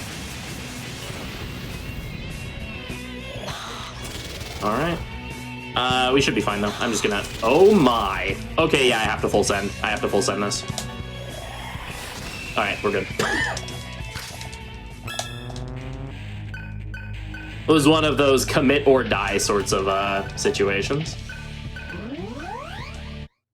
Okay. Oh, I can.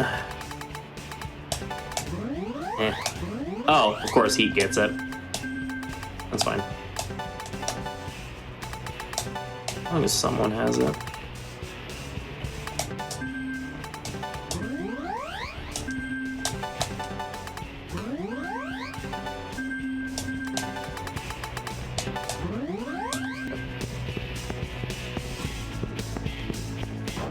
Yeah, SMT5 is an amazing is a very, very good first game for people who want to get into the series. It's one of my personal favorite games in the series as well, but it's also, because it's the newest game, it's a lot more beginner friendly and just in general very modern and good. Yeah, now immediately after we beat that fight, now they're random encounters. And they can do all of their shenanigans again. Oh, hello, Sammy. That is Samael. He is a very, very angry flying snack.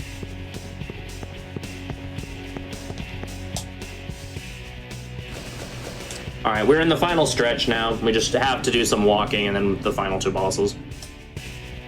Might be a tad overestimate, we'll see.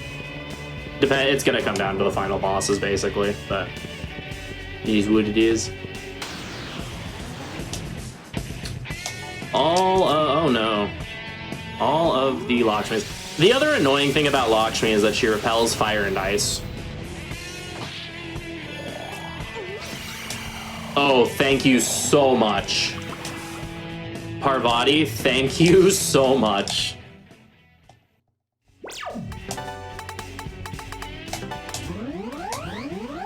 And of course.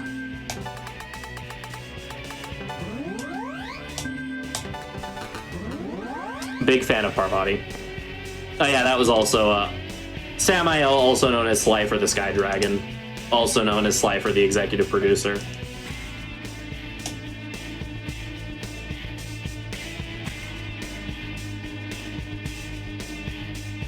But where's my Ultra Mega Chicken? Oh, don't worry, we'll see Ultra Mega Chicken.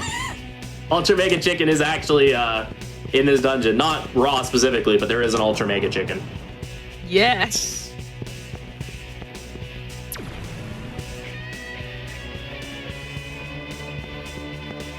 Hopefully we run into him too, because he's actually one of the nicer things to run into here. Not Katobla Pass though. Katobla Pass is spooky.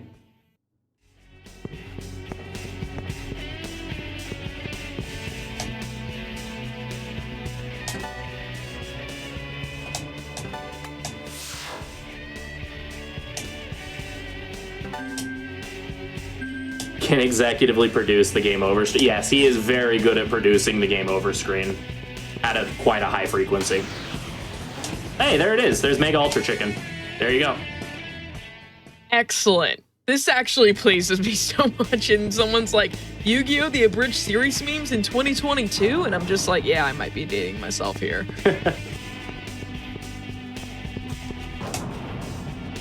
Hey, don't worry, I made the reference. There's plenty of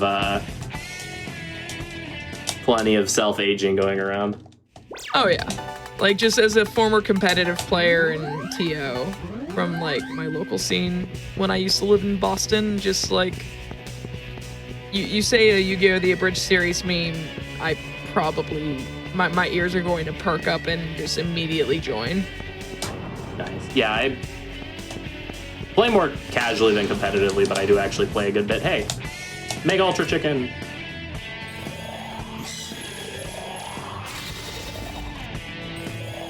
Okay. All right, bye Heat.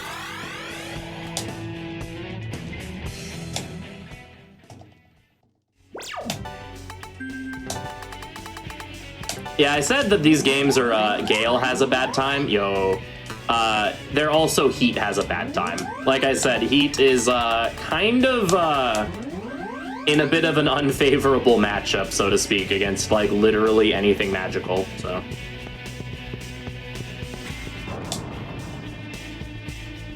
Yeah, muscle drinks are weird because they, like, theoretically have an equivalent, like, chance of inflicting between ache, poison, and stun. Except we haven't seen ache at all, which is not a bad thing. Okay. Meanwhile, you know, stun, which is what we want to see, has been a little bit less than prevalent. All right, that's exciting.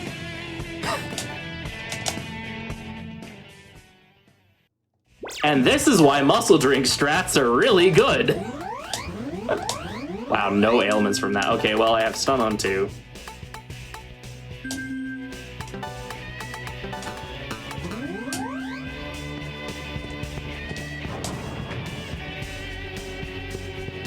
Alright, so this is the final warp maze of the dungeon. It's a little infamous for being difficult, but I've done this thing like over 100 times. Which is kind of not a fact I'm proud to admit, but also it is what it is. Hi, Garuda. Bye, Garuda.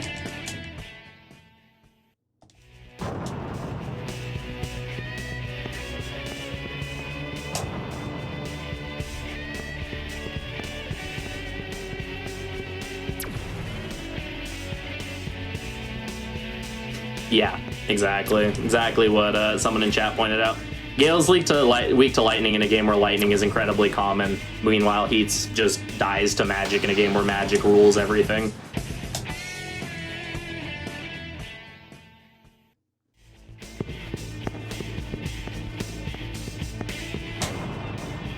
Best friend Garuda. There's definitely zero hard feelings against Garuda for some of his shenanigans, which he can participate in. Oh yeah, this is the part of the dungeon where the music just becomes 10 out of 10. Alright, I have 4 more Okay. Alright, I think I have to get through one more one more new solar noise before I get to the final bosses. But so far, this is looking really promising.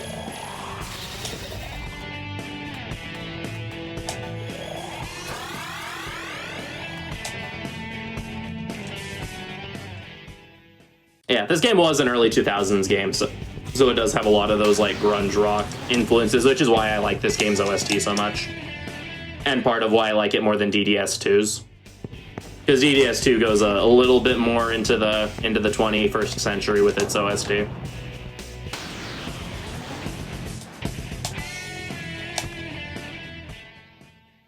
Yeah, when you're not getting interrupted by encounters every 5 seconds, it's even better. It depends on the game. Magic tends to be better in these games, but not always.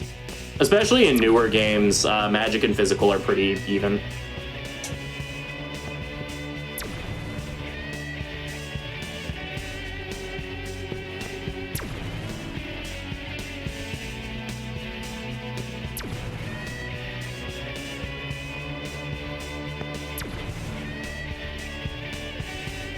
right.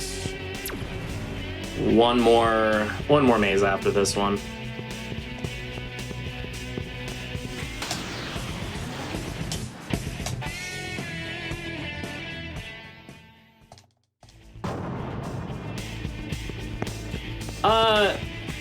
In SMT5, both stats have their time to shine.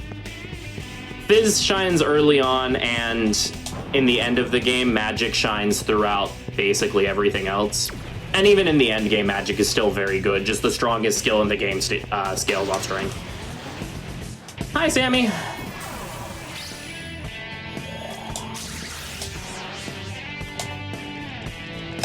Holy buckets, that really is just Slifer, the executive producer.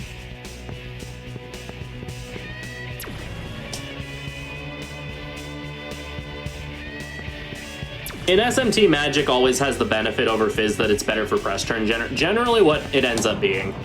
Magic is really good because it has the benefit of press turn generation, so you get more actions, you get to inflict more damage in your turns, or just do more. Whereas physical attacks tend to be stronger, so you don't get to the turn generation. However, oh, that's so unfortunate. You don't get the turn generation as much, however you hit harder. And then yeah, certain abilities let you crit more in the newer games especially. Oh, well, there's the ache that I was referencing earlier. I'm going to run in circles for a second. All right. Last muscle drink. Okay. That's wonderful. I have not had a stun Cielo in any of my practice runs.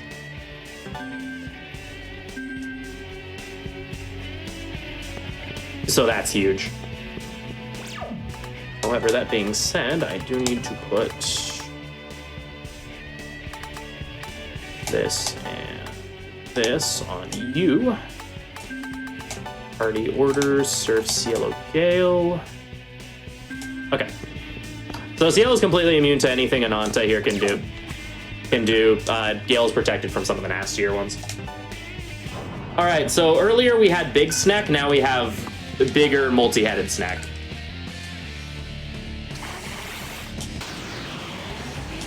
I mean, the thing with Crit A and 4A is that Crit I also applies to Magic. And using Magic doesn't eat the Crit I either. So Crit I in general is just busted in 4A. Alright, so this is Snack. So this is a 7-headed Snack. He gets 7 press turns. Oh, that's so mean. Alright, so this is why I picked up the safety magic mirrors, or the safety attack mirrors, because if he does that, it kind of grinds the fight to a halt. And I only have a finite number of these these attack mirrors, so picking up the 2 extra means I do have... normally in a PB attempt, I wouldn't pick up the bonus ones. So you basically have just your normal number of turns to deal with this fight, and if he does what he does, then you kind of lose. Whereas here, I do have 2 turns of leeway if he does that. Yeah, Murakumo. Oh, Aramasa's really bad. That's unfortunate. Okay, so again, because of that, I have to wait a turn. But that's fine because I have 1 more bonus attack mirror. Yeah, no, Murakumo, Aramasa's really bad. Oh, okay, I'm just gonna... That's unfortunate. Okay. I'm just gonna do a really quick reset because that's gonna be faster. So unfortunately, what happened there is he actually repelled too much damage on himself, and so it pushed his phase. So it's better to just retry that. Definitely gonna be a little overestimate, but not by that much.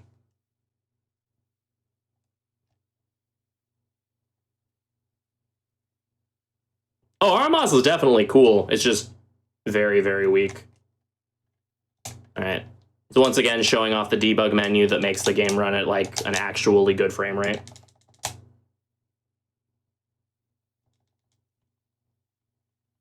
Can't believe I never knew about that debug menu, by the way. That is actually really nifty. Yeah, it's very much not a well-known thing. We didn't know about it for years in the speedrunning community. We used to run the PS2 version as the main version, because the PS3 version was just notorious for being painfully slow. And then it was actually a Ratchet and Clank speedrunner, interestingly enough, just came into the Discord one day and was like, hey, by the way, I don't know if y'all know about this, but here's a debug menu thing that lets you turn off the VSync delay and make the game run like normal. And we're like, oh, that's actually huge. So the game just becomes so much faster because the PS2 loses about 5 seconds every encounter to the PS3 because of encounter load-in. Oops. In the PS2 version, every character loads in individually, which again is about 4 or 5 seconds every single encounter. It also works with the Raito games.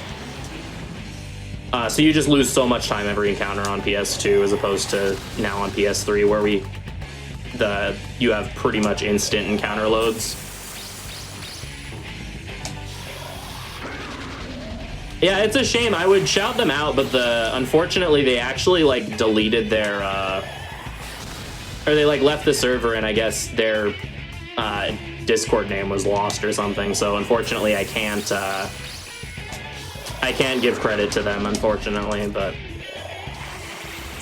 yeah, thanks to them, this game became a lot faster and a lot more accessible. All right, so now to do the fight as I intended to do. So it was weird because backwards compatibility for DDS2 is fine. DDS2 has the VSync turned off by default. So DDS2 has always, or PS3 has always been the fastest version for DDS2. So you had this weird disconnect where you had to run DDS1 on PS2 and DDS2 on PS3 because of it. All right, so here, pass, magic mirror.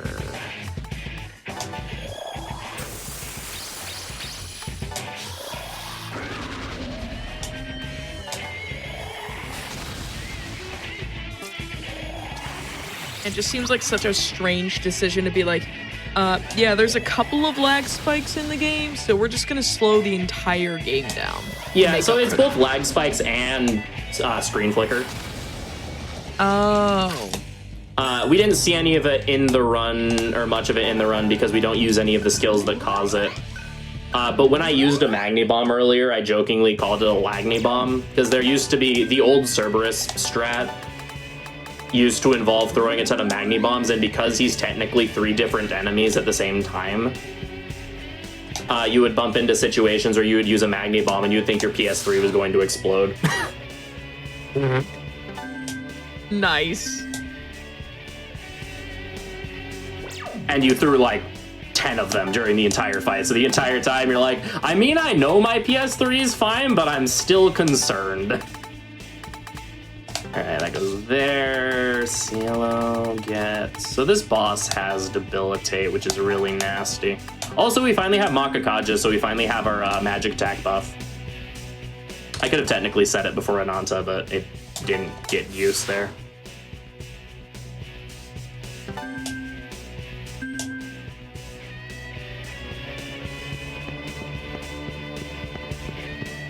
Yeah, Desu, you just kind of dance your problems away in a very literal sense. All right, so time for the final boss. So this final boss is Angel. We also find out that Angel is Sarah's mother here as well. That's why she went to confront her alone. This fight is in 2 phases. The first phase cycles between 2 forms. We need to get our magic attack buffed up during the first of these 2 forms, and then hopefully just carry that through. However, she has a couple moves that can remove our buffs and or just kill someone. So ideally, we will be fully buffed going into phase 2. Phase 2 is where the fight can get really spooky.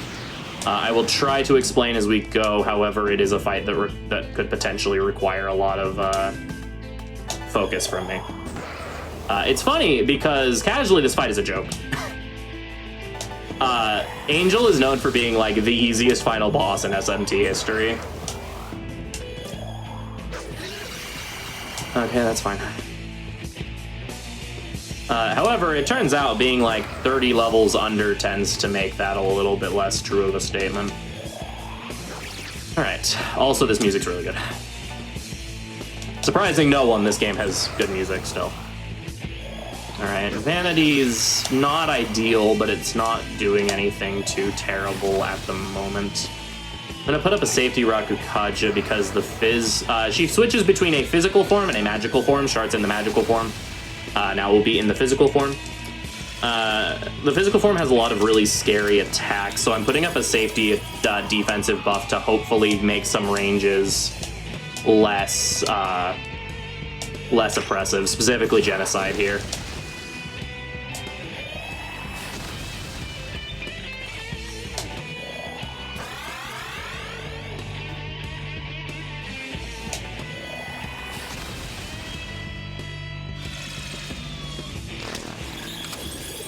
Yeah, if you consider the two DDS games as two parts of one game, then definitely she's more of a midway point.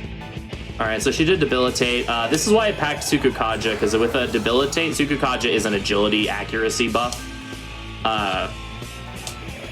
With the Debilitate, there's a good chance that in the second phase, because buffs on you carry... Okay, we're fine. Buffs on you carry between phases, debuffs on her do not. There is a distinct chance going into phase 2 that when we have to do a big AoE attack to break a bunch of cores, which is the mechanic of the fight, we'll get to it, that I can miss, and that would be really bad. So I need to make sure that I'm neutral. Oh, Bhairava. Okay, well, that's fun. So this is the last bit of the fight, and now I actually have to redo all of my buffing.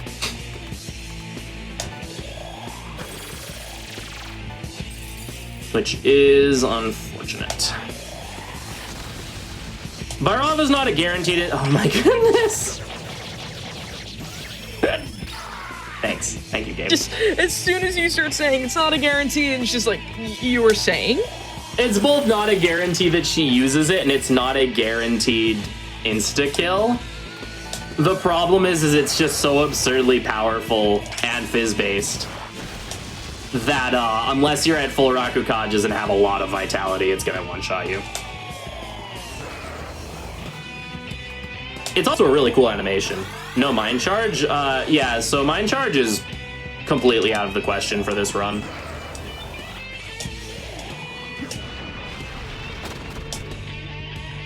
Okay, I think I'm fully buffed. I'm going to throw a Soma here for a full heal. We don't have Mind Charge here because in order to get Mind Charge, you have to learn a Maudine first before you even get access to the Mind Charge mantra. Alright, that's phase 1 down. And considering we don't even have enough time to get a Maudine, Mind Charge is completely out of the question because it's on an even higher level mantra as well, so it takes longer.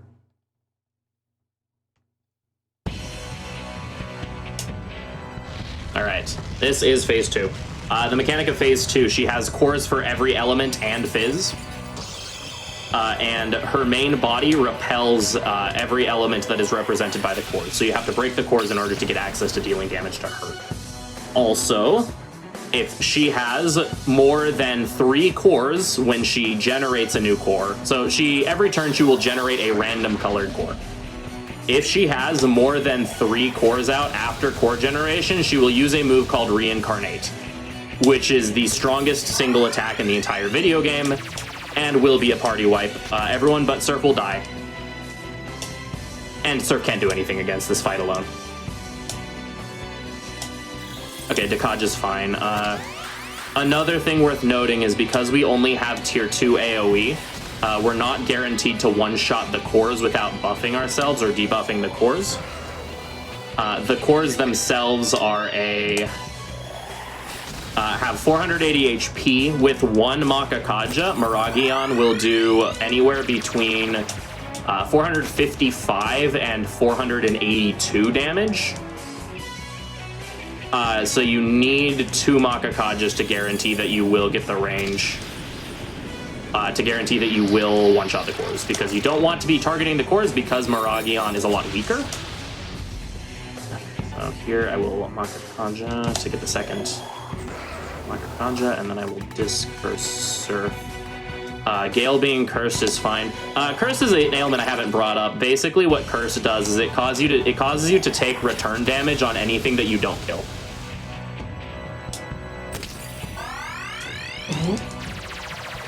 So Gale being cursed, it also makes you weak to death, but she doesn't use any death skills, so that's fine.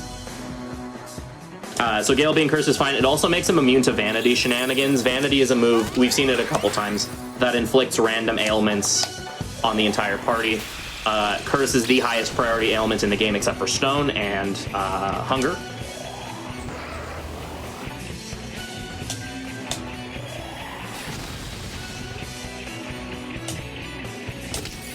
And so Gale being cursed is perfectly fine. It's actually ideal because it means nothing the Vanity does can hit him. So Surf is the only person that's really in danger. Excuse me. That's in danger of getting ailmented, and I have enough people in my party to back him up.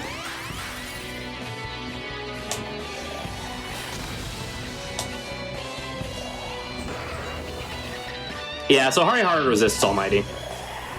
She's one of like 2 or 3 fights in the game that resists Almighty. Actually, she might be the only one in this game. I'm not entirely sure.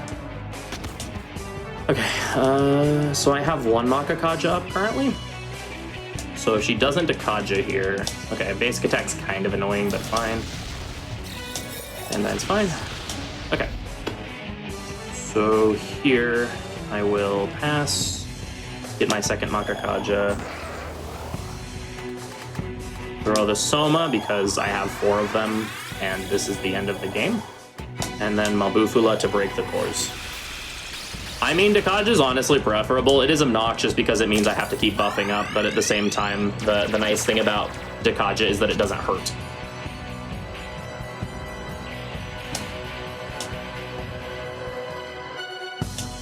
Okay, so yeah, Surf's the only person that can get hit by this.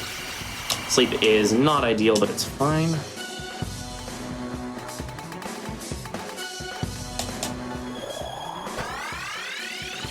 The Demi-Fiend fight.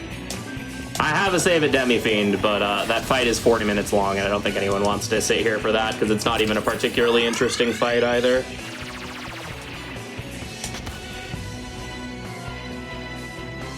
Her health is red, right? Oh, get ready on time, by the way. Time is on last hit.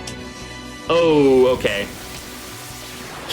Okay, please, Sarah, I need you to save Surf right now. I need you to save Surf. Oh, this is bad, this is bad, this is bad, this is bad, this is bad. This is really bad. Oh. So we might have to redo that. If I die here, we might have to redo this fight, if that's okay. That should be okay. There's Okay. no other run after you. Okay, just... Like, you saved right before the fight, I assume, right? Yes, I did. So it's not guaranteed that she does Hunger Wave here. Or not Hunger Wave, Reincarnate. But if she does, then I'm... Well... What color is that? Oh, it's ice. Okay.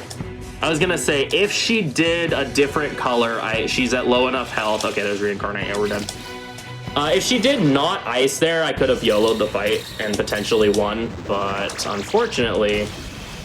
This is gonna just kill everyone. Yep, everyone but Sarah. And there's Sarah. Yeah. Okay. Like, I'm gonna try to save this. I don't think she can do it 2 turns in a row. Surf is tanky enough that he should be fine. Surf still has buffs up. That's fine. Okay. Blood Curse, that's fine.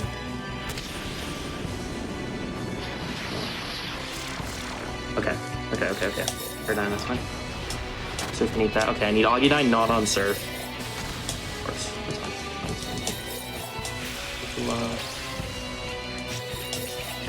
fine. Okay, we can fix this. We can fix this. Okay. I need to think. you got this.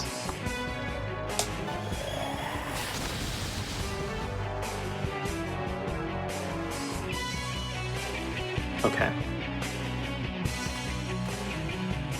I think we're fine. Okay, we're fine. We're fine. We're fine. Awesome. I think there's one thing she can do that can kill me still.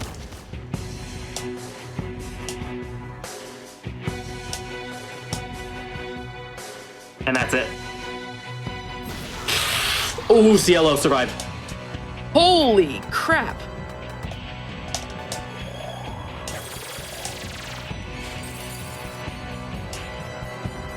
Okay. I think Cielo has a buff on him. No, he's dead. He died, right?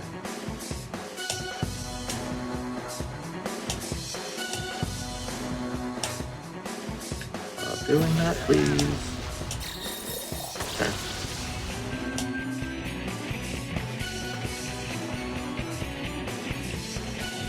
Her health is red, right?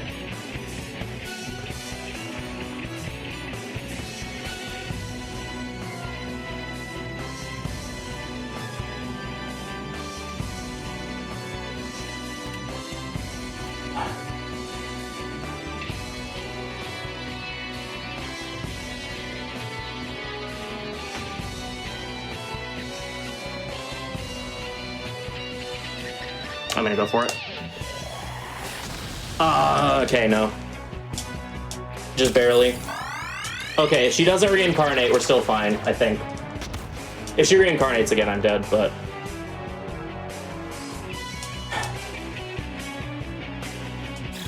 Okay. Okay.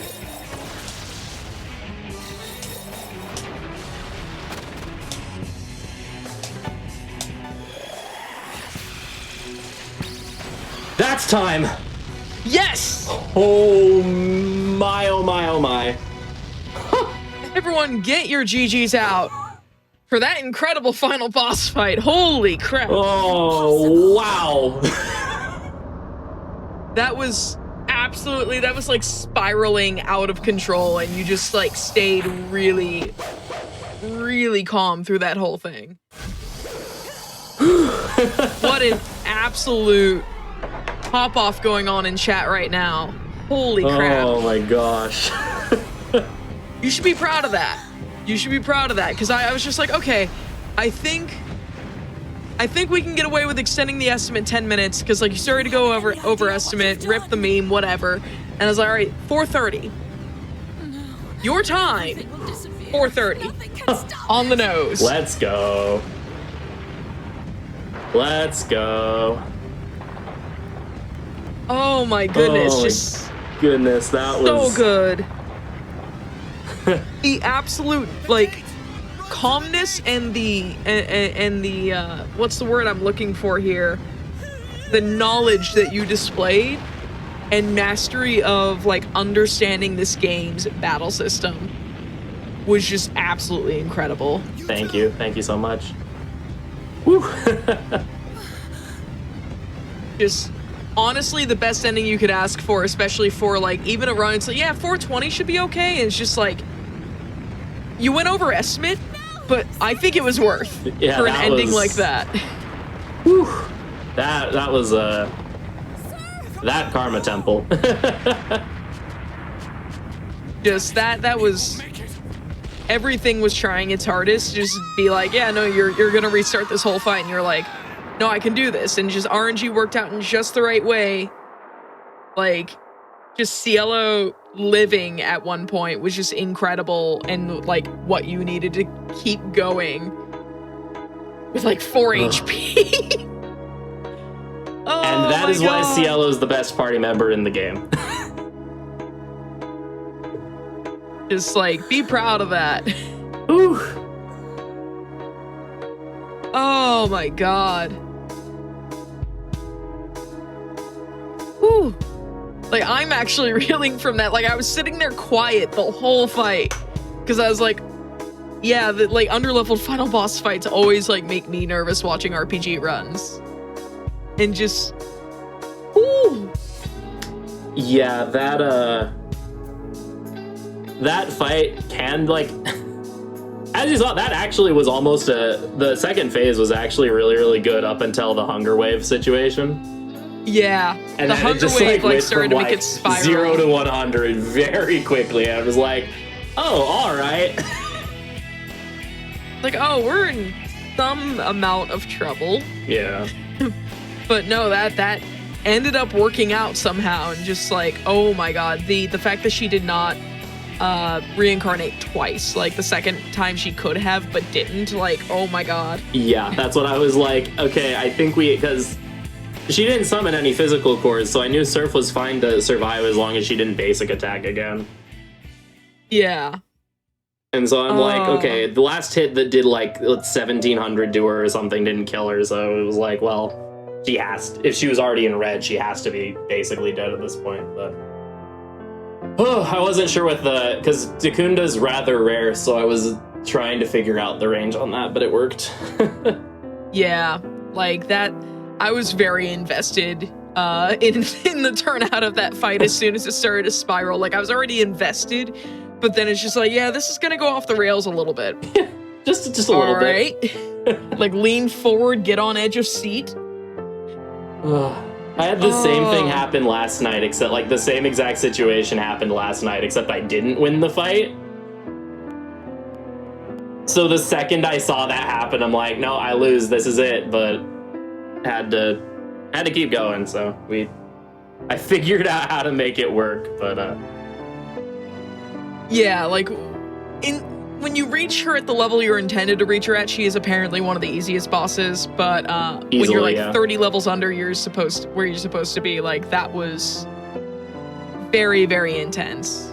yeah, even like 5 levels higher, that fight is free. The old any percent route, we had Miragi dying, so I didn't have that situation with the cores being weird. Mm-hmm.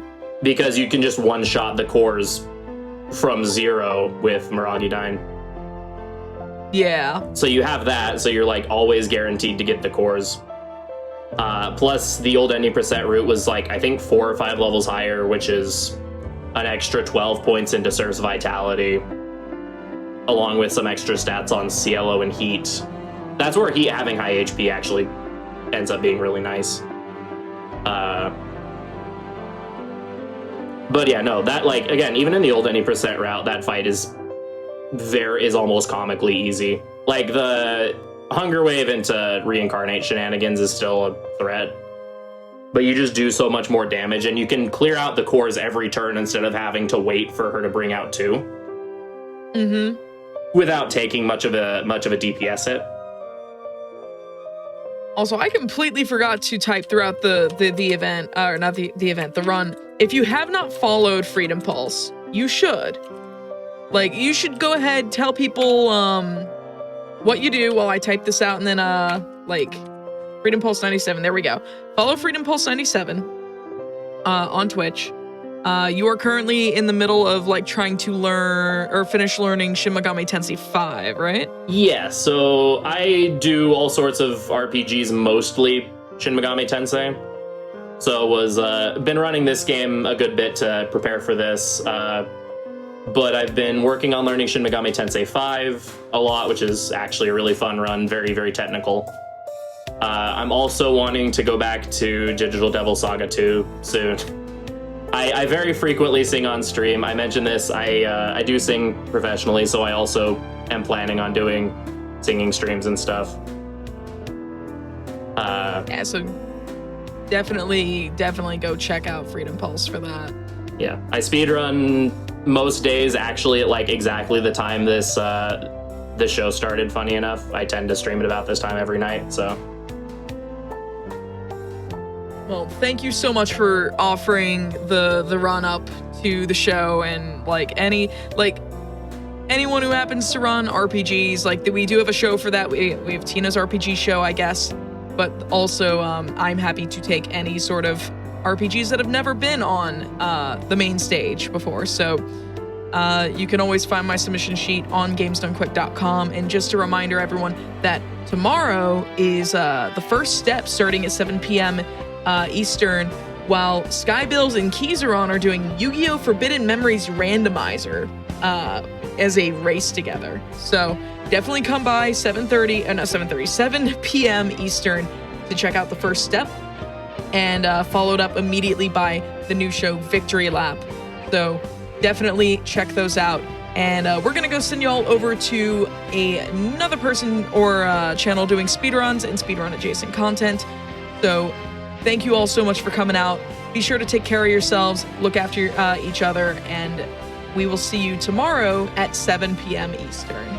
Bye.